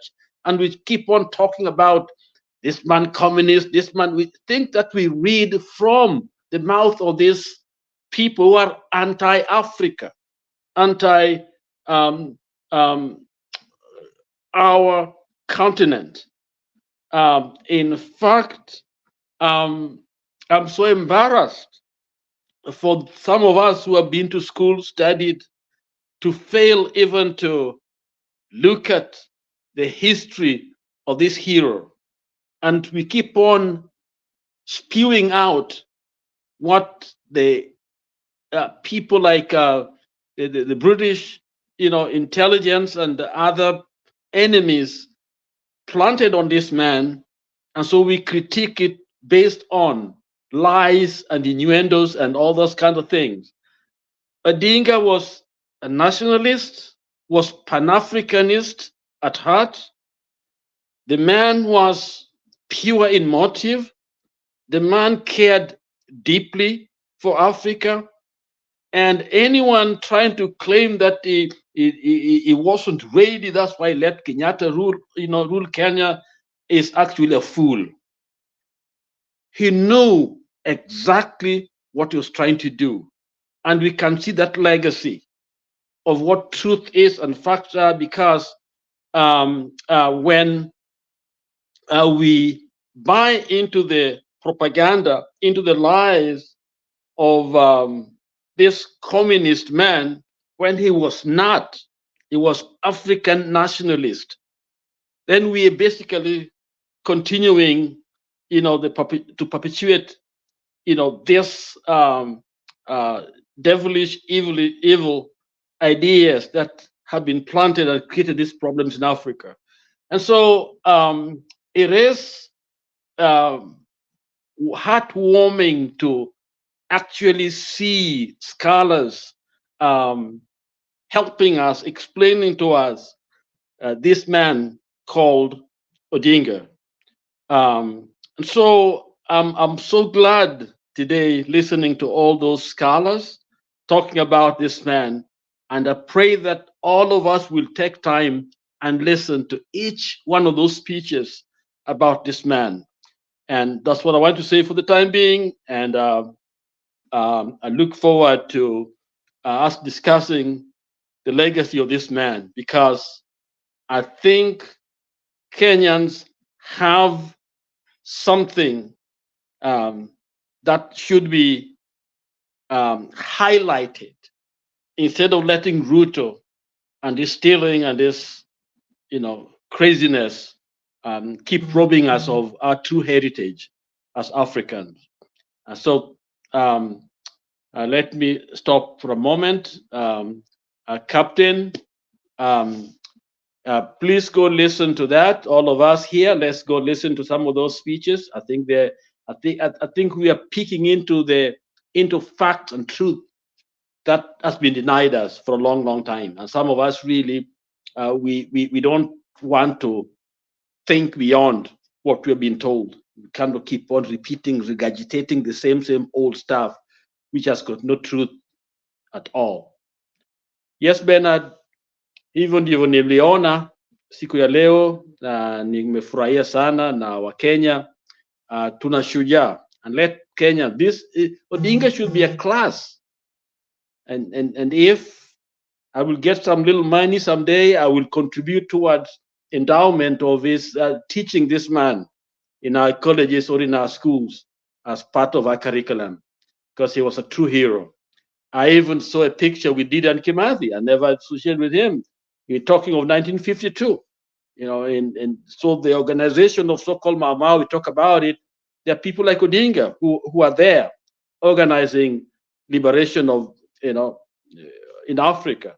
We talk about the office he had in Cairo, where he was coordinating liberation of Africa, entire Africa. From there, he had a secretariat there, which he opened an office there to coordinate other services that were needed to liberate Africa. So I think we have a great legacy. We need to really do some research and get to know a little bit more about our own past. I think that will help us a lot as Kenyans. So thank you, Bernard, for the time. Okay, asante sana Reverend Lala, appreciate that. A great piece there for us to draw lessons. And one of the things I regret most about this country is the suppressing of the light so that our darkness can be accepted as light. We have had the politics of watering down everything so that our own glass tastes better. We have never had a leadership that we call excellent leadership, going above average. That if I want to outshine Jaramogi Oginga Odinga, I should do more than Jaramogi Oginga Odinga, and I should be better than Jaramogi Oginga Odinga. What we have had is the opposite. Since Jaramogi Oginga Odinga was miles and many classes ahead, then we were to catch, instead of us catching up with him, we dismissed the classes that he was ahead of us and claimed our lower class to be the right class. And see what the country has missed. There was a time we had here a show, we were discussing what Kenya would have been if Jaramogi Oginga Odinga was the first president. And I believe we'll have a different Kenya altogether. We will not have the Kenya that we have today. Because what Jaramogi envisioned for this country was much different from what Jomo Kenyatta came and with his cronies turned the country into. I believe will be more equitable, will be more just, and I think even our development will be far better than what we have gotten, because look at what we have achieved in the struggle. What if there was no struggle? I'm sure we'll have made great strands ahead. And that's one thing, one lesson that younger politicians need to draw. For how long are you going to support the status quo at the expense of the country? Kwanza, mimi kile kinanikasirisha sana ni watu kusahau inji na kwenda kusupport an ideology or a slogan. Because UDA can only exist in Kenya. ODM can only exist in Kenya. So is Ford Kenya, ANC, and PA, and the rest of the political parties. Without Kenya, these things are useless. So if you ban Kenya to go and save UDA, are you okay? And that's exactly what we are doing. We are running down Kenya to preserve a political party. The economy is in shan. There is this sad story I just want to show you. I ran into it. I don't have details. I wish I had details. It's this young man. He got 398 marks. He's supposed to go to school. He has not reported to school. His friends have reported to school. And he doesn't have the fare to go even to the school, and the parents don't have anything. So what has he decided? He's decided to approach the neighboring neighborhood where he has obtained a job for making hay, drying hay for the animals, and is being paid 100 shillings every day. And is hoping that after a week or two, he will have raised enough fare to walk, to just make it to the compound of the school where he was to join.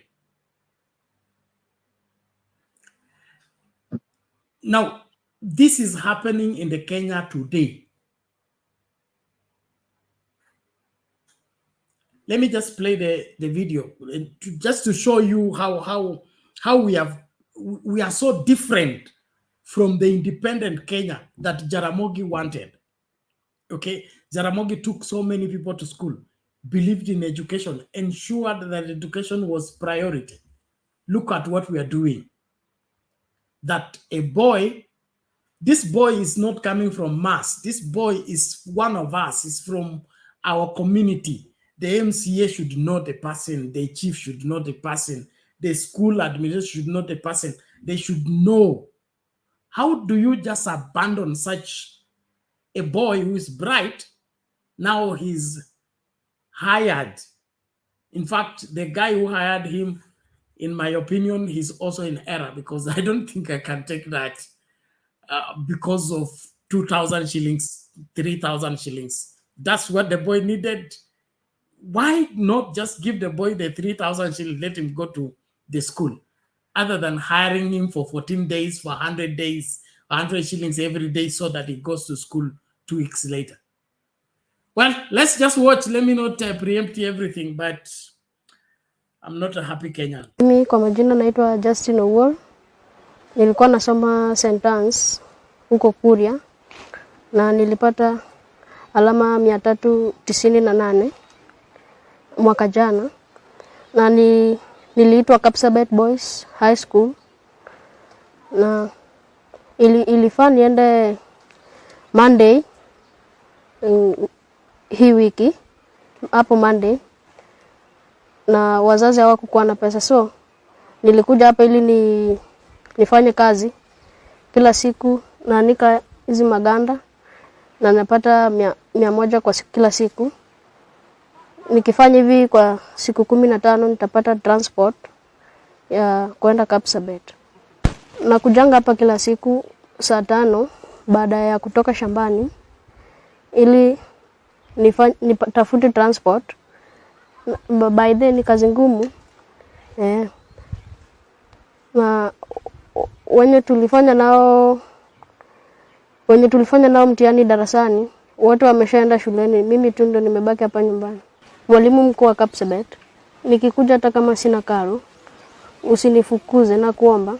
Nilifanya mtihani kwa bidii ili nikuje kwa shule yako. Kapsabet nitaenda, na hata nitafanya kazi gani ili niende Kapsabet, lakini kukanyaga nitakanyaga ili nitimize ndoto yangu ya kwenda Kapsabet Boys High School. Alinieleza vile changamoto yenye anapitia. Nikaona heri, kwa sababu hii kazi unajua wengi wanafanya. Lakini niliona angalau ni nyime wengine, ili huyu kijana akikuja aanike maganda, kwa sababu kuanika maganda ni pesa kidogo sana. Sasa nilikuwa naona akianika maganda hata baada ya siku 7 au siku 10 hivi, huenda anaweza pata hiyo pesa. Hata kama hawezi pata, hapo ndio naona huenda anaweza mchangia hata na 500 au 1000 ni muongeza angalau aweze kupika shuleni.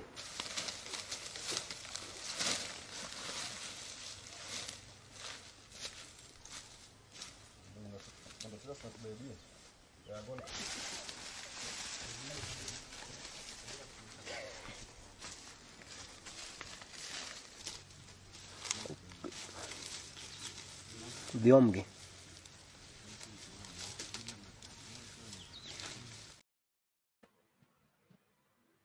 Bernard, niseme kitu.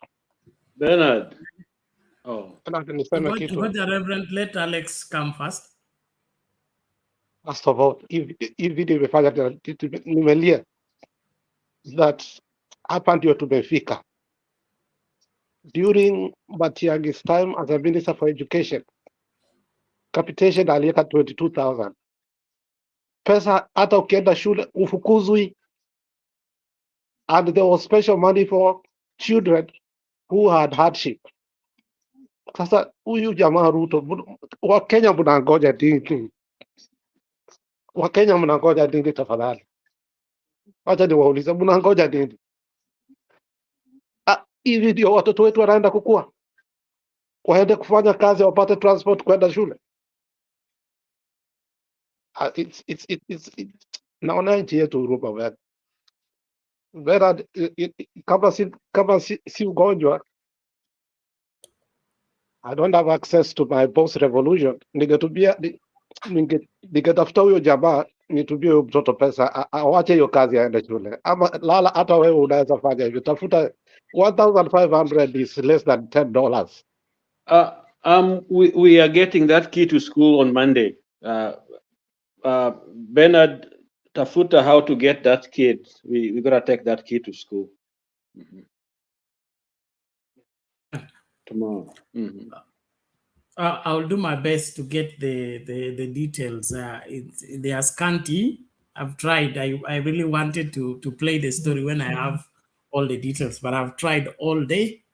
I'm not getting a credible lead, but I believe after I play here, I think I will get the right contact, because even the school itself, you can contact the school itself and figure out how to get yeah. I'll get the details from his name, the school. Did he say the primary school he attended? We will see. Captain, what did I say? St. Rest or something. St. Anne's, yes. He says St. Anne's in Korea. What I'm trying to say, Bernard, is that Alex has tried to say something about Matiang'i when he was in the custody of that education sector, and there were no something like this one that is taking place right now as we speak. The same ministry that Alex is speaking about is held by the same community where Alex is coming from. Whereby I'm trying to ask myself, is it that the national government is a problem, or the minister is the problem? Because when we see such a young guy doing such job, is what we call child mistreatment, or child what? Child labor. Yes, child labor. That is child labor. And even the law in Kenya does not allow that. Lala said something there. We have to take this child to school. Even some of us, where we went to school, it was not very easy. But we cannot make such a child to be the way he's suffering, and we take it for granted, and we take it that it's business as usual, and we just sit here down, we enjoy our laptops and all the system we are enjoying, we discuss nonsense here, and our children in reserve or at home are suffering. We have to do something, the way Lala said, that we have to make this child to go to school. Bernard, it is your custody now to let us know what can we do to make this child to go to school. Hatutakuja kupiga siasa ya William Ruto hapa. Hatutakuja hapa Ngoja kupiga kwanza, siasa ya Raila Odinga. Captain, you asked a question, let us give you an answer. Wacha kuharibu, ulikuwa umesema mambo mazuri. Okay? Yes. Uliuliza mbona Matiang'i, hiyo docket ya Matiang'i imepewa Machogo na haiendi kama vile Matiang'i alikuwa amesimamia, na wote wanatoka community moja. Very good. That is something also you have to consider, that it was not a community thing. It's a capacity thing. Sure. Number one. Then of course political will. Kama serikali ya Uhuru Kenyatta ilikuwa napeana 22,000 kwa kila mwanafunzi. Saa hii serikali ya Ruto imereduce hiyo 22,000 kwa 4,000 per student. So what do you expect? Hata Machoko akitaka kufanya miujiza, atafanya miujiza gani? So it is a government issue. Okay?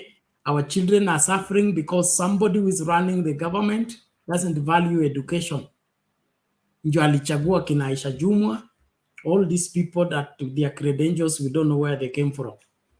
Those are the examples. Your friend engineer, those are the examples. Anasema uhitaji masomo, bora tu uko na connection na unaweza fanya hivi na hivi na Mungu afanye hivi na hivi ukafanyike. That is the problem we have in this country. But Professor Magoha, Matiang'i understood what education is, what value for education is. So they demanded that this has to be. Can you imagine that during COVID, we did 2 exams in the same year? The COVID students sat for final exam in February, another one in September. And all those exams were handled neatly. We didn't have all this commotion. But what do we have now? Standard 6 exam, problem. Standard 8 exam, problem. Form 4 exam, problem. It's capacity problem. And so it is sad. It is sad that we are multiplying how many children we are getting out of school. And my government seems not to be aware that that is a danger.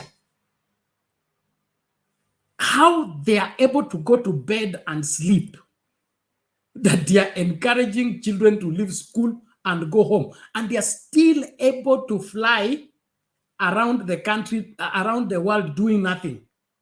They went to greet Museveni the other day. Now they crossed over, they went to Congo to a ceremony they have not been invited because the ambassador for Congo has been recalled because of our misbehavior. So what was he going to Congo? To collect the ambassador, come back with him? Something is wrong in this country. Let's accept and fix it. So I will do my best to get those details by the time we're doing the next show tomorrow. I will have the feedback of fully details of where the boy is and how we can reach him and how we can assist him. I believe we have willing people here who would want to chip in. And we believe we can make a difference. We can make a difference. That's why I just ran into the story. It was not even sent to me. Just ran into the story. It really worked on me, so I had to bring it up and bring it here. And I believe we can help the boy go to school. Such brains should not be wasted. Kabisa. Asante. Okay, Bernard, if you have anything that like contribution or whatever, you will let Alex let me know. Alex has everything about me and I'll forward everything to me. Hata kama ni 50, nitakuwa nimejaribu sana. Alex ako na kila kitu yangu. Thank you. Well communicated. Asante sana. Na mabibi na mabwana, inaonekana masaa ndio hayo na wakereketwa wangu wajaja na hata watu waingie studio, so naona tuanze kufungasha. Alex, kuna la ziada? Mimi nasema,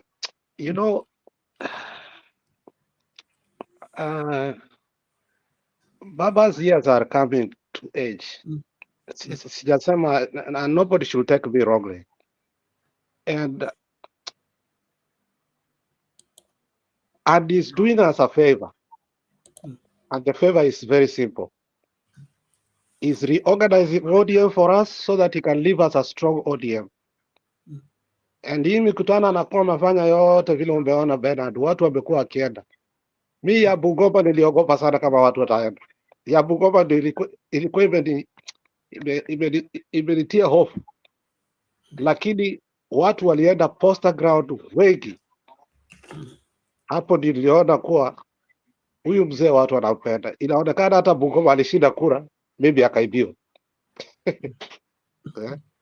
I think ilionekana hivyo. So mtu kama nani anaitwaje? Huyu jamaa mwenye alikuwanga polisi na CIA anaitwaje? Bernard, unamjua? Alikuwa polisi, alikuwa Natembea ama?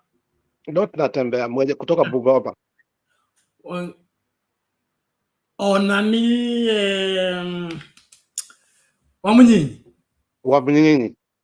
Hata Wamunyinyi alibiwa kura. There was no way Wamunyinyi angeshindwa kura. Exactly. The voting in Bungoma was not accurate. And that's why the Sunakumbuka in the Supreme Court, they were sharing the same code with Nyeri. So there's this other guy who was called Dr. Who. Alikuwa ni daktari pia. He was very vocal. There was no way huyo jamaa angeshindwa kura. Mimi nimeshangaa watu wameshinda kura kutoka wapi Bungoma. So sababu anaenda next week Mombasa. I wish Mr. G angekuwa hapa.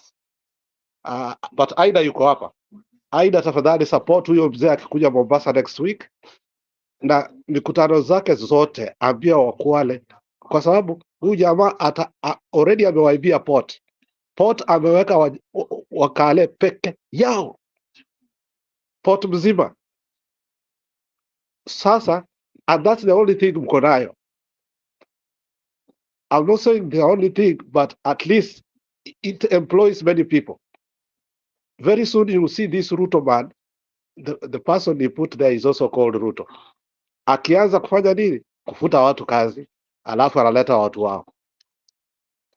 So far I see an excellent Raila, motivated Raila, young Raila, and he allows people to speak.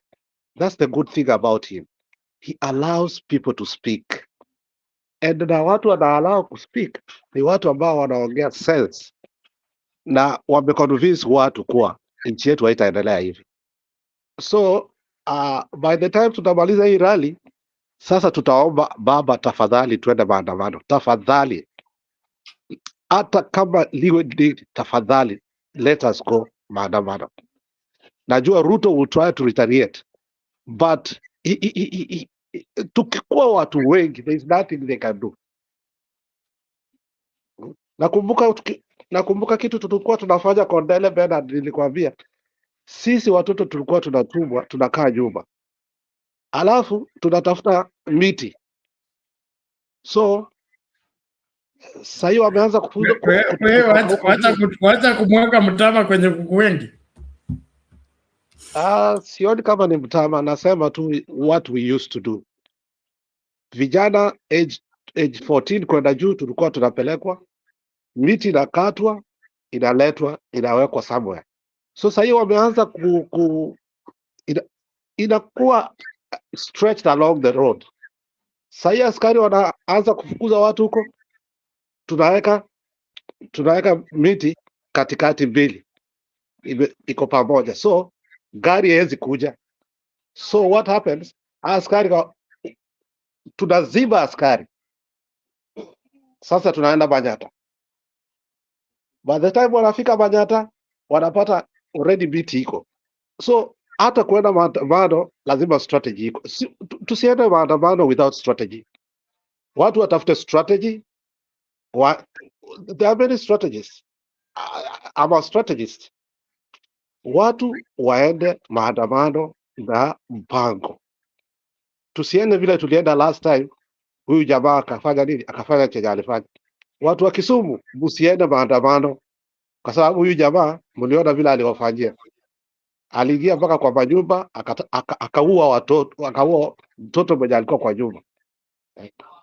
So lastly, chenye naweza sema, Jaramogi was a great man.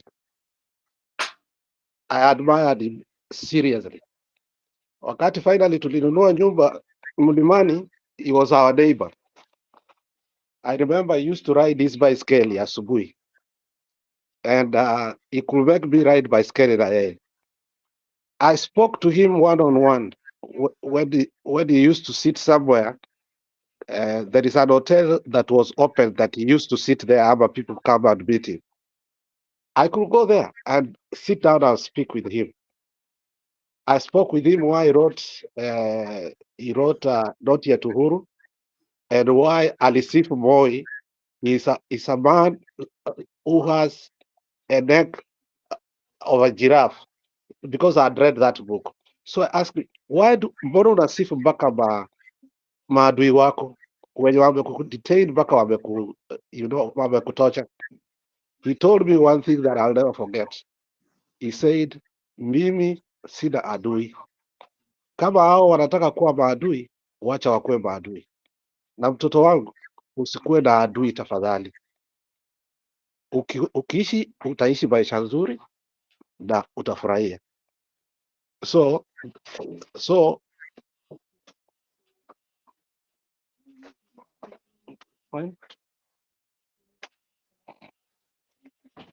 nitamalizia kusema nashukuru Raila kwa kuorganize hiyo kitu, na aliorganize in a very classic way, na kila mtu aliongea kule, aliongea vizuri sana. Some were hilarious, kama sister yake Dr. Kinyi Akiji Apodo Osewe. She complained several times the names she had. Osewe Apodo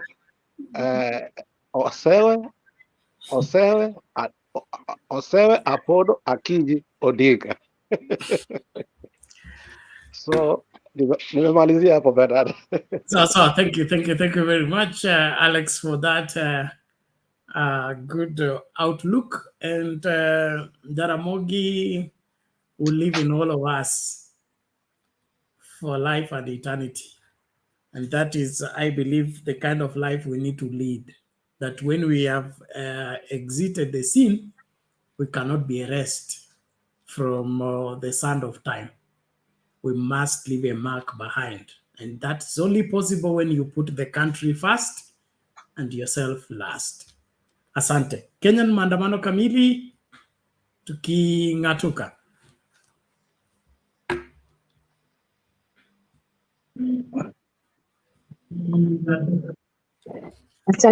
Asante Bernard. Nimesikiza yote ambayo mlikuwa mnasema, na nikaona huyo mtoto ambapo kwa hiari yangu ama kwa maisha yangu nimekuwa mtu ambaye nimekuwa so close to children who want to do better na hawana uwezo, lakini nguvu zangu so limited to support such kids. I have tried my best in life to help. It's not that I have a lot, but I have that heart feeling. I wish I have much to share with those kind of children. You know, there are children who are just ready to go to school no matter what, because that's how they are. And when things don't work for them, where do they end? Where do they go? Look at those getting lost in the wilderness who want to go and get education. Wanafanya mambo ingine mazito ndio mtu aone ameingia shule. Ni huruma. And in fact, if nobody sees this, those politicians, they don't see those children. They don't see anything is going wrong, but only spending. And actually, even those spending money is from those children's parents. I wonder where these people look at. I wonder if they sometimes sit down and ask themselves questions.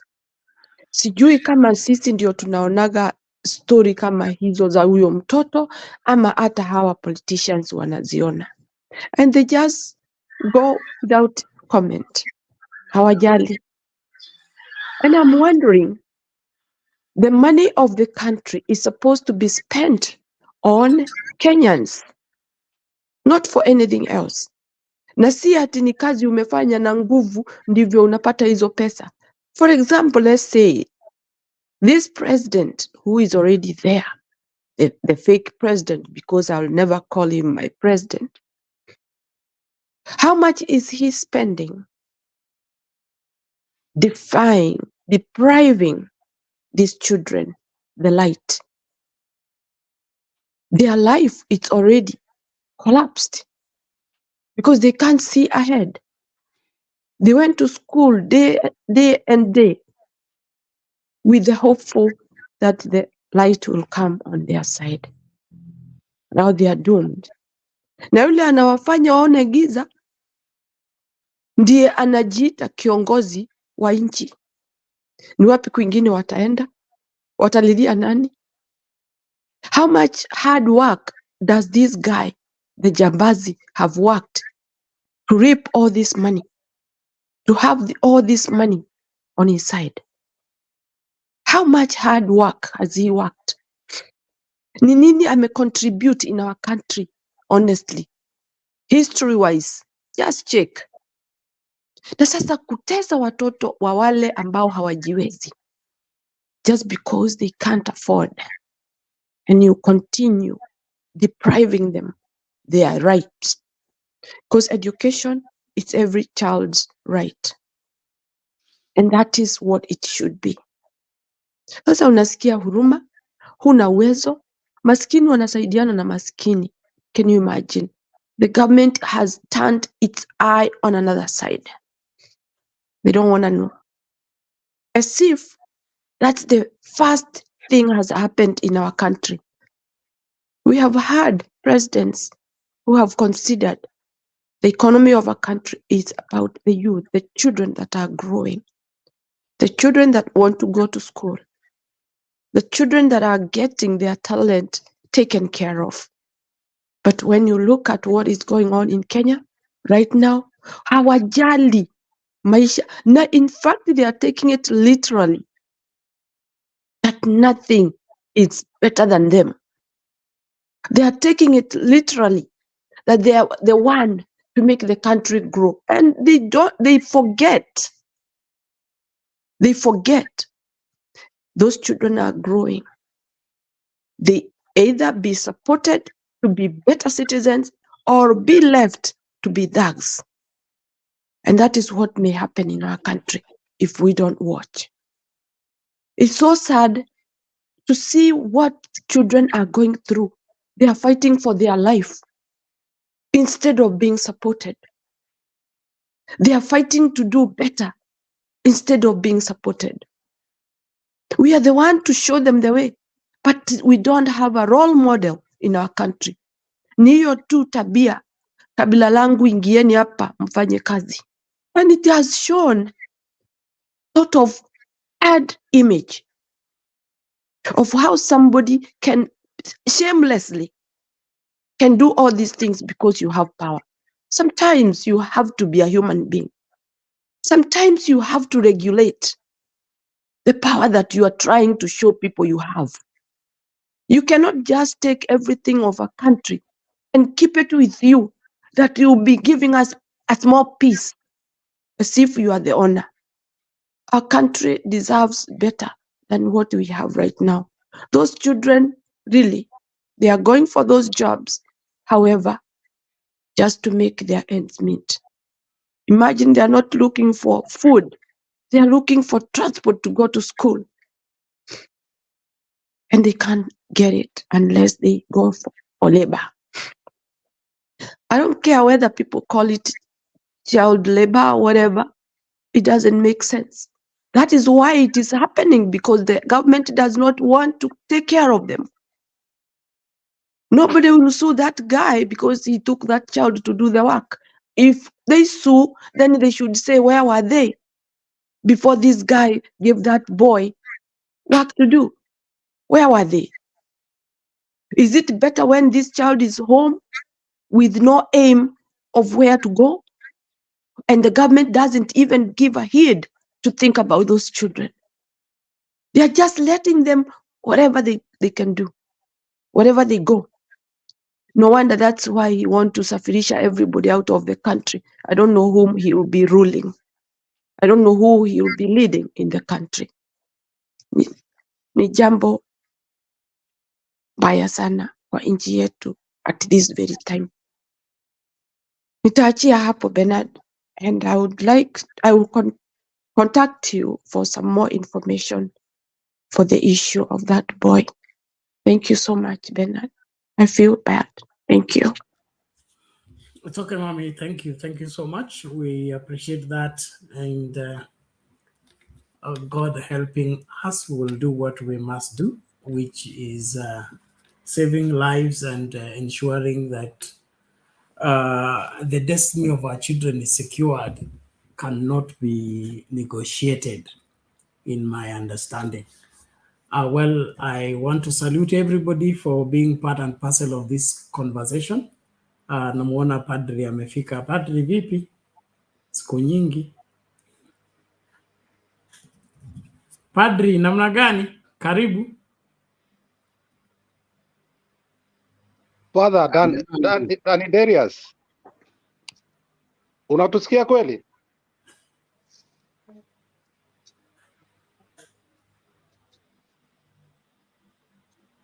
Wewe ndio tunaongelesha Father, unmute. Mimi niko sawa, lakini nimesikia hiyo story ya huyo kijana.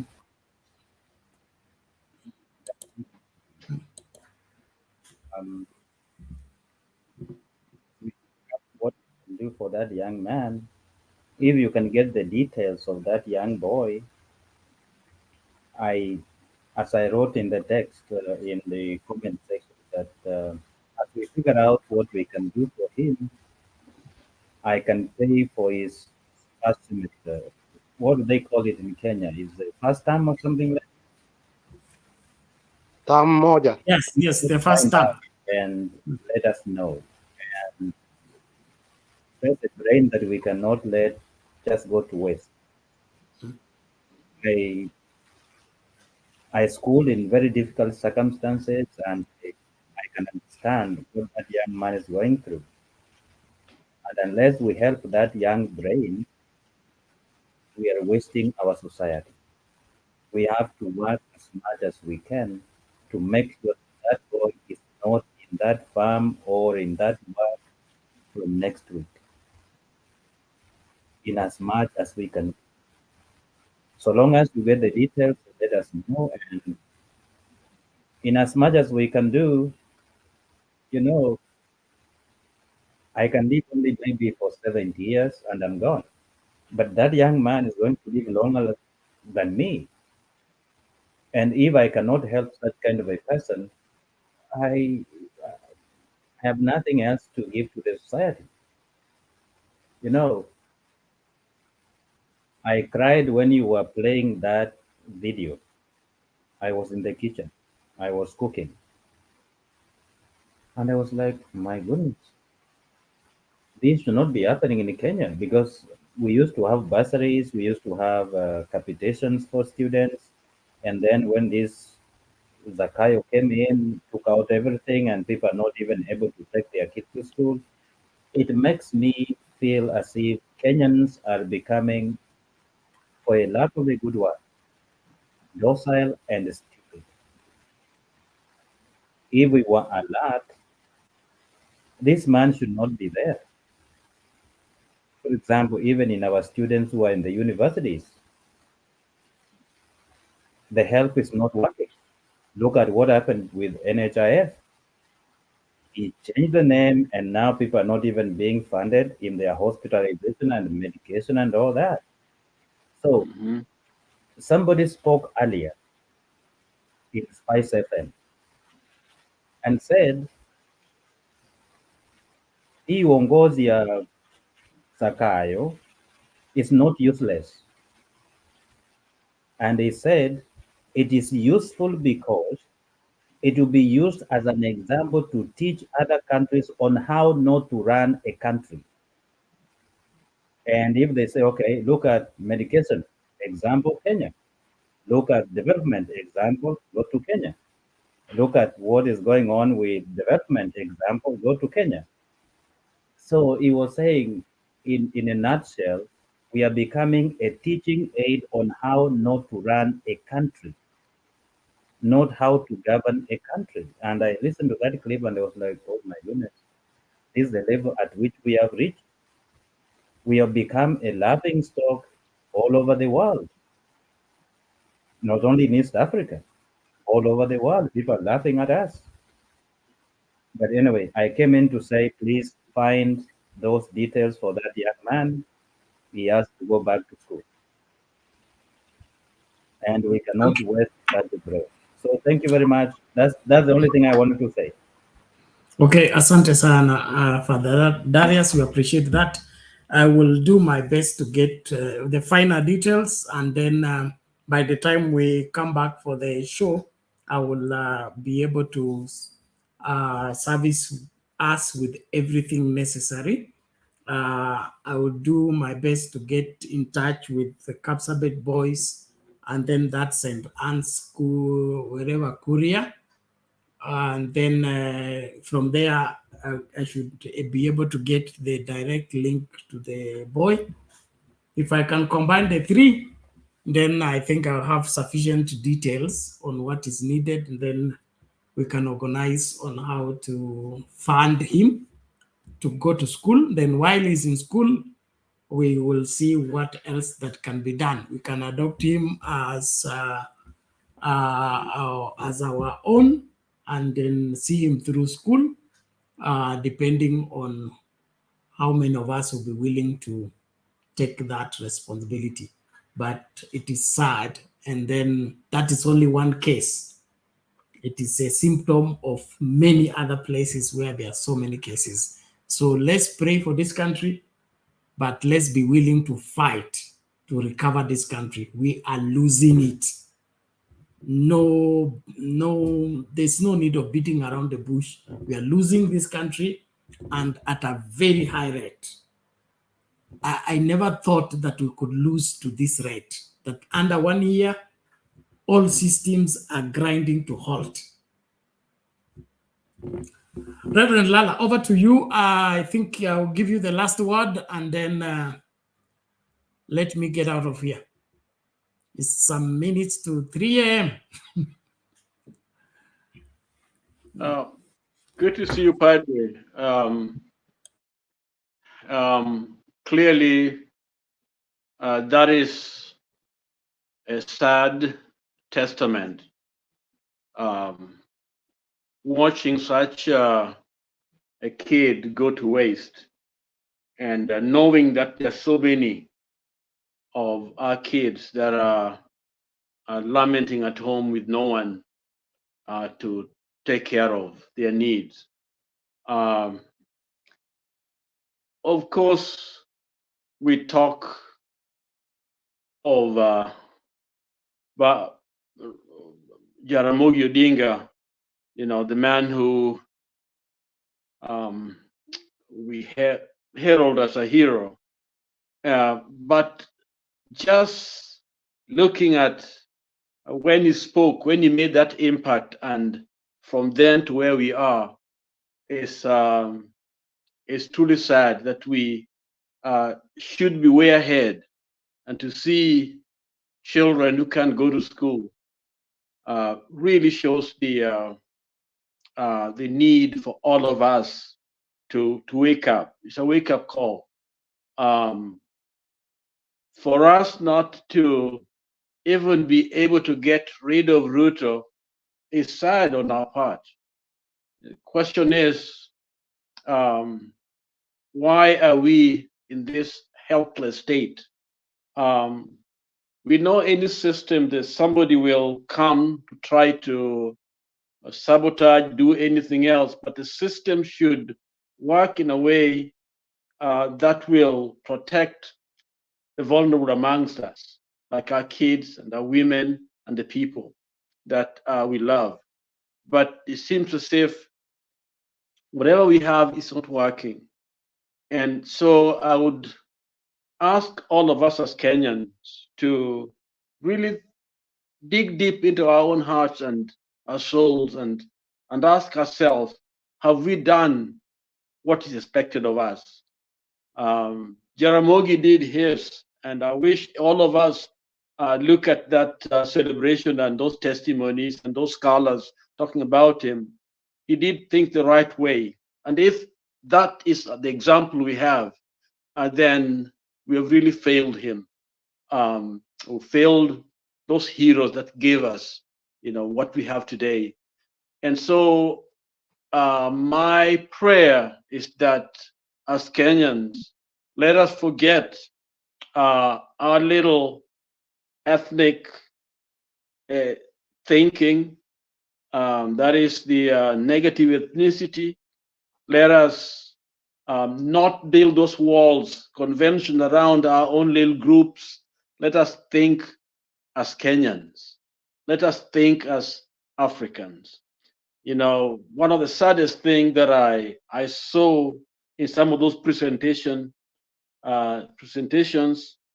about Jaramogi is how the intelligence from the British intelligence and the American manipulates our people to believe evil, that our people are evil when we are not. So it is so easy for them to confuse us. And the whole thing is still continuing till to date. And part of it is because we are lazy. We don't want to think. We don't want to ask questions. We don't want to dig deeper and come up with answers. So let us all wake up and save our democracy, because nobody's coming to help us. Nobody's coming to save us. God has given us a chance to make a difference. It empowered us.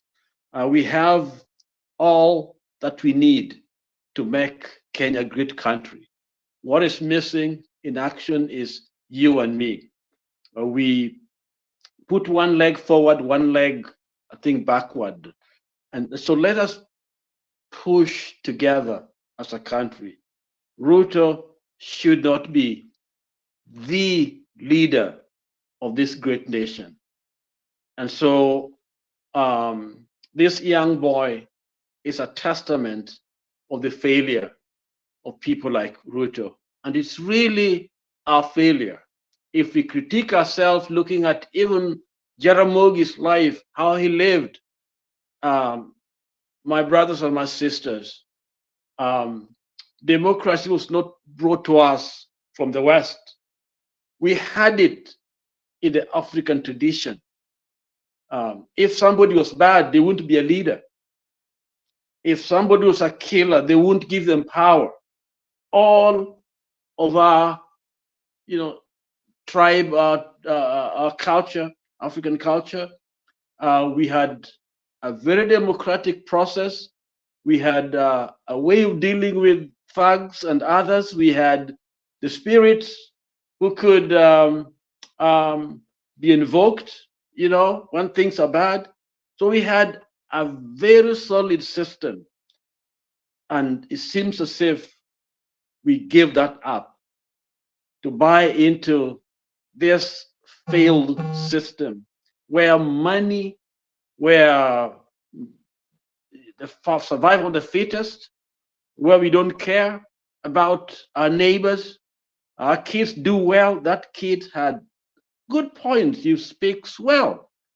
And that kid's future is blocked by thieves that have stolen what belongs to that child. Okay? And so it is a time not for us to sleep, but to wake up and stand and claim this country for God. Okay? Claim our civilization, because if we don't, we are going down the tube. So my last words, today is that my fellow Kenyans, let us invoke the good angels in us. Let us rise up. And angels are also defenders. They are strong. They're warriors. Because we think of angels as puppy, little, sweet, can't carry arms, can't fight. No, they are warriors. And God has called us to fight for our nation, for our democracy, for our brothers and sisters who are less fortunate. So let us do the right thing. And I would even suggest that even as a group, we should have a kitty. Tuwe na pesa kidogo tuchangie ili watoto wengine pia wapate kusaidiwa as a group, so that we don't just talk but we also walk the talk. And so asante sana Padre, asante sana Bernard, asante sana wengine uko nyuma. Kenya maandamano kamili. I'm happy always to see you, to hear you. Asanteni sana, wabarikiweni sana.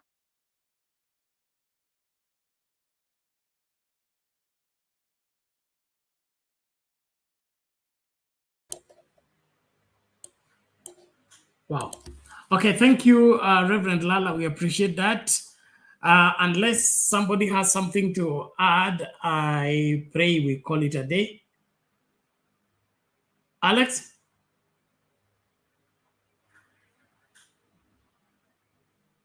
Yes, I wanted to tell Nani aliuliza question, but I did not have an opportunity to answer as captain, and I think it was important for even the panel and the... Get closer to the mic, we can't hear you properly.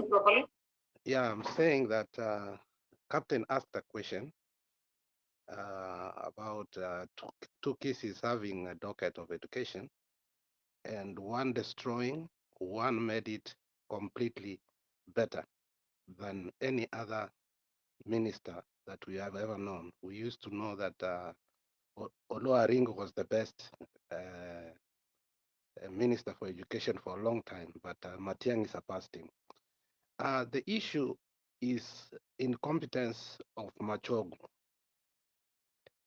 Machogu was very incompetent when he was Kitutu Masaba member of parliament, to a point that he took a tea factory to court, and he was awarded, was it 800 million, something like that. And now the tea factory has to pay him every month money, and they underpay the people he was leading.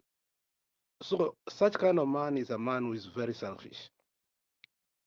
And on Vile Bernard alisema, it is Ruto trying to destroy the education of our children, removing subsidies. Capitation was 22,000, amerudisha 12,000, lakini alipea shule 4,000. Shiko alituambia hapa, ametoa tu 4,000 peke yake. So school fees obviously is going to increase, and many kids are not going to be able to go to school. So it is not about a community, it is about a person. That person is very incompetent. And even when he was a DC in somewhere in Central, I hear people say that he grabbed a lot of land. And also, he was very incompetent until I think Moi had to remove him and take him somewhere in the office, because as a DC, there are things you're supposed to do every day. You're a district commissioner. So that means you must ban that district, and you knew how Moi used provincial administration to do that, but the man was wanting. So that is what I wanted to tell Captain. It's not about our community. It's about the person. Thank you. Okay, asante sana, and that is one of the things that must be seriously considered. I am for what they call regional balancing, but the regional balancing should not be on the premise of sacrificing our competence. Like we say, you must first of all be the best before you become fast. The aspect of dishing out dockets simply because you want to have a kissy, find a competent one. We don't mind. You want a lawyer, find a competent one, not the worst of them all. Like, I don't want to open a new debate. You need to get out of here. Okay? You give a chaser, a docket, you say you have rewarded the lawyers. Come on. Hata kama unataka kutuchapa makofi, situambie tu tupange line utuchape makofi. Why should you do that? And so the running of Is the government... minister? Yeah? Bernard is a Chesa minister? Echesa was a minister before. No, I thought in this current administration. No. He may be, they are still considering him. Please. Ladies and gentlemen, I want to really appreciate all of you for your commitment. I will be servicing you with information about our friend, and I believe we'll do something that will help him. So wacha mimi nishughulike na masuala hayo mengine. Tuonane tutakapoonana, lakini naomba tuendelee na mjadala, tusilegee. Hii nchi lazima tuikomboe, na katika hiyo hali ya kuikomboa lazima ujitolee kabisa kabisa. Nusu nusu haitafanya kazi. So please be committed. A better Kenya means better life for every Kenyan.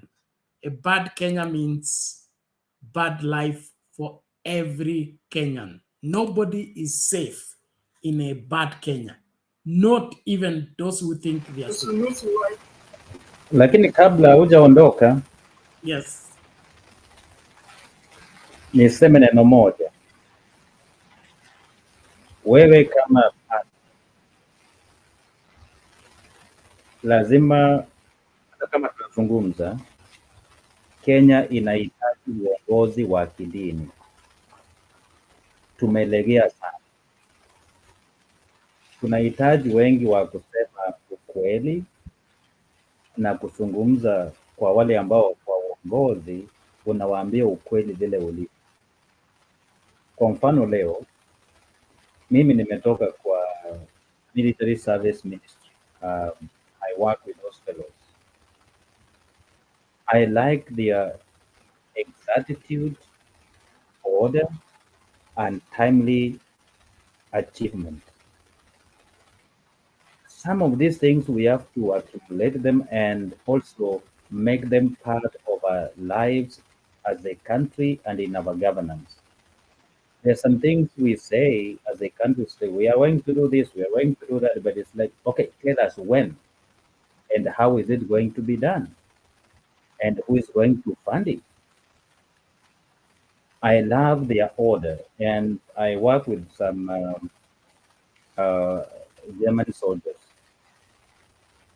There's one thing they love most: being in order and in time.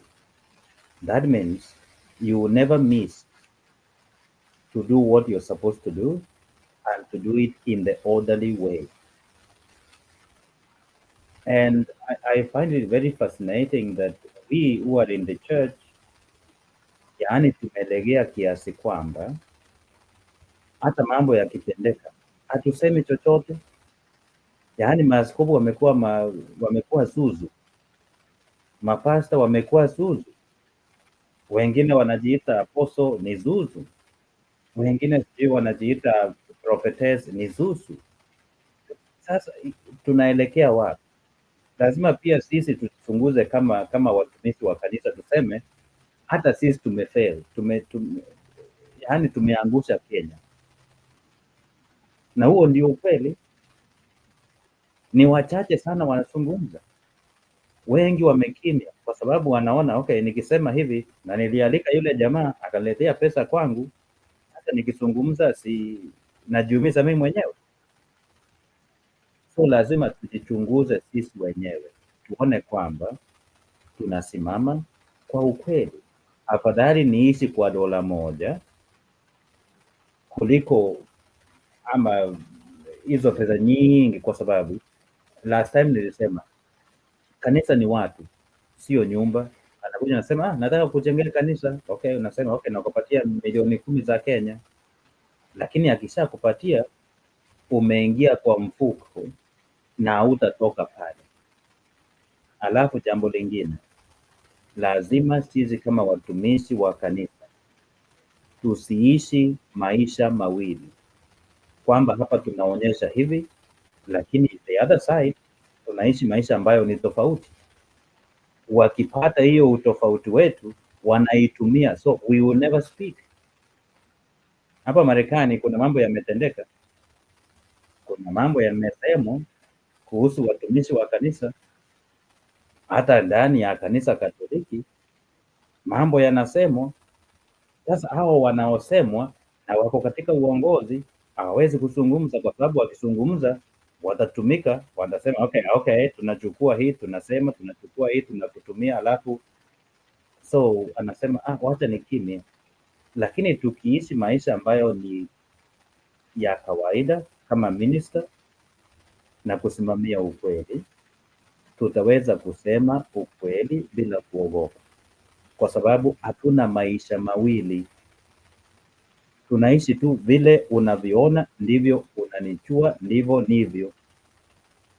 Lakini kama uko na maisha mawili, kwa sababu wiki iliyopita one of our bishops of the one of our Protestant churches in Houston, kanisa yake ilikuwa empty kwa sababu mambo yamesema kumuhusu, washirika wameondoka. And I can imagine how devastating that is when my parishioners discover that I'm leading a double life. It is very devastating. So wataondoka, na nikisema chochote hawataniamini. So in Kenya we also must try to be straight as pastors, as priests, as preachers, as prophetesses, as apostles. Just preach the word of God, and period. And when you speak, they will listen to you. For example, we had some Bishop Okulu. He was an Anglican bishop. But whenever he spoke, Kenya listened. Why? Because he had nothing to hide. We have Alexander Muge. Whenever he spoke, the country went and listened to him. We had Ndingi Mwana Wanzeki, when he spoke, because he had nothing to hide, they listened to him. We had Manasseh Kuria. Whenever he spoke from Kirinyaga, people, okay, Bishop has spoken, and they will follow. But what kind of preachers do we have today? That's my pain as a priest. It is painful that religious people in Kenya, they are not speaking. They are just quiet. That makes me so sad, because remember, I love this man called Wainaina from All Saints Cathedral, the former provost. He spoke something and I was like, I need to hear that more. And the man who is assisting him also spoke something and I said, I want to hear that more. But what do you hear from the Catholic Church? Nothing. They just write a letter. And what does it help? Nothing. Nobody reads those letters. We are writing a pastoral letter because of, it helps nothing, but we want to hear you speak. So please, encourage your pastors in Kenya to start speaking out. Hata kama unajua mwanaume anakufa mara moja. Mimi ni Mkisii, but I grew up in Embu. Unakufa mara moja. Unajua mjinga anakufa mara nyingi before the actual death, but ukiwa mkweli unakufa tu mara moja. So hakuna kitu ya kuogopa. Just tell the truth and let the chips fall where they may. Thank you very much. Exactly. Thank you so much. We appreciate that. Na hapo ndipo tunapaswa kuwa. Challenge ni hiyo bahasha. Zakayo alitembea kanisani akanunua sauti zetu. Alipomaliza kuzinunua akaziweka kwa mfuko, ndio akarudi kumisbehave. So we are bought, and we are looking on how to redeem ourselves from the whole scenario. But where we have reached, I believe any voice of recovering the country will be listened to. It doesn't matter who raises it. The temperatures I see and the kind of unrest I see in every life and every eye. Saa hii ni kiberiti tu, kuni zishawekwa, mafuta yamewagwa, ni kiberiti tu, and that kiberiti can take off any time, and that's why Zakayo and team right now, they are sitting on the edge of the chair. From where I sit, they are irredeemable unless otherwise something drastic has to take place to save this administration. Drastic means drastic, not just normal games that he planned to play. The normal games to plan to play, to drop the petrol with 5 shillings and then drop this with 5 shillings, those games will not work. Wakenya wamefika mwisho. Na we pray that the church will redeem herself, but it's badly off. It's true. We are badly off, and especially the mainstream churches. Of course, our Protestant guns for hire, and those are the main problem, because you will call a padre, you will call a press conference and say, this is the stand, this is what we've declared, Ruto must go, okay? Then 2 hours later, there will be another group gathering in that corner and say, who are you? Why are you touching God's anointed? And also they give a contrary information. So we fight among ourselves. But in sustaining the message, we just have to sustain it. And that's why we are doing what we are doing. Let us be known that we oppose evil, we stand against evil, whether it delays or not, we will do the same thing mpaka tujulikane kwamba sisi hatuwezwi. They cannot weza us. Thank you, Father. We're great interacting. Let's link up later. I pray to be out of here. Asante kila Mkenya, tuonane tutakapoonana.